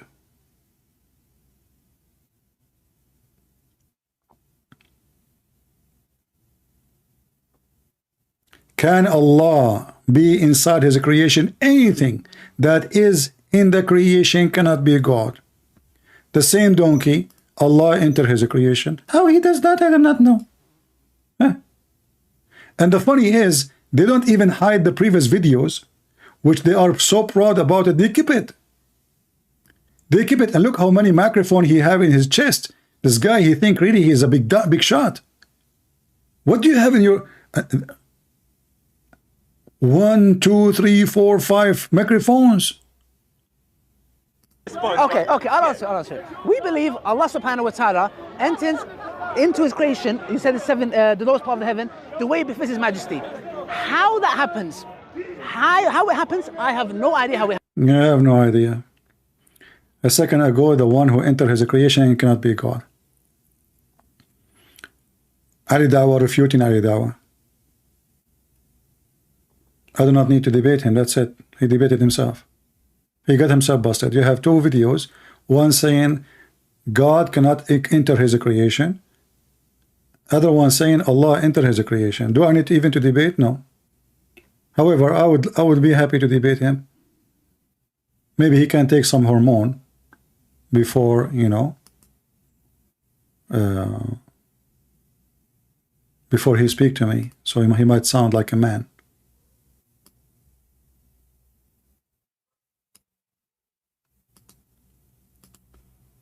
Do we have any Muhammadan?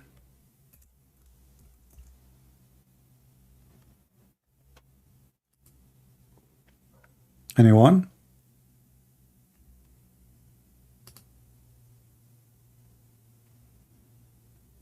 Any brave Muhammadan?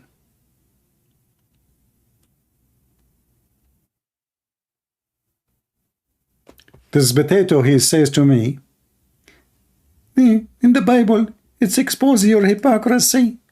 So you stupid, why you copying the Bible then? If a man also lie with mankind as he lied with a woman, both of them committed abomination, they shall be put to death. But isn't your stupid prophet? He said the same prophet.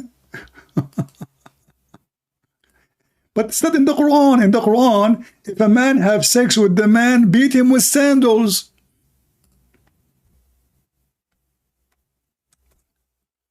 Muhammad later he learned from the Jews that the punishment for such an act is death.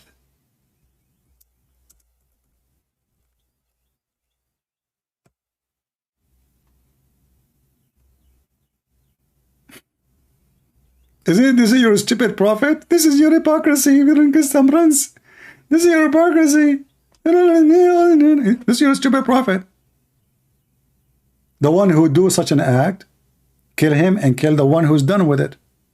So what this happens is, and now if we go to the Quran, we will find how horrible, stupid your prophet is. In the Quran, there is no such a punishment. Just insult them. Just insult them. As simple as that. The whole Quran does not have any punishment for homosexuality or lesbian or anything. You just insult them. How? Beat them by sandals. Are you sure? Yes, brother, yes, brother. The voice of lesbian Aridawa.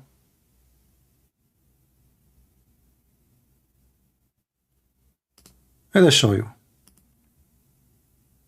Let's put them for you on the screen so you can see I'm not making things up.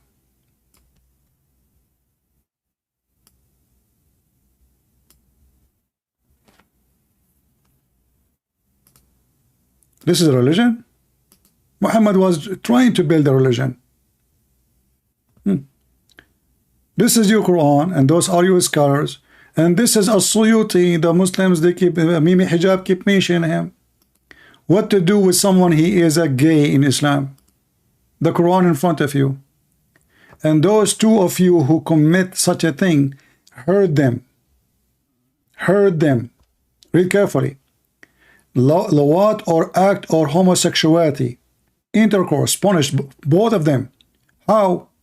Insult them and beat them with sandals. Are you stupid, Muhammad? If you beat a homosexual with sandal, he will get excited.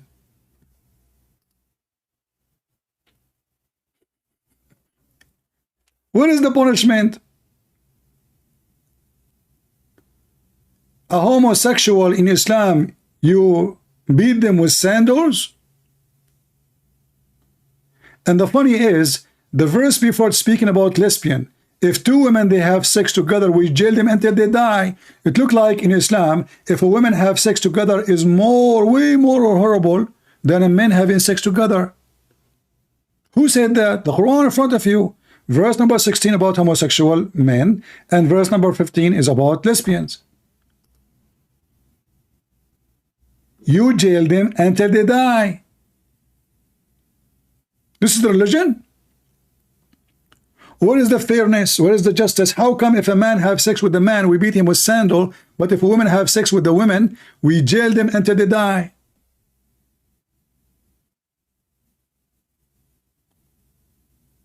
Which one for you is more aggressive against God?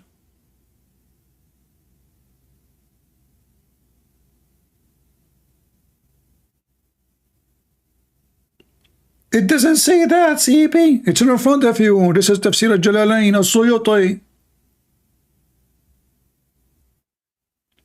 Brother and sister, Christian Prince is lying to you. Here, it doesn't say about women. It says if two women of you, two women.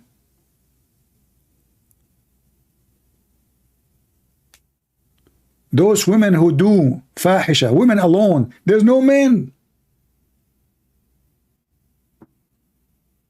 In the verse, there is no men. The verse up after it is about men. That's why it says, وَالَّذَانِ. Those, the word ladani is for men. Both. That's why it says homosexuality.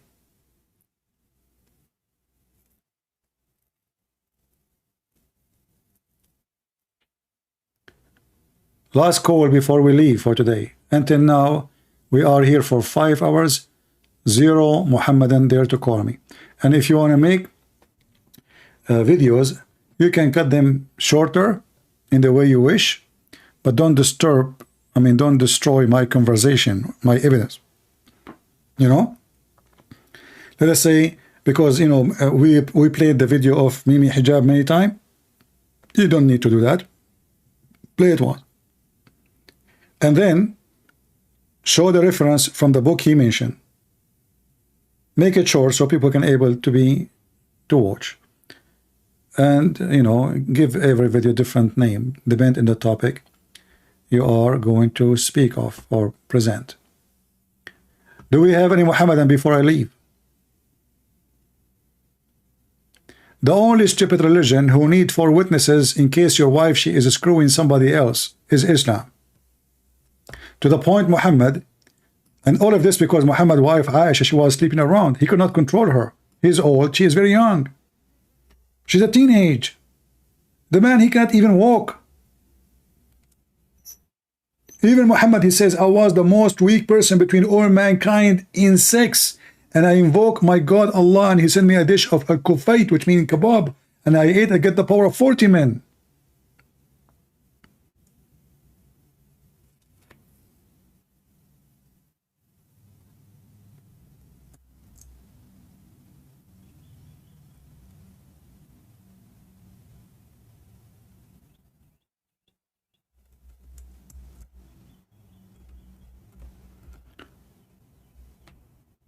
A man, he came to Muhammad when he heard, because this man, his wife, she is a cheating around. His wife, she is screwing everybody in town. She is the bicycle of the city. Everybody there taking a ride. And now Muhammad, he made it very tough. You can't accuse your wife unless you have 4 witnesses. And not only that, they have to see the penis of the man getting out and in. How they can see that?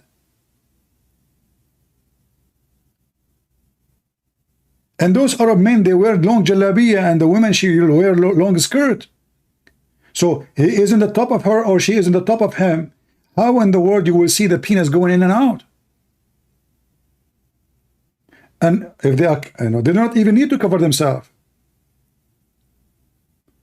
So Muhammad, this guy, he said to Muhammad, so are you saying to me, if I find my wife with somebody, I will tell him to wait until I bring 4 witnesses? He said, yes.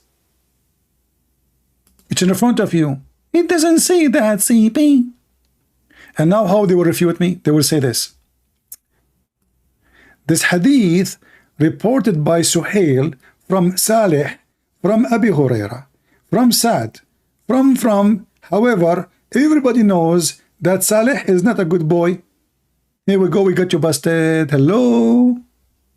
So it says Sahih here. Sahih. Authentic. And if you accuse your wife of fornication and you did not bring 4 witnesses, as the story in the story of Umar, you know, 4 people, they came to Umar, they saw a woman having sex with a guy. He asked the first one, did you see his penis going in and out? He said yes. The second one, did you see his penis going in and out? He said yes. The third one, he said, did you see his penis going in and out? He said yes. 3. The fourth one, he asked him, did you see it going in and out? He said, no, I saw her feet around his neck shaking like the ears of donkey. He did beat them all. He did beat the 4 witnesses because they could not, all of them, see the penis. 3 only saw it. It's not enough the first one, he saw it. It's not enough the second one. It's not enough the third one. Oh, we need the 4th one. The 4th one, he saw her legs around his neck, and her feet are shaking like the ears of donkeys. Not enough. She might do in gym with her friend. Why you are being a bad person? Why you are assuming bad things? If a woman, she put her feet around the neck of a man, and he is in the top of her, how in the world you think she's having sex with him? And so what if her feet is shaking like a shake of a running donkey? She's happy. Maybe he is doing massage for her. This is not a sexual intercourse position. Have you ever heard of men and women doing that? So he did beat them. Even though the first witness, he saw the penis going in and out. The second one, he saw it. The third one, still, because the 4th one, he saw only her legs around his neck. Looked like he was in the wrong window.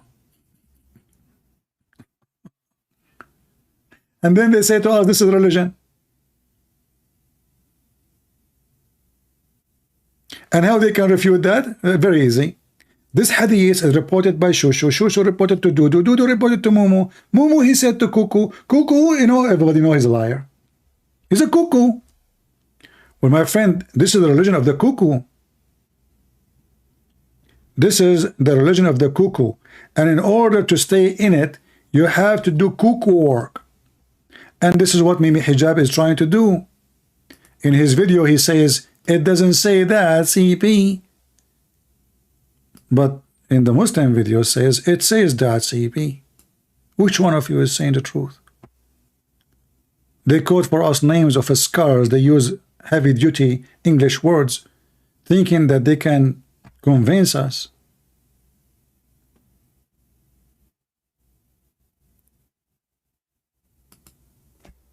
Any Muslim, beside the potato, he claimed he have a master's degree, yet he don't dare. All of you have a master and PhD.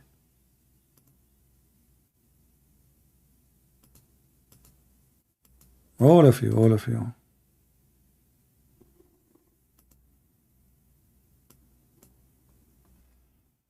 All right, look like we are out of customers for today. So guys, I don't want to make the number 50,000, but I would like to see 50,000 before I come back. So would you like to make it 50,000? Obviously, YouTube is censoring our channel. That is not really a question. We know that. Right now it says I have 10,000 views. As soon we hang up, it's going to show different number as usual. However, the same as we can make it 50 for the previous one, you can make it 50 if you want in a day. Make it happen in a day. I will be there tomorrow. You can post everywhere, Twitter, Facebook. And if you are a coward, you don't dare to post. I'm not going to ask you to post, by the way, if you live in Islamic countries. No, don't post. I don't want you to be in trouble. I'm talking to those who live in a land where they can post. I don't want people from living in Islamic countries to be in risk. We know that this is a religion of peace. But those who don't live in Islamic countries, in Europe, in America, and Australia, you can do so. Post it everywhere. Let everybody laugh at this idiot who said that though Muslims don't believe that the whole earth was immersed by water, don't believe that Noah took all the animals. The word kul does not mean everything. الذي يراد به الخصوص أو الخاص, that it's something which is. And by the way, do you know why they speak in Arabic sometime when they are explaining? Because he want to show you that he know Arabic. He is legitimate. He know what he is saying. He know what he's talking about. الذي يراد به الخصوص أو الخاص, that it's something which is general and what is intended from it is a specific thing. So it's a kind of usage of the language which was understood by the scholars of Islam. One of the scholars of Islam, As-Suyuti, who died. Oh boy. And now Mimi Hijab, what he will say about As-Suyuti? Shaitan holding the tail of the donkey. Allah made the lion sneeze, and 2 cats came from his nose.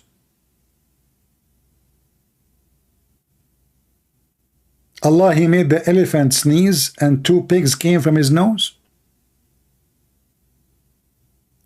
This is the book you chose for us? The earth was covered by water, and Adam was 60 cubits tall. And Adam was in heaven and he shrunk. What a comedy. Leave your comment underneath, share the video, and download it too. It's long, but you can cut it pieces. Do some work, so you might save the life of somebody. You never know you save who. Christians, Muslims, atheists. The Muhammadan, they are working so hard to deceive your children. Do something, otherwise going to be too late. This is a very devilish satanic cult, and as you see, they change the meaning of their words, their Quran, their book, because this book is satanic. If they are true believers, if they are true followers, if they are following a true God, they do not need to lie to defend their religion. If a person, he's an atheist, he said to me, how in the world you believe that Jesus is a son of a virgin? I'm not going to explain to him by science how that can be. I don't care about your science. I'm not going to make my book fit with you.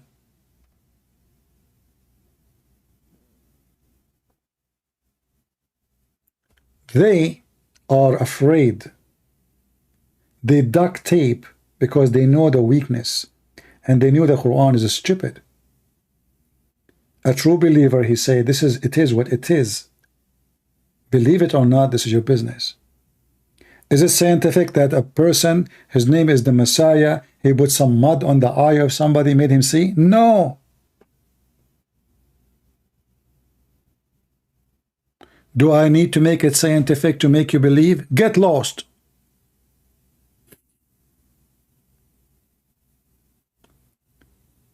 Do you see the difference between a believer and fake believers? Islam is fake. This is why they have to duct tape. Their prophet became a joke of everybody. They cannot respond. So what we do, we change the meaning, we change the word, we change the explanation to make it fit with the accusation, to escape the accusation. A truthful people will not do that.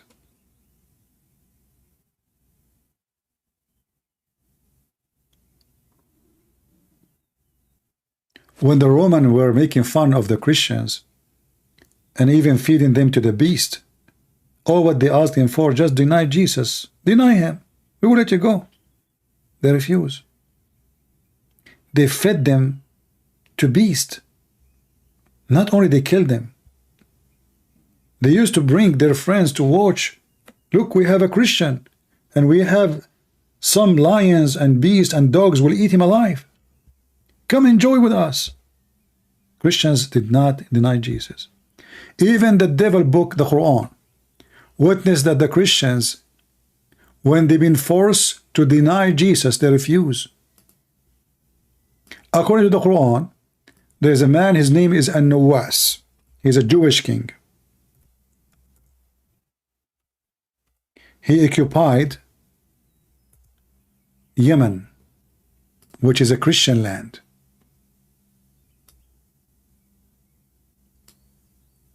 And they brought the Christians and they dig a long tunnel or a hole in the ground. And they fill it with wood and turn the fire on. The Christians refused to deny Jesus. And this is in the Quran. Even there is a kid, he's a boy, he's a Christian boy. He challenged the king and he refused to deny Jesus. They burned him alive. He saw his people, or this is what the Quran is saying.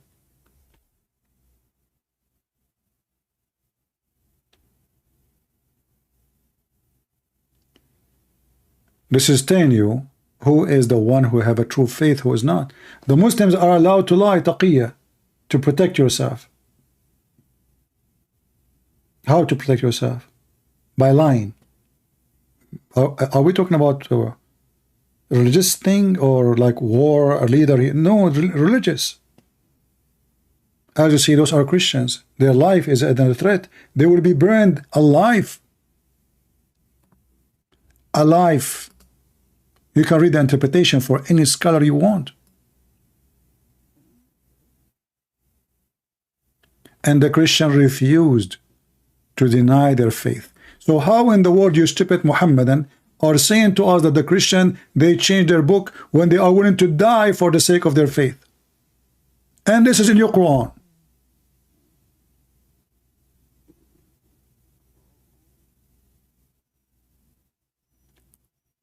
Do you understand, guys, what I'm saying?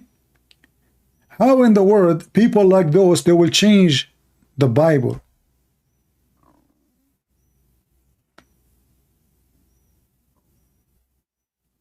And this is a proof that the Bible is spread all over, which is impossible to change. Let us say those who live in Rome, they change it. What about those who live in India? What about those who live in Iran? What about those who live in Yemen? There's a story about them. What about those who live in Ethiopia? What about those who live in Egypt? So what they change exactly? There's one verse is not there? Or all of them, or some of them they believe in Jesus, some of them they don't. Or all of them they believe in God the Father, God the Son, God the Holy Spirit. And what make it more funny and more stupid, that the stupid Quran is the same book confirm the Bible. The story I just quote for you about the Christians being burned alive in chapter 85. You can read it from verse number 2, 3, etc.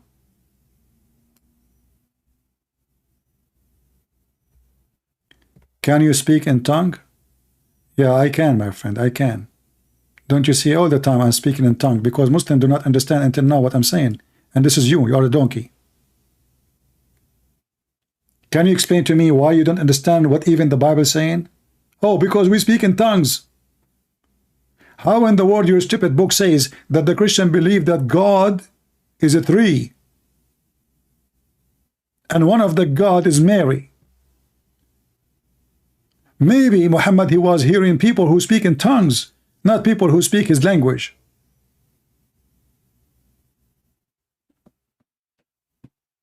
I'm showing a reference and this guy is busy with the stupid things. Do you speak in tongues?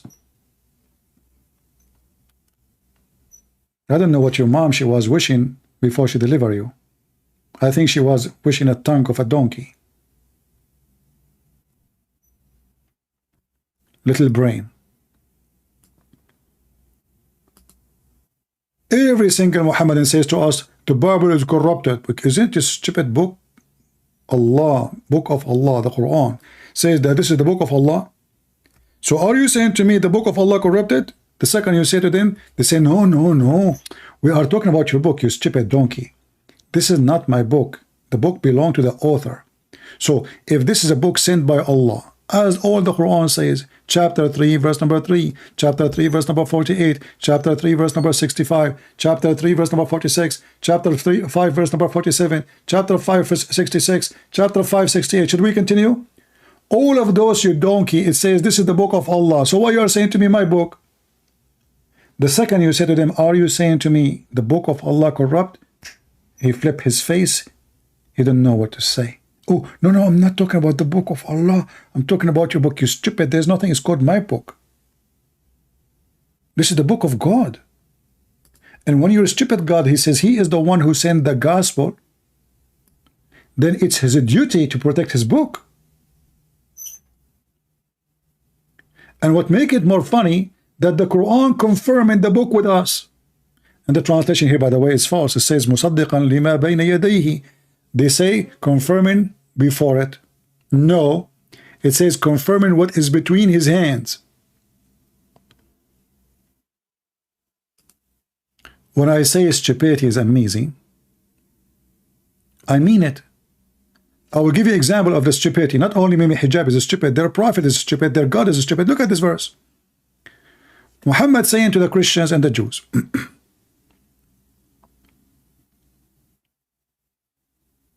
O people of the scriptures, why do you dispute about Ibrahim while the Torah and the Injil gospel was not revealed till after him?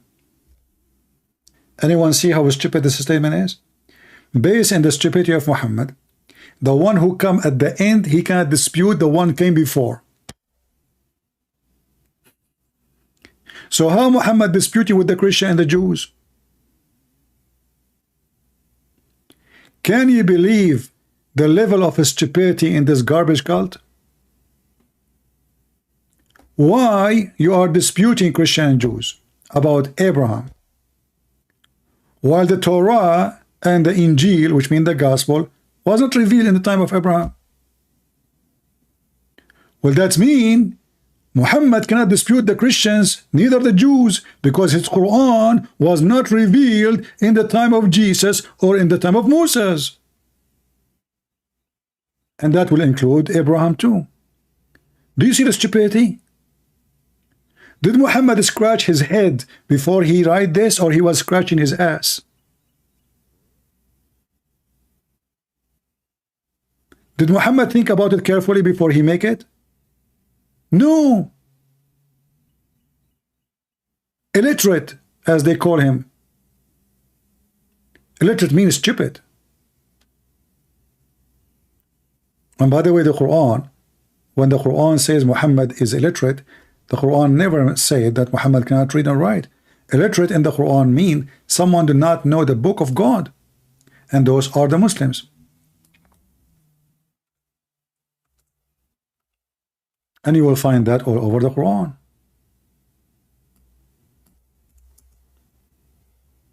Chapter 2, verse number 78. Confirm, I mean, they don't even understand their book. And there are among them illiterate who do not know the book. So who is the illiterate? The one who does not know the book. By the way, in English, in Arabic, doesn't say Jews. Chapter 3, verse number 20. Who is the illiterate? The one who do not know the book. Who is the one who is not illiterate? Is the Jews and the Christians. This is why in the Quran we are called people of the book. Muslims are not people of the book, which means even the Quran did not confirm the Quran. Because if the Quran confirmed the Quran, then he should confirm the Muslims, call them people of the book too. In our book, we deny everything Muhammad said, even though our book written long before Muhammad. And their book confirming our book, but in the same time contradict.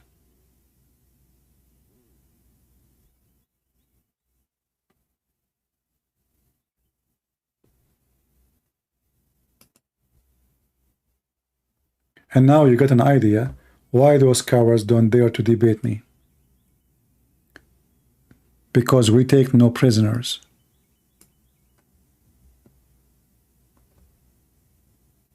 And by the way, take no prisoners is mentioned in the Quran.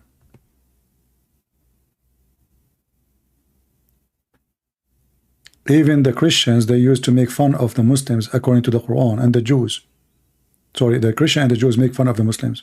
They call them ummiyin, illiterate, gomai, pagans. The word ummi here mean gomai.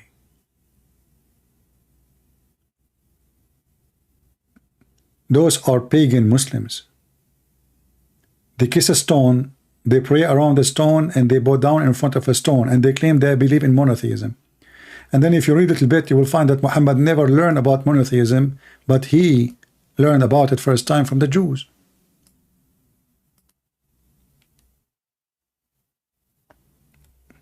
If you remember the story where a little Jew, he schooled Muhammad and he got him busted. A Jewish man, as usual. Muhammad do not know what monotheism. If not this Jewish man, until now the Muslim doing the same. And I find it very funny that the Muslims are not ashamed even to write it. Read carefully. A Jewish man came to the Prophet and he said, "You are setting rivals to Allah," to God, not Allah, and associating with him, other with him. This is a serious accusation from a Jew to a Muhammad himself. Did Muhammad deny? No. In fact, he told the Muslim to do as this Jewish man he said, for this is the right thing. He said to them, you say whatever Allah wills, and you will. And you say by the Kaaba, they swear by stones. They swear by rocks. They swear by houses, not by God. So the Prophet commanded them, if they wanted to swear on oath, to say, by the Lord of the Kaaba. Here you need to ask yourself, where was Allah to correct Muhammad? What kind of a prophet of God he is corrected by the enemy of Allah? According to the Quran, the Jews are the enemy of Allah.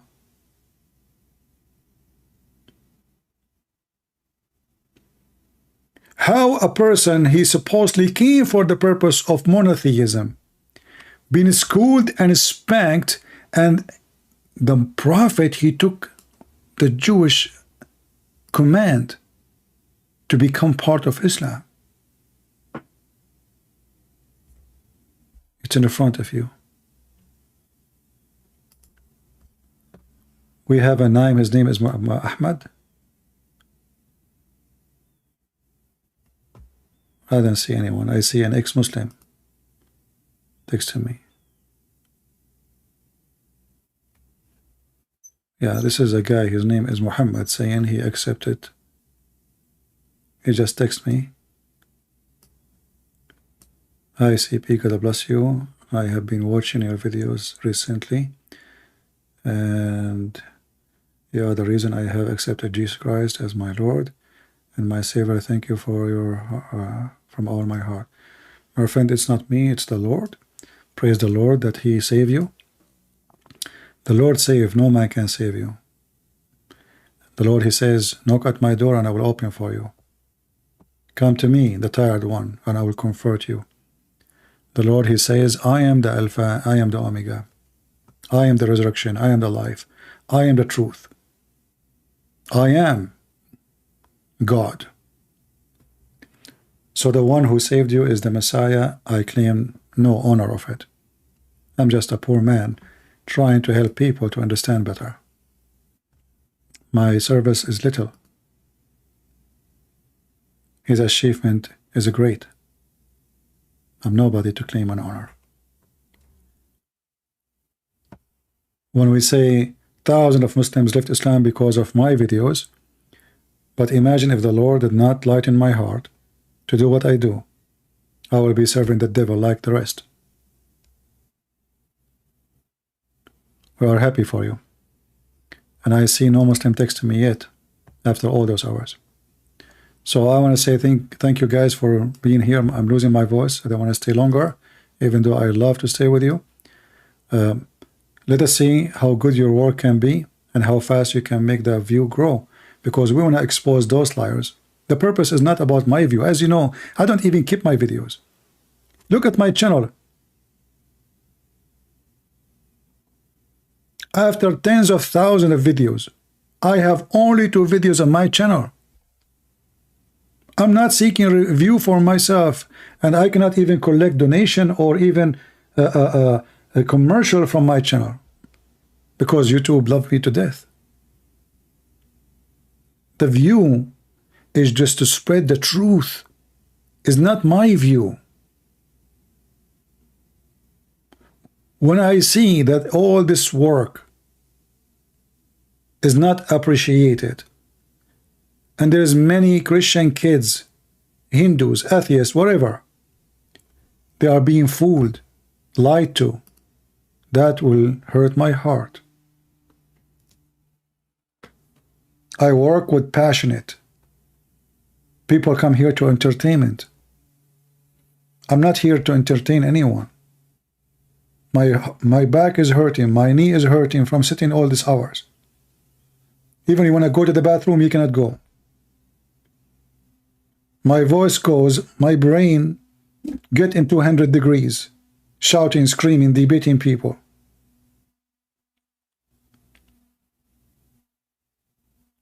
But we enjoy it and we love it when you see one person saved, as the Bible said. A happiness in the kingdom of the Lord will be for one person, a rejoice. The whole heaven will be rejoicing for one person, and that is Muhammad today. And let us see how many Muhammad will be rejoiced. The heaven will rejoice to have them saved from the devil Muhammad and his false teaching. Glory to the Lord, not to the man.